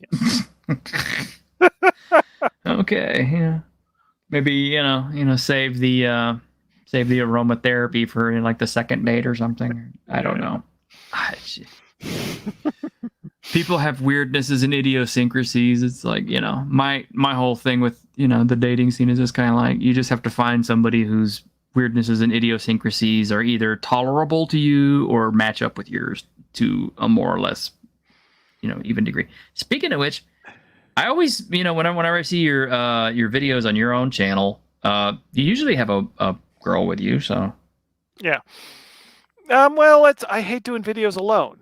I mean, Yeah. I know I've done some live streams that go on and on and on, but I want to do videos, with somebody. That's basically it. There are no ideas that I have. That's just me monologuing. I want to do prepared videos. I want to do more of a channel that's ultimately for the promotion of LOTFP, but it's comedy. It's worth watching for entertainment, qualities alone beyond any promotion, like comedy skits that have something to do with Lamentations. And I don't know if this will be ultimately useful, but it's something that I think would be fun to do. But I need someone to work with that is willing to basically commit to the gags, to be involved, because I want to do this as a collaborative thing. I don't want this to be another thing that I have to pull all by myself and try to get everybody fucking on board and please do something. Mm-hmm. So yeah, I would want, I want to do more like that. Like, I think the last one we did like that was the fake Q&A, I think. Oh. And that was the deal where, I'd done this long post, and then at the bottom, asked for questions for Q&A. And of course, no one's going to read a 5,000-6,000 word, whatever it was, blah, blah, blah about state of the companies. So nobody saw that there were any questions. And if anyone did, it's like, yeah, you answered them all. This was long. So there were no questions for the Q&A. So I was like, okay, what are we going to do? Because we've scheduled a time to do this video. I want to still do something. So we have to figure out, okay, then what the fuck? So I was like, I've got an idea. Well, okay. And so we did a little skit that's based on, me being surprised that there were no questions, her wrapping up the interview, and me, no, I need to talk. Considering we're almost 4.5 hours into this podcast, I like to talk. Right? So, so we came up with that, and then we faked the length of the video, because it was just like a minute or two of actual video, and then it was however many 20 minutes of just black blank screen. So people, people will think that there's this time of questions and stuff, but no, it's a dodge, and the rest of the video is just no. I think we put some B-roll or alternate take stuff in the middle to break it up. But just doing things like that, it's like, okay, it's about LOTFP, but it's also like, I can do sketch comedy. I can be good at that. I feel that it's, yeah. I think it would be stupid to just try sketch comedy as a thing. I'm not really interested, but if I can take some ideas I have and clamp it on to the side of LOTFP to get that sort of creativity out of my system, yeah, I'd love to do that. I look at Red Letter Media and their brand of comedy, and it's like, okay, they're on the technical aspects. I'm never gonna put in the time to match that, but as far as the kind of amusement, it's like, yeah, I could do stuff like that in my own idiom.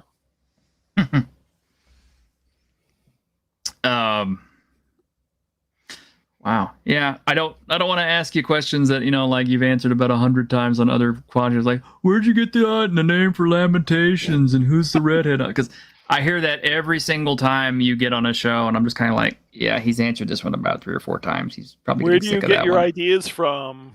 Yeah. I don't want to go retread old ground. We'll let those interviews stand as they are and enjoy those. So 4.5 hours, all fresh material. What's mostly next? Who's still with us? Who's mostly still fresh. with us? Well, we got 18 viewers at the moment, so 18 viewers at them. Woohoo! Ratings. Oh, here's a question. Do you like fortune cookies? They don't do that here in the Chinese restaurants. They don't? No, I hadn't thought of it, but yeah, fortune cookie. Yeah, no. That was a good question then. They don't do that here. What do they do? They just give you the Chinese food? I'm trying to think. Usually, yeah, and then they just give you the Chinese food. Yeah. Well, I mean, okay, you're from a part of the country in the United States where they actually serve pretty decent Chinese food, I think. I grew up outside New York in Connecticut, and then I lived near Orlando for a while, and then I lived in Atlanta. So yeah. So you've had exposure to decent Chinese food. So how's the Chinese food in Finland? Well, it's it depends whether an Asian person is running the place or not. Ah, is that pretty rare? Because if you walk in and everyone's looking kind of Finnish, it's like, let's go somewhere else. If you go in and it's actual Asian people speaking Asian languages to each other, okay, this place might be decent. Might be. Not universal, but there's a chance. There is a chance. So I think I never really ate Chinese food or any sort of Asian food when I lived in the States. It wasn't until I got here, and then it was one of my ex-wives, which is still bizarre to say. I have ex-wives multiple. What the fuck did I do with my life?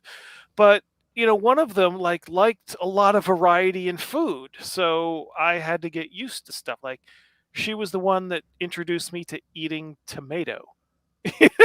You've never eaten a tomato before? Well, I never liked eating a tomato before, so I had such. Well, growing up, my favorite meal was hot dogs and macaroni. Yeah, I can understand. So I never developed a palate for actual food, like real food. By the way, Heikki just stole the title for one of the best new LOTFP releases that we should probably have as Misfortune Cookies. Misfortune Cookies. That needs to be an adventure. Let's make it a cookie-based LOTFP adventure. It'll be like the replacement for Blood and Chocolate, since you can't do that one anymore. Yeah. Which, by the way, oh my god, that adventure was so fucking gross, man. Jesus Christ, it was gross. Blood and chocolate. Blood and the chocolate, yeah. I read everyone tells me that, but I completely missed all of the gross things, because I remember, I gave it my once through and going back and forth with the author, and then when it was time to send it to an editor, one of the editors I was working with kicked it back to me. He's like, I don't want to deal with this. Has got this kind of stuff in it, and I don't send me anywhere with this kind of stuff. I was like, I didn't even notice that was in there. It's like, Jesus. You got a blueberry woman being juiced in a press, which is pretty gross. But I mean, then you have the cannibal sex orgy thing with the pygmies, which is horrible. Well, like, the berry orgy thing. I mean, that didn't register to me as real at all. I mean, I at all. So when I'm starting to get shit for that, I'm like, how can you read that and take that seriously and relate it to anybody's real world experiences? You couldn't. I mean, but I mean, like, you know, and some of the gross stuff too is like what happens to your characters, like the craving for each other after they eat the chocolate, or the rubber limbs and all that other stuff. I'm kind of like, I would have to have a disclaimer on that one before I let my players play it. I'd be like, guys, just either play characters that you don't really care about, or let's just generate some brand new characters and go through this, because chances are, if your characters don't die, they're going to be so fucked up you're never going to want to play them again. So, I mean, honestly, I don't see too many characters coming back from being turned into a giant blueberry outside of a resurrection spell or something, which doesn't exist in LOTFP. So there you go. Well, shouldn't every adventure have that risk for your characters? I mean, what are you doing if you don't have adventures with that? Yeah, there is that. I mean, I think some people, I think there's like a reasonable expectation of risk, and then there's like, you know, getting turned into a giant taffy man. That's kind of like, okay. You know, it's like, you know, we expect to get fucked over by certain things, you know, like aged 100 years, or, you know, getting a limb lopped off or something else. But I mean, seriously, it's like, oh, I got turned into a giant blueberry. Yeah, your adventuring career is kind of over, isn't it?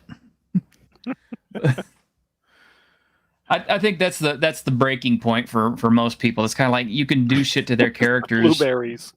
Yeah, blueberries. You want to be a blueberry girl? You don't. You really don't. Not in this adventure. You really don't. But oh, look, he's back. Yay! The LOTFP dessert told you gingerbread princess, blood in the chocolate, and misfortune cookie. Yeah, okay. Speaking of which, I've never seen any copies of Gingerbread Princess in hardback or in hard copy. Are they all gone? Or were they all gone before I ever even got a chance? Yeah, all gone. It was one of, I think it was one of the booklets with the detached cover, although I might be wrong about that. It might have been stapled cover and all, but yeah. Bruno, what? Didn't you ask him this already? About the third-party license for LOTFP where it lets anyone use the system? You think it comes cool without conditions? Yeah. Yeah, I think the license is on the website, and it's just basically you want to make third-party supplements. It's just follow those rules there, and you know there's not a lot of restrictions. The big one is send me a copy of everything, and you know send me a copy in every format you publish it in. That's basically the condition. And people were talking a lot about the custom LOTFP die. Is this bullshit, or was this a real thing? That was a real thing. That was a real thing? Okay. I just missed it. It did D6s, with the dead sign instead of a 1. I was thinking of making them weighted dice. So they'd be weighted towards the 1, but then that was going to be more expensive. But the idea of getting them to people in sets of 3, so it'd be natural that I'm going to roll for characters using these dice and have them weighted to, for lesser results. And he had an actual serious question: is have you considered a setting book that would take all the magical influences and how they affected the timeline and history? Actually, I'm going to expand on that question a little bit. Okay. Because this was something that I was thinking about. I'm like, although LOTFP is, primarily supposed to be set in a certain time frame, there's not really like a campaign book as you might get it. I mean, I guess you could always say, yeah, go pick up a history book, dumbass, and read it. That's your campaign book. But, I didn't know if you were ever had any intentions to do something like a long-term campaign setting timeline history type book for your game. Not really. I mean, there were ideas to do an early modern setting book, but it's going to be someone else that has to do that because I don't have the organizational mind to do the real world stuff in an organized manner, in like a role playing supplement. So Mhm. someone else would have to volunteer to do that. As far as the question of what was it? It's scrolled up a little bit now. Considering a setting book that would take all the magical influences, how they affected the timeline history. Actually, I would expressly not do that, because one thing I tell writers is, the way I say it, don't Doctor Who history. Like, the thing with Ooh. Doctor Who, every event in history is somehow aliens. The Doctor was there and he's seen it all, and it was aliens, and aliens caused this, and that's why history as we understood it happened, because of all these alien encounters you never knew about. And it's like, no, no, no. From the point you start play, everything before that, history happened the way we understood it. It's not, there weren't secret magical influences influencing history. I don't like the whole secret history. This is what really happened. Ancient aliens bullshit. Yeah. Yeah, I don't like that. I like, you're playing history. History is history. The weird stuff up until the point of play was happening off to the sides. For example, the God That Crawls. It uses a real life historical figure, but it appropriates him after he died. So all of the history that we understood happened, and there was no tomfoolery or shenanigans with that person's life in history. We just fuck with him afterwards that nobody would have known about. So yeah, I would expressly not release something that's about secret forces behind real life historical events. Yeah. I don't really like stuff like that either. I mean, because it's too far removed from reality, in my opinion, because of the fact is, like, we're trying so hard to make this a reality, and yet we're throwing in this totally unbelievable shit that takes you out of reality. I'm like, yeah, I don't like the contrast. It's like, oh, gee, the Guy Fawkes plot, but it's actually magically inspired, Yeah, because part of the reason, I always come up with new parts of reasons as the conversation goes on. Part of the reason for using the historical setting is to create a grounded reality to contrast to all the wacky shit that happens during adventures. I used the example earlier about like guardsmen in Keeping the Borderlands being first level fighters, and so many have magical objects. It's like there's no reality in this setting to contrast to any weird shit going on. Oh, dude. So yeah. if you have all that stuff going on in the keep itself, this is the civilized place, and even a freaking gate guardsman has a magical sword, you're walking, a few hundred yards to this massive den of enemies, and it's like, what's supposed to be new and unusual there? Because there's already magic and all this shit back in the civilized place where you're safe, and then you go out, it's just more of the same. It's just I like the idea of having having like an everyday reality as a contrast to all of the screwed up shit. Yeah. As a matter of fact, I was going to point this out. First edition Pathfinder has the NPC Codex, which is one of the books I bought because it has like a bunch of stock NPCs that you can use, including commoners and stuff like that, thugs, etc., right?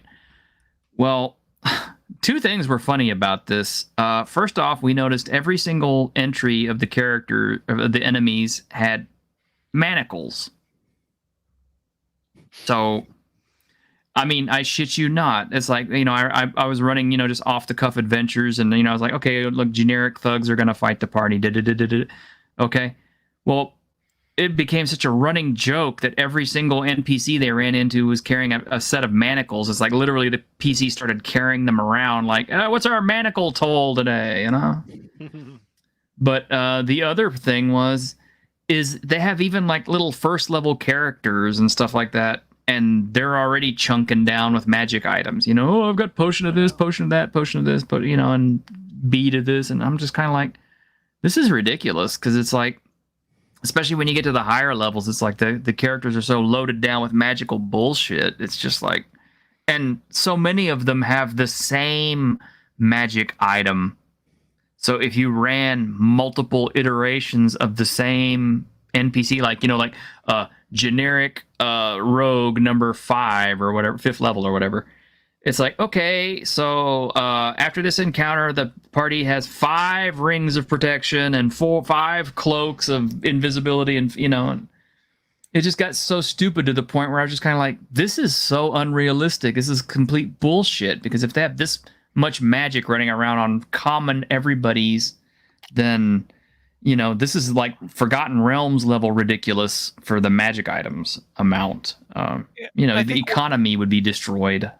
Yeah, there's no there.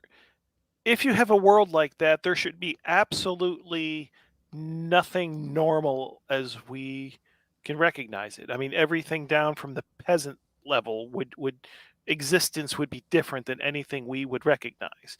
And I think, was it Eberron that used that they were just really baking all of the assumptions if all this stuff existed right into the setting like that. Mm-hmm. Where I think, yeah, it's like that. Yeah, I mean, once you see it happen like that, then, you know, this half-ass, oh yeah, you know, pastoral villages out in the farms, when there are healing potions there, yeah, life would be so totally different we wouldn't recognize it. So yeah, you understand what I'm saying there, yeah. I do. Heiki brings up this, I found this black disc. It could be magical. If you guys have a magic user, maybe they could check. Okay, I know the reference for this. I need to find this real quick. Let me see if I can find it really quick, because I remember it was one of the insults that was thrown in your direction, but it was funny. Because it was like another, oh, it's just another fuck you in there. But let me find it. Because I believe it comes from Tower of the Stargazer, doesn't it? No, God that crawls. Was it God that crawls? Okay. I think it's one of the magic items in that vault there, you know, in the magic item area. Well, I remember it was a thing that yeah, if the magic user scanned it for detect magic or whatever like that, it blew up on them. Yeah. Yeah. But the thing is, the disc is still there afterwards, though. So the disc is still there, but the guy's blown up. Well, that's the thing. It is a fuck you, because of course you're going to check these weird items for magic. But then after that, yeah, okay, fuck you. Maybe your magic users died, but then your party still has this disc, and now you know what happens. So what do you do now? This is now a perfect tool to get at enemy wizards. Yeah. Now, just dress someone up like a courier, special delivery. Hey, it's for you. Don't know what it is. See ya. Sign here. Bye. I did kind of think that Death Frost Doom was kind of another little bit of a fuck you, just because it's kind of like, if you don't interact with anything, you're safe. But if you do, you're going to release the fucking undead. You're going to create the campaign. That's actually not true, because if you don't interact with anything, then you don't know any of the tricks or any of the things you can use to delay the dead once they rise. Ah, okay. Especially that clock is very valuable. You remember, I remember during one of the first playtests, so it wasn't published, no one knew what the fuck, you know, all of the crypts with all of the thousands of dead in there. You know, the players got real nervous about it, and you know, this is before, again, I hadn't published anything, so I had no reputation for any of this shit. Mm-hmm. They were jamming up all of the doors as they passed, because they were just naturally paranoid about these thousands of bodies just hanging out. So when shit started going down, they had extra time as they heard all the pounding on the doors. You know, the jams they put in the doors weren't going to last for long, but long enough to run past them. So not engaging is not the way to succeed there, because if you don't engage with anything, you're going to get through depending on which version, either the plant monster or the ice globule thing. You're going to go straight through, meet this thing, and then you're stuck because you don't know what the fuck is anything before that, what's been going on. So you can't use any of that to your advantage once shit hits the fan. Okay. Yeah. At the very least, I figured that would be a good jump start to a campaign. I mean, if you wanted to start a zombie apocalypse campaign, that would be a good one. Yeah, Just to kick that off. Yeah, I mean, people act like this is a bad review, but I think it's marvelous. There have been a few instances of reports that people started the adventure with their players, and just from the cabin and the things going on in the cabin, when they open the trap door to go down to the dungeon, they say, "Nah, we'll skip this one. We're not going down there." And then it's just like, "Oh, the players were creeped out and didn't want to go on the adventure." And I'm like, awesome. People got so freaked out by a pretend place, they didn't want their pretend people to go there. Holy shit, is that a win? Holy shit. I like that. Here we go. I gotta represent while we're here. There you go. Yeah. We still have copies left. If you order 8 or more items from the LOTFP web store, you get a copy of that hardcover throwback edition of the first print of Deathfrost Doom, free with the order. Yeah. And don't forget, if you buy one of these, you get free shipping? Yes. Awesome.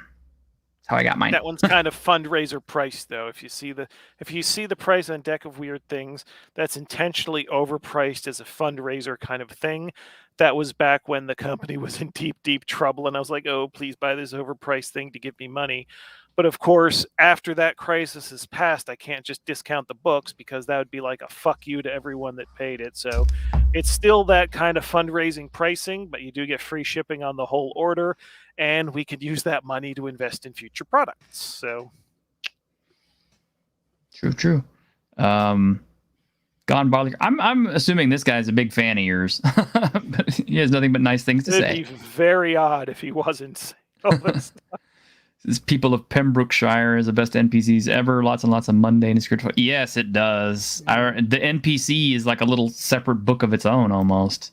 Yeah, well, now it's. I think that one is that in. Yeah, it's in the Blood adventure anthology. Blood. It's got.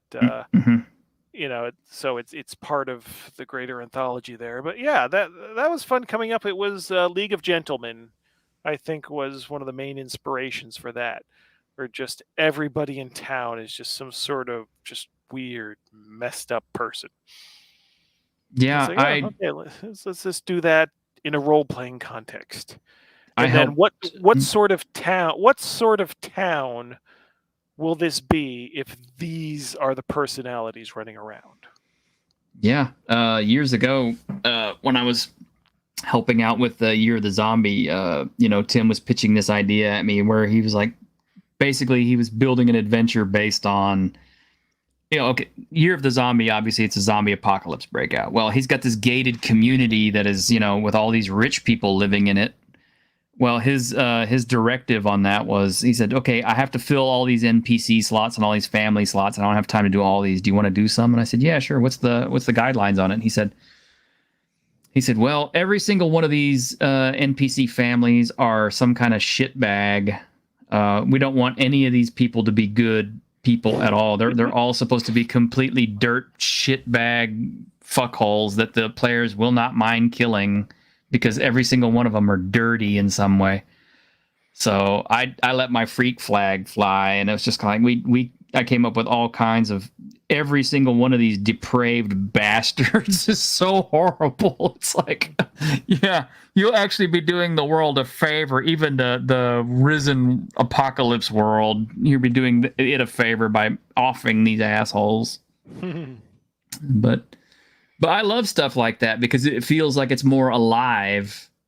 And I mean, sometimes players will do weird things with NPCs. It's like they'll latch on to an NPC just purely out of, whatever. They just like that NPC. Like we had We had a pet kobold at one point because the party felt so bad they didn't want to kill him because it's a kobold. They're already pretty pathetic. So it's kind of like, you want to come with us? Yeah, you carry some stuff. We'll feed you and all this. And so we got like a little pet kobold out of the deal.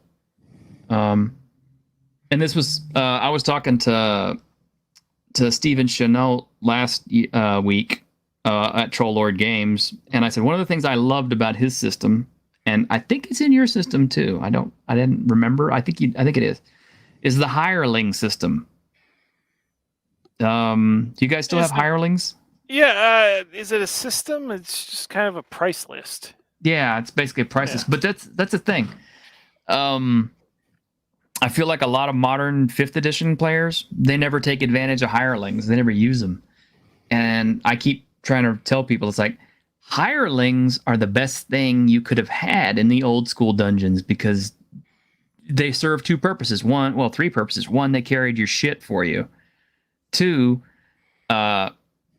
if you died in the dungeon, typically a GM would say, okay, well, why don't you take over this hireling and here's his stats and you can run this for a little while until we can do something with your character. And then 3, the hireling, you could always role play it to go into the dungeon and retrieve your corpse so they could reanimate you or raise you and stuff. So, and if you thought a chicken on a pole was good for detecting traps, I mean, something that's ambulatory on its own, holy shit. Send Fred the lamplighter up ahead. What happened? We need another lamplighter. God. Yeah, that's the unfortunate side effect is that people will use hirelings as cannon fodder. Desperate times, I guess, though, And the problem is if you're playing a game like logically with consequences, if you use one hireling as cannon fodder or, trap trigger, you got to make sure the rest die too, or else they're going to tell people when they get back to civilization. It's kind of a whole, kind of a messy situation. It's like, oh, Bob just died. Timmy, things aren't looking good for you.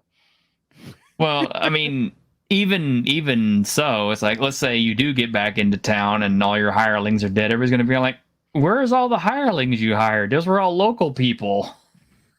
I'd be like, what hirelings? They deserted on the way to the dungeon. Yeah. And then, then especially the first time the players find out, oh, all these hireling, they get a half share of experience for being on the adventure? Oh, we're going to make sure none survive next time then. There's all these temptations for players to be completely psychotic. And that's... Okay. Uh-oh. Game design and philosophy. Here we go. Is that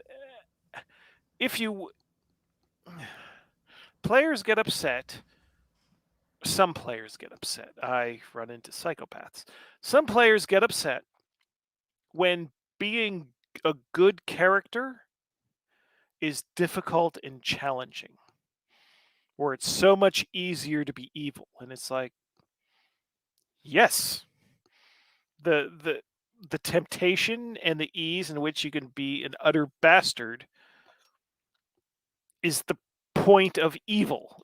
If the good thing was the easy, convenient, and very rewarding thing materially, there wouldn't be evil, because the people that want to take the shortcuts would just do the good thing then.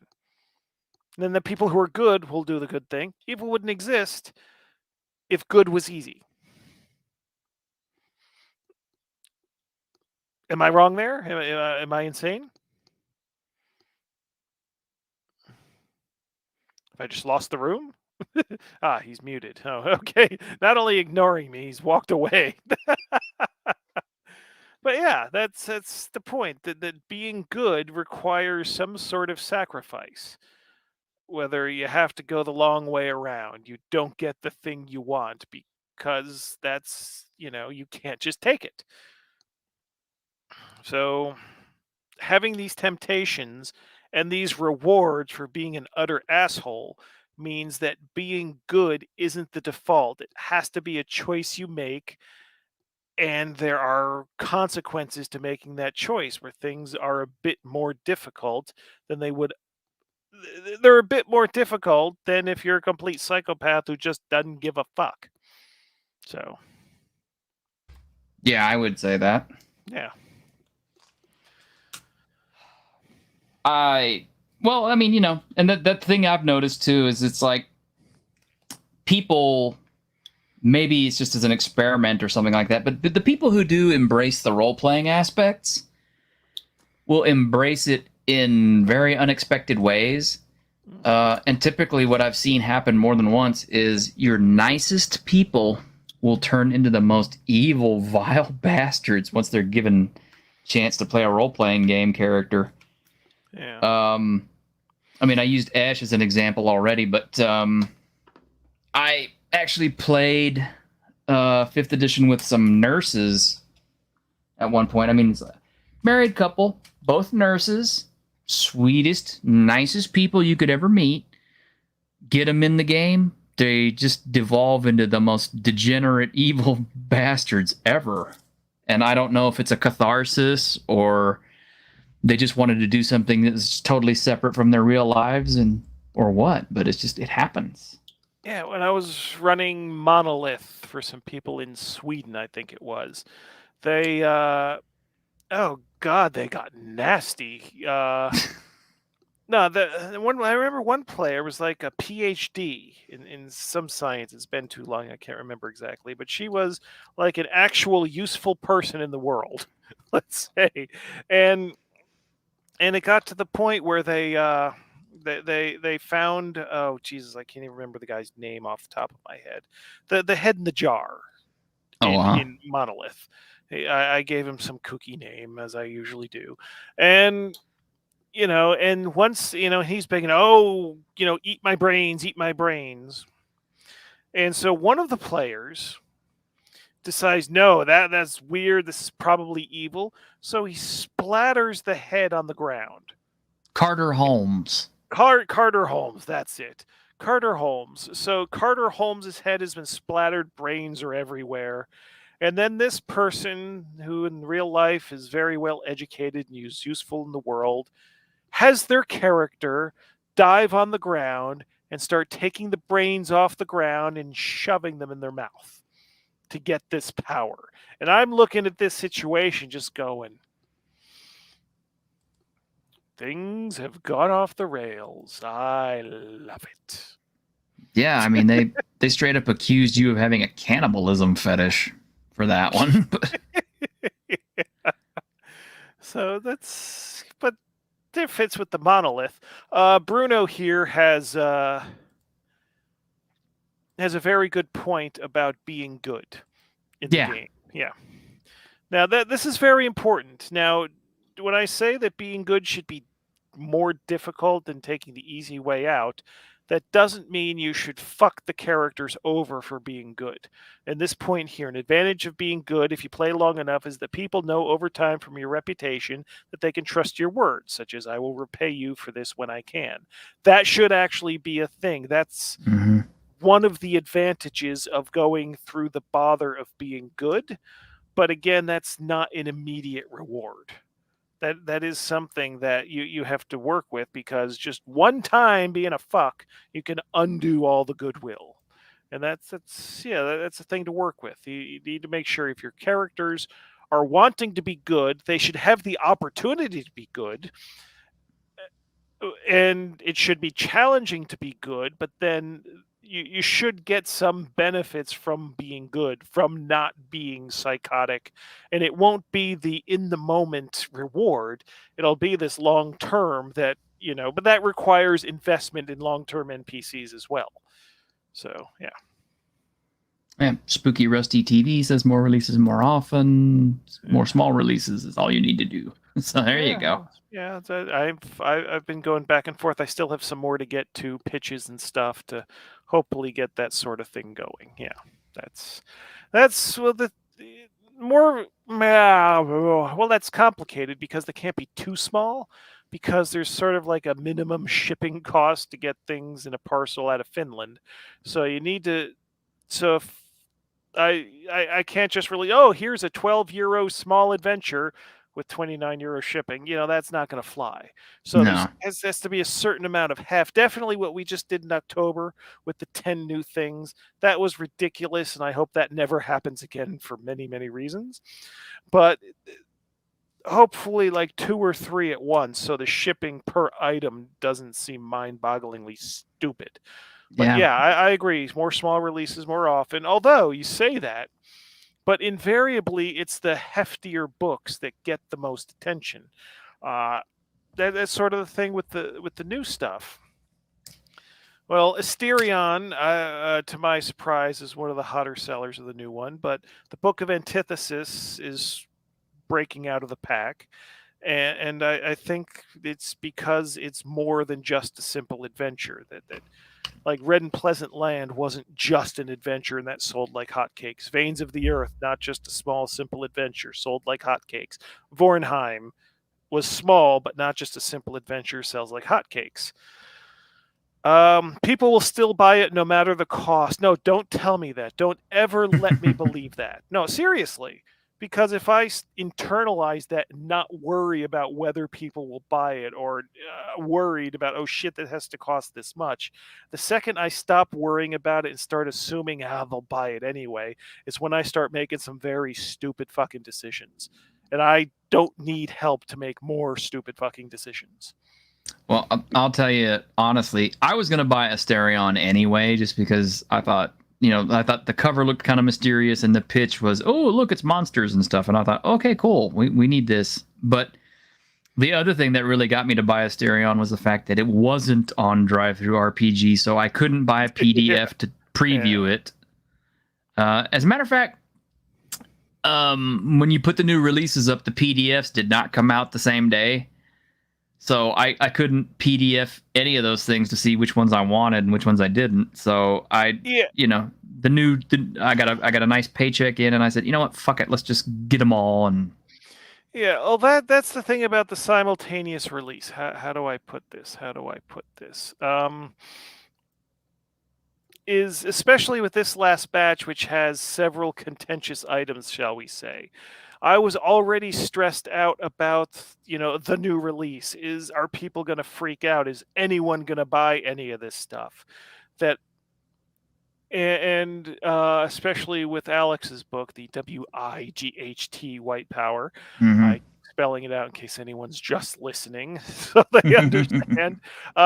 It's I didn't want that to get out before the release, and I have to get everything approved through drive-through before I can put it live for sale. So for it to be a simultaneous release in print and PDF like that, they would have had to have access to it ahead of time, and I didn't want to risk that there's someone there that leaks it or something. Yeah. So, or even leaking the title would be a problem at that point. So I basically did the first wave of orders and started doing a lot of packing and everything before dealing with the stress of, okay, what's going to happen with drive-through? Because I mean, some people in this industry have turned very nasty towards me, and it's not pleasant, to say the least. But in a lot of these things, I'm not going to change the things that cause them to be nasty to me in the first place. So a lot of the things, like for example, the retail solicitations, I held off for a while on those because, okay, are people going to buy the books from me direct? Okay, I got to deal with drive-through. Is there going to be shit here? Oh God, now I'm going to try to push these things into retail and solicitations. Is that going to be a thing? And even though, drive-through, there were some complications, but pretty much got through it without problem. Retail, so far at least, I don't know if they read the things too closely yet, so this doesn't necessarily mean anything, but no complications or distress or concern yet. So but I have to prepare, because if I'm blindsided by any nastiness, it's going to affect me far more than if I've prepared for it. And it's like, okay, yeah, this is here we go. But at the same time, making all these preparations, and then when shit doesn't turn nasty, doesn't work either. So this is why hopefully this month I'm finally going to get in, to the psychotherapy here in Finland, because I've been hopefully dealing with some of this shit, because it's maddening. I make nonsense, and people think I'm evil for the nonsense I make, and for the nonsense that I won't say is bad, because now people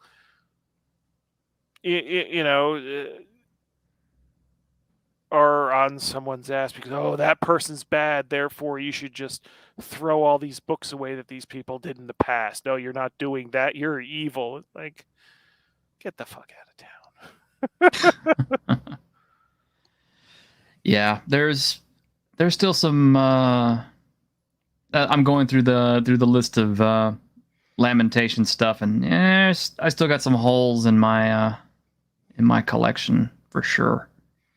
I mean, yeah, PDFs are always available, but I mean, like actual physical releases, yeah, I've got a few. I don't have Gingerbread Princess. I don't have Thulian Echoes. Some of these other ones, kind of hard to find too. But I think I have most of the really good ones, and I'm really glad that you put the the adventure anthologies out, because that really helped guys like me who found out about Lamentations kind of late in the game, because I didn't find out about it until, I want to say, the beginning of last year or the end of last year. So I've been playing catch up for the most part. Yeah, that I agree. Those were good ideas. Well, I mean, what were the options? Am I going to reprint Tower of the Stargazer again alone? Just doing all these things independent again, especially since I know in retail, things that are a little beefier move through retail better. So it's like, yeah, let's just group these things together, just... No yesterday's old adventures are now today's new stew, to paraphrase The Big Short. Mm-hmm. Yeah, I mean, it's like, I think there's a lot of really good products in the Lamentations line, even if you don't play them exactly as written, even if you just cribbing them for ideas, because like Heike was talking about here is like the smaller dungeony stuff like this. Yeah, I do that. Yeah. I do that quite a bit myself. I just kind of build these as little one-off encounters and stuff like that in places where characters can stop off and maybe get involved in an adventure. If not, they can just kind of keep on moving and then find something else to do. I mean, the tower is off there in the distance. If they want to go investigate it, they can. Otherwise, they're moving, past this, monk, this beer brewing monk order, which is, the Negrum book that you guys did. Yeah. But that's how I like to do it. Just take bits and pieces of these things and kind of work them together instead of trying to actually run them as complete adventures in and of themselves. Although some of the formats that some of these come in doesn't lend itself to that very well. Blood in the Chocolate, for example, that's kind of like it. You really have to have a reason to go out there and fuck with that place, because it's so far out of the way. It's like, why would you be here? Well, that also explains why no one else has taken care of the problem previously. Uh-huh. There's got to be some concession to that. That's, thinking, okay, what's the problem and why is it up to the characters to deal with this? So that's, yeah. I try to get people to explain things or have things make sense in context internally in the adventure, which has its advantages and also has its disadvantages. Mm-hmm. Because more gonzo ideas sort of less likely to go through that process successfully. Yeah, there's a few I really wish I could get a hold of, like Deep Carbon Observatory. Everybody talks about, and then they did a updated version of that one. But that's a third-party thing. I didn't release that. Is it? Okay. Yeah. Okay, that's third party. Okay, so I'm sorry, I didn't even mean to mention that. I'm noticing that though. There are some third-party Lamentations things, which is pretty cool. Yeah, it's just the license is on the LOTFP.com site. It's mentioned earlier. It's a pretty loose license. It's a few restrictions, and you got to send me copies of stuff. So, even if you're doing print on demand, I still need a copy of the book. That's going to cost a couple bucks to get it to me, but that seems like a much better way to handle it than like dealing with people personally and getting their permission and like working with them and a thing that I'm not even going to release. It's like, who needs that fucking hassle and time? Exactly. Just make a Lamentations compatible thing if you want. Very, very, very good. and that sounds dismissive, but a lot of the stuff that we're talking about is how Lamentations is focused in certain ways on certain things. But there's no reason that weird fantasy role-playing has to be that. So if you have an idea for Lamentations that official Lamentations isn't going to touch, there's your opening. There's the license. It's like, this is what I thought of when I heard about the concept of Lamentations that they're not doing. It's like, there's your opening to do your third-party supplement. The stuff that I wouldn't do that you think is a great idea, and it's your opportunity to present it as, attached to this thing that originally inspired the thought. So, yeah. Well, actually seeing what your releases are like, I can't imagine a whole lot of situations you would completely turn down something unless it was either just complete shit or something you just really didn't want to involve yourself with, and I can't see that happening. Well, it could be just environment, or just, I want this in context of a more standard fantasy world, and then this weird stuff happens, and that's really important to the concept, or stuff like that. That's not necessarily against the spirit, but maybe against the current aesthetic. Okay. Because people have different opinions on that, and they should be able to express them. And giving them an opportunity to lamprey on the side of Lamentations, I think is a better thing to encourage than just doing your own thing and then fucking off having nothing to do with me. So there is an adventure that I would desperately love to see come back into print. I have a copy of it already. I paid through the nose for it, but it was worth it because it is that good of an adventure. And it's one you gave away for free. It was Better Than Any Man. Yeah.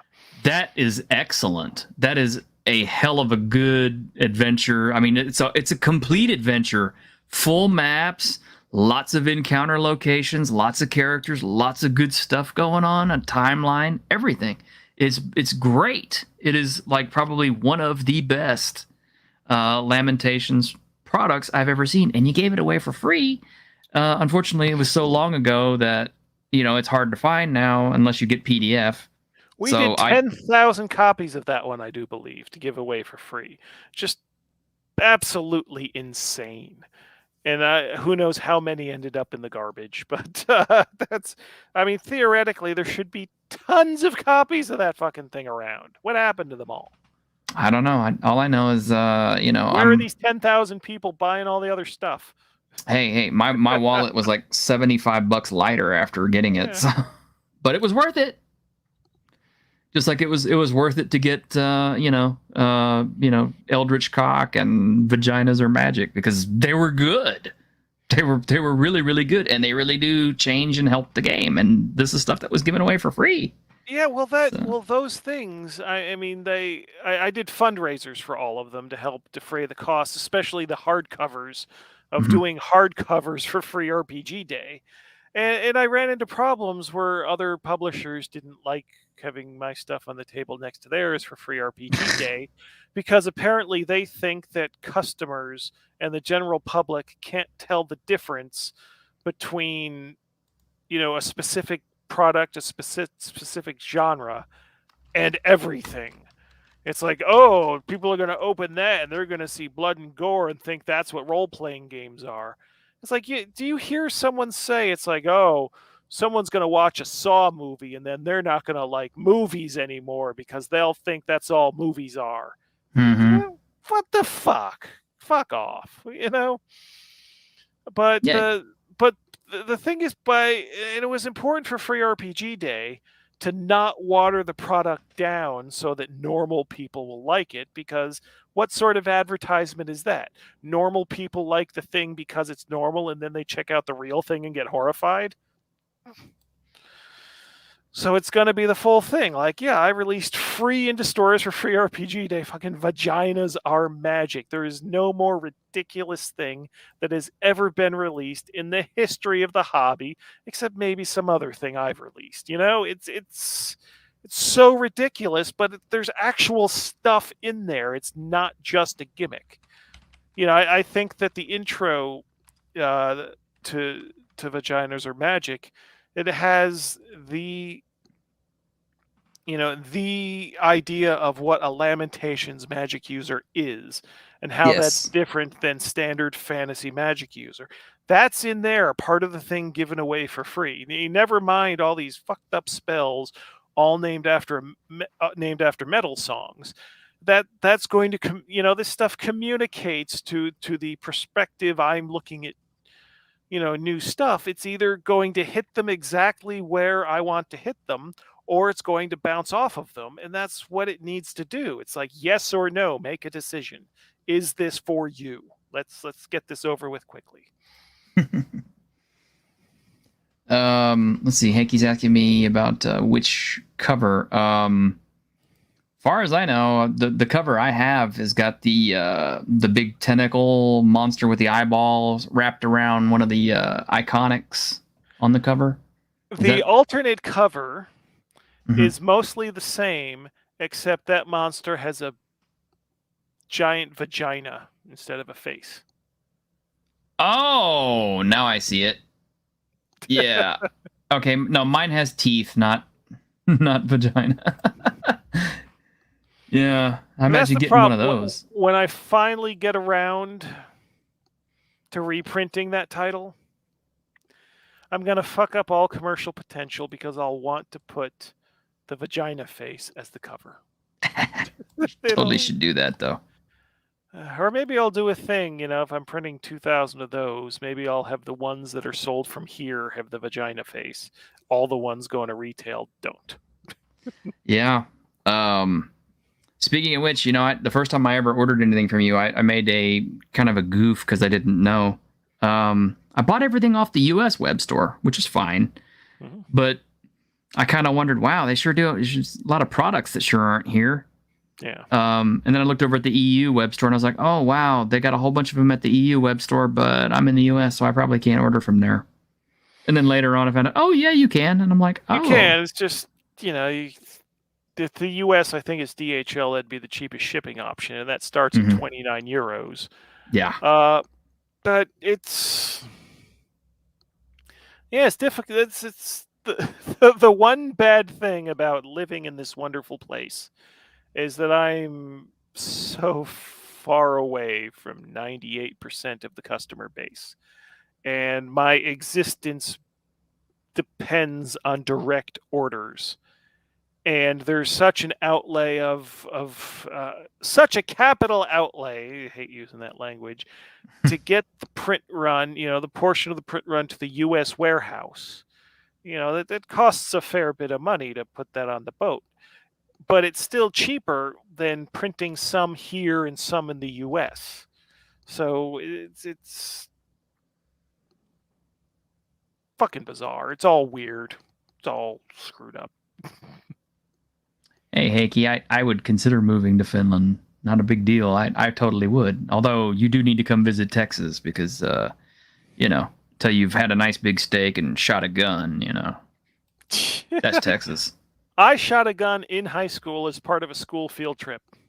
There you go. Florida. It's the old days back when you could do that. I'm 48 now, so what, you're like 45, 46? 47. Oh, yeah. There you go. So yeah. We're staring down 50. Yeah, we're all kind of in that same Most same age of my category. hair's still there, not going balding too bad quite yet. A little little retreat there. Unfortunately, it's like I've got a little bit of gray hair. You can see it more in the scruff there. But it's just like I was hoping to be like Silver Fox at this point. Just have that Sam Elliott hair. Because when I was growing up, like Roadhouse, like I saw Sam Elliott as like, that's what women like. Yep. What was I, 14, 15? What the fuck would I know? But I was thinking, Patrick Swayze's right there, and I'm thinking Sam Elliott's the man in that movie. And here I am. Hair's just got odd gray here and there, but I was just hoping the whole thing.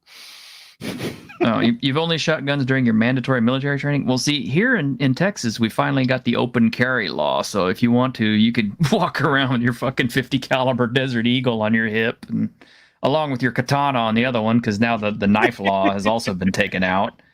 And just, totally go, Mad Max and just walk down the street. And, nobody's going to say shit to you. In fact, they'll probably avoid you. Yeah, well, does that happen where you live? Are there people just walking around with guns out? Not as many as you would think. This being Texas, most people are pretty nice to each other. But yeah, I've been in supermarkets and stuff like that more than once where some dude's, packing a 9 on their hip or something. So how do people react to that when in a grocery store there's someone with a gun out? Well, nobody pulls them out. For one thing, they stay holstered. But the other thing is like, you just kind of keep moving. Just, do your shit. Don't worry about it. Hakey's more into European swords. Okay, you could carry. Yeah, see, that's the thing. Used to be in Texas, we had a law on the books that said you could not carry a knife that had a blade that was more than 6 inches. Well, when the open carry law got reworked, revised, whatever, to where we could start carrying guns, the lawmakers also said, well, that same law also applies to blades and stuff too. So, yeah, if I want to wear a Zweihander, I can totally do it. I mean, I don't know why I would, because the goddamn things are big and heavy, but I could do it. If I want to wear my Viking sword on my hip when I, go out and get a burger, I totally intimidate the cashier with it, I guess. I don't know. I just don't have any reason to wear weaponry when I go places, because it's Texas. We're pretty nice to each other for the most part. I mean, that's just kind of the way we are. So where you have open carry, is there still concealed carry? Yeah, there's still concealed carry. Yeah. You have to get a license for those. But Spooky says, don't visit Texas. I live here too, and it's shit. It depends on which part you're in, though. Would you not agree? I think definitely not in summer. I imagine it's very hot. Yeah. Although the only time I've ever wished that I was in the States to visit Texas would have been July 2019, when New Japan was running the opening night of the G1 tournament in Dallas. And it's like, I wish I could have gone to that. Had Okada versus Tanahashi. Damn. Some names I don't remember. My gosh. Yeah, I haven't kept up with the scene as well as I should. I've had an on and off relationship with wrestling for most of my life. It's like, I was really big into the Attitude Era, and of course I always liked the Japanese wrestlers, and I love Lucha Libre, but it's, Yeah, my favorite in the 90s was All Japan and UWFI, because there was no bullshit. I mean, no bullshit. It was just straight wrestling in both of those. Mm-hmm. Even New Japan, there are a few guys where I'm just like, oh, God, just get this over with. This is bullshit. And I can't watch American wrestling at all, because it all just seems like, it's like they know that we know that it's a show, so therefore they're just not going to take it seriously at all, because why take it seriously if they know that they're not fooling us, that it's real? It's like, Yeah. no, that's the wrong attitude. And Jim, he says he just found the Jim Cornette podcast. Yeah. It's fucking phenomenal. Jim Cornette is the smartest dude. Yes and no. No, He has his blind spots. I mean, he definitely has his blind spots, and it's there with the foreign talent. When he's, I stopped listening to it because I don't want to hear AEW recaps, and he talks, he recaps these fucking shows that I don't care about. So I've fallen off, listening to his podcast. But he's got these people, like a lot of the foreign talent. He considers it something that couldn't get over in the U.S., not realizing that everything that he talks about getting over wrestlers will work just as well with foreign wrestlers with foreign styles if they push them the same way that he suggests getting American talent over to Americans. It's all an education process, that what this person doing works and that they can beat people and they can be a star. But for some reason, his brain short circuits about, certain types of talent not working because he doesn't think the style is believable, which is an aesthetic preference that I halfway believe in. I don't like old Southern style wrestling. I mean, watching Jerry Lawler matches is fun, but that doesn't come across as intense, great wrestling matches the way the top tier Japanese do. yeah. So I that can kind see of that. booking that he likes, it's very specific to a time and place, but doesn't It won't get doesn't over really as well. apply. Yeah, because I did listen to his reviews of the Minoru Suzuki and Tomohiro Ishii matches that have happened recently in AEW. And the way he talks about them, I mean, he doesn't really know who they are, but Suzuki, he knows who that is. But the way he's talking about Suzuki, this little, ancient Japanese man, and what are people thinking? It's like, you watch those clips because all the New Japan wrestlers in AEW, they put them up on the New Japan streaming site, so I watch those. And it's like, these crowds are going fucking nuts for these guys. What do you mean they're not getting over? I mean, you've got an arena full of people going nuts, and you're sitting there saying they'll never get over. It's like, what the fuck are you talking about, Jim? Look, watch. Yeah. Yeah, and I grew up on that style of wrestling because what was big in my area was world class championship wrestling, and of course it was the Von Erichs. Yeah. And I saw Mick Foley back when he was Cactus Jack Manson. And of course I saw early Hulk Hogan when he was a heel and all that kind of stuff. And I remember all those old matches. And I mean, yeah, they don't have all the dynamic excitement of, New Japan Pro Wrestling or any of these other Japanese stables, which, a lot of that stuff is copied from Lucha Libre to me. I mean, because it seems like the two interchange very well for their styles. And I have to admit, the more high-flying, exciting stuff looks good. I think one of Cornette's problems with a lot of that, though, is he says, he sees the WWE guys doing all that same shit, and then they're getting concussions and broken vertebrae and cracked ribs and all this other shit from trying to do more and more high-flying, exciting, super-duper crazy shit matches, and they're getting more fucked up in the process. And I mean, I kind of think all of that hit its peak with ECW and fucking New Jack and everything, getting his brains, blashed open and shit. And we lost him this year too, that? Yeah. Well, the thing that, like, New Japan, a couple months ago now, the finals of the G1 tournament this year, Kota Ibushi, they had to stop the match because Kota Ibushi did a top rope, just a simple splash, and landed wrong and just tore his shoulder out. and they had to stop the match on the spot. And it's like that wasn't even a complicated flippy move. It's just jumping off and landing, belly flop on the mat. And there was another guy actually in New Japan in the U.S. ring. It was a different ring, a bouncier ring. Chris Dickinson. He he did a similar splash, but when he landed, he dislocated his hip because a little bit of his pelvis cracked open. Oh, yeah, it's just like holy shit. So even simple things that aren't complicated or flippy at all that people have been doing for 40 years.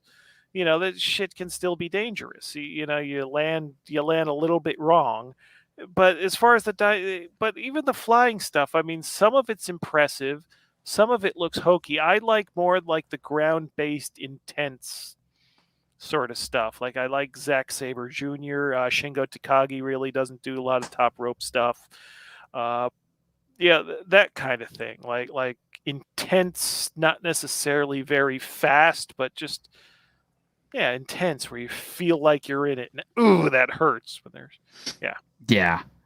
Suzuki was, it's available free on YouTube. Anyone that hasn't already dropped off with us talking wrestling, but AEW Bryan Danielson versus Minoru Suzuki, that's free on YouTube on the AEW channel from last month, I think it is. Look that up, and it's like. That's the kind of wrestling I love. I love that. That was a great fucking match. Awesome. All right, my man. Well, we're almost up to 5.5. I'm gonna go ahead and fun. I'm gonna call it, but I'm gonna call it. Not, I could keep on going. I know you could keep on going. But I got animals to take care of. I got myself to take care of, and I got to get ready because I have my own game to play tonight, which is I got to get all sadly this shit registered to get picked up tomorrow. Oh, there you go. Oh, look at this mega stream. Wow, we can't do a mega stream. We're gonna have to work our way up to that. Sometime in the summer, we'll do a mega stream. Okay. This doesn't qualify. This is just a piddly little casual thing. We're going to get a mega stream someday. Well, the sad thing is like usually my Dungeons and Discussions only lasts about an hour. It's just usually just me and Grim, bouncing ideas off each other, talking about foibles and crap we have with the game. And some of those are really, really good episodes. You should check them out. But when we get guests on, it tends to go at least like 2 hours because usually the guest has a lot to say and the audience is engaged and we're engaged and everything. And honestly, I've got like 16 people watching right now and I hate to turn things off, but it's kind of like at the same time, I'm kind of like, guys, really? I wasn't ready for like 5.5 hours. Less than 12 hours. It's not a stream. It's a dribble. Yeah, right. This is coming from Dead in the Dam. This is the guy I play like World War Z with for like 4 or 5 hours at a time. So I was like, yeah, you done yet? No, let's keep going. Kill some more zombies. So, but man, it has been awesome talking to you. I definitely have to get you on again. I hope you've enjoyed it. Like I said, I kind of tried to keep the stream a little bit refreshing by not asking you the same questions that everybody else asks you all the time. So, so where do you get your inspiration from? No, I'm just kidding. No. I'm not gonna. No, I'm just kidding. I'm just kidding. Old Norm Macdonald podcasts. There you go. Old Norm Macdonald podcasts. Oh, what a loss. All right. Well, this has been your T-shirted historian, and I've been here with James Edward Raggi IV from Lamentations of the Flame Princess. Go check out his store. Go buy his stuff. If you aren't convinced yet by the length of this conversation we've been having, go download the damn rules. They're free, and it's a great system if you like old school D&D, and it's been improved to be better than Moldvay D&D. I will go out on a limb and say that. I know Moldvay would probably be like, he'd probably agree with me. Just can't say enough good things. So, y'all take care. Only 5.5 hours to say them, you can't say enough good things. Yeah. Well, 5.5 hours. Well, I mean, okay, let's go back to our original. It's a perfectly serviceable system. That's gonna be perfectly. You'll have perfectly adequate gaming if you use this system in its Yes, you'll have very adequate gaming. You're gonna use that. You're gonna put that on all your website now, aren't you? It's like perfectly adequate. Yes. I'm gonna get notoriety for this. Oh well. All right, guys. Well, y'all take care out there. Have a good day, and James, you have a great day too, man. Thank you very much for being on. Thank you for having me. No problem. Anytime, man. Anytime I get you on, I will. Okay. Look, a Dungeons and Dragons ride!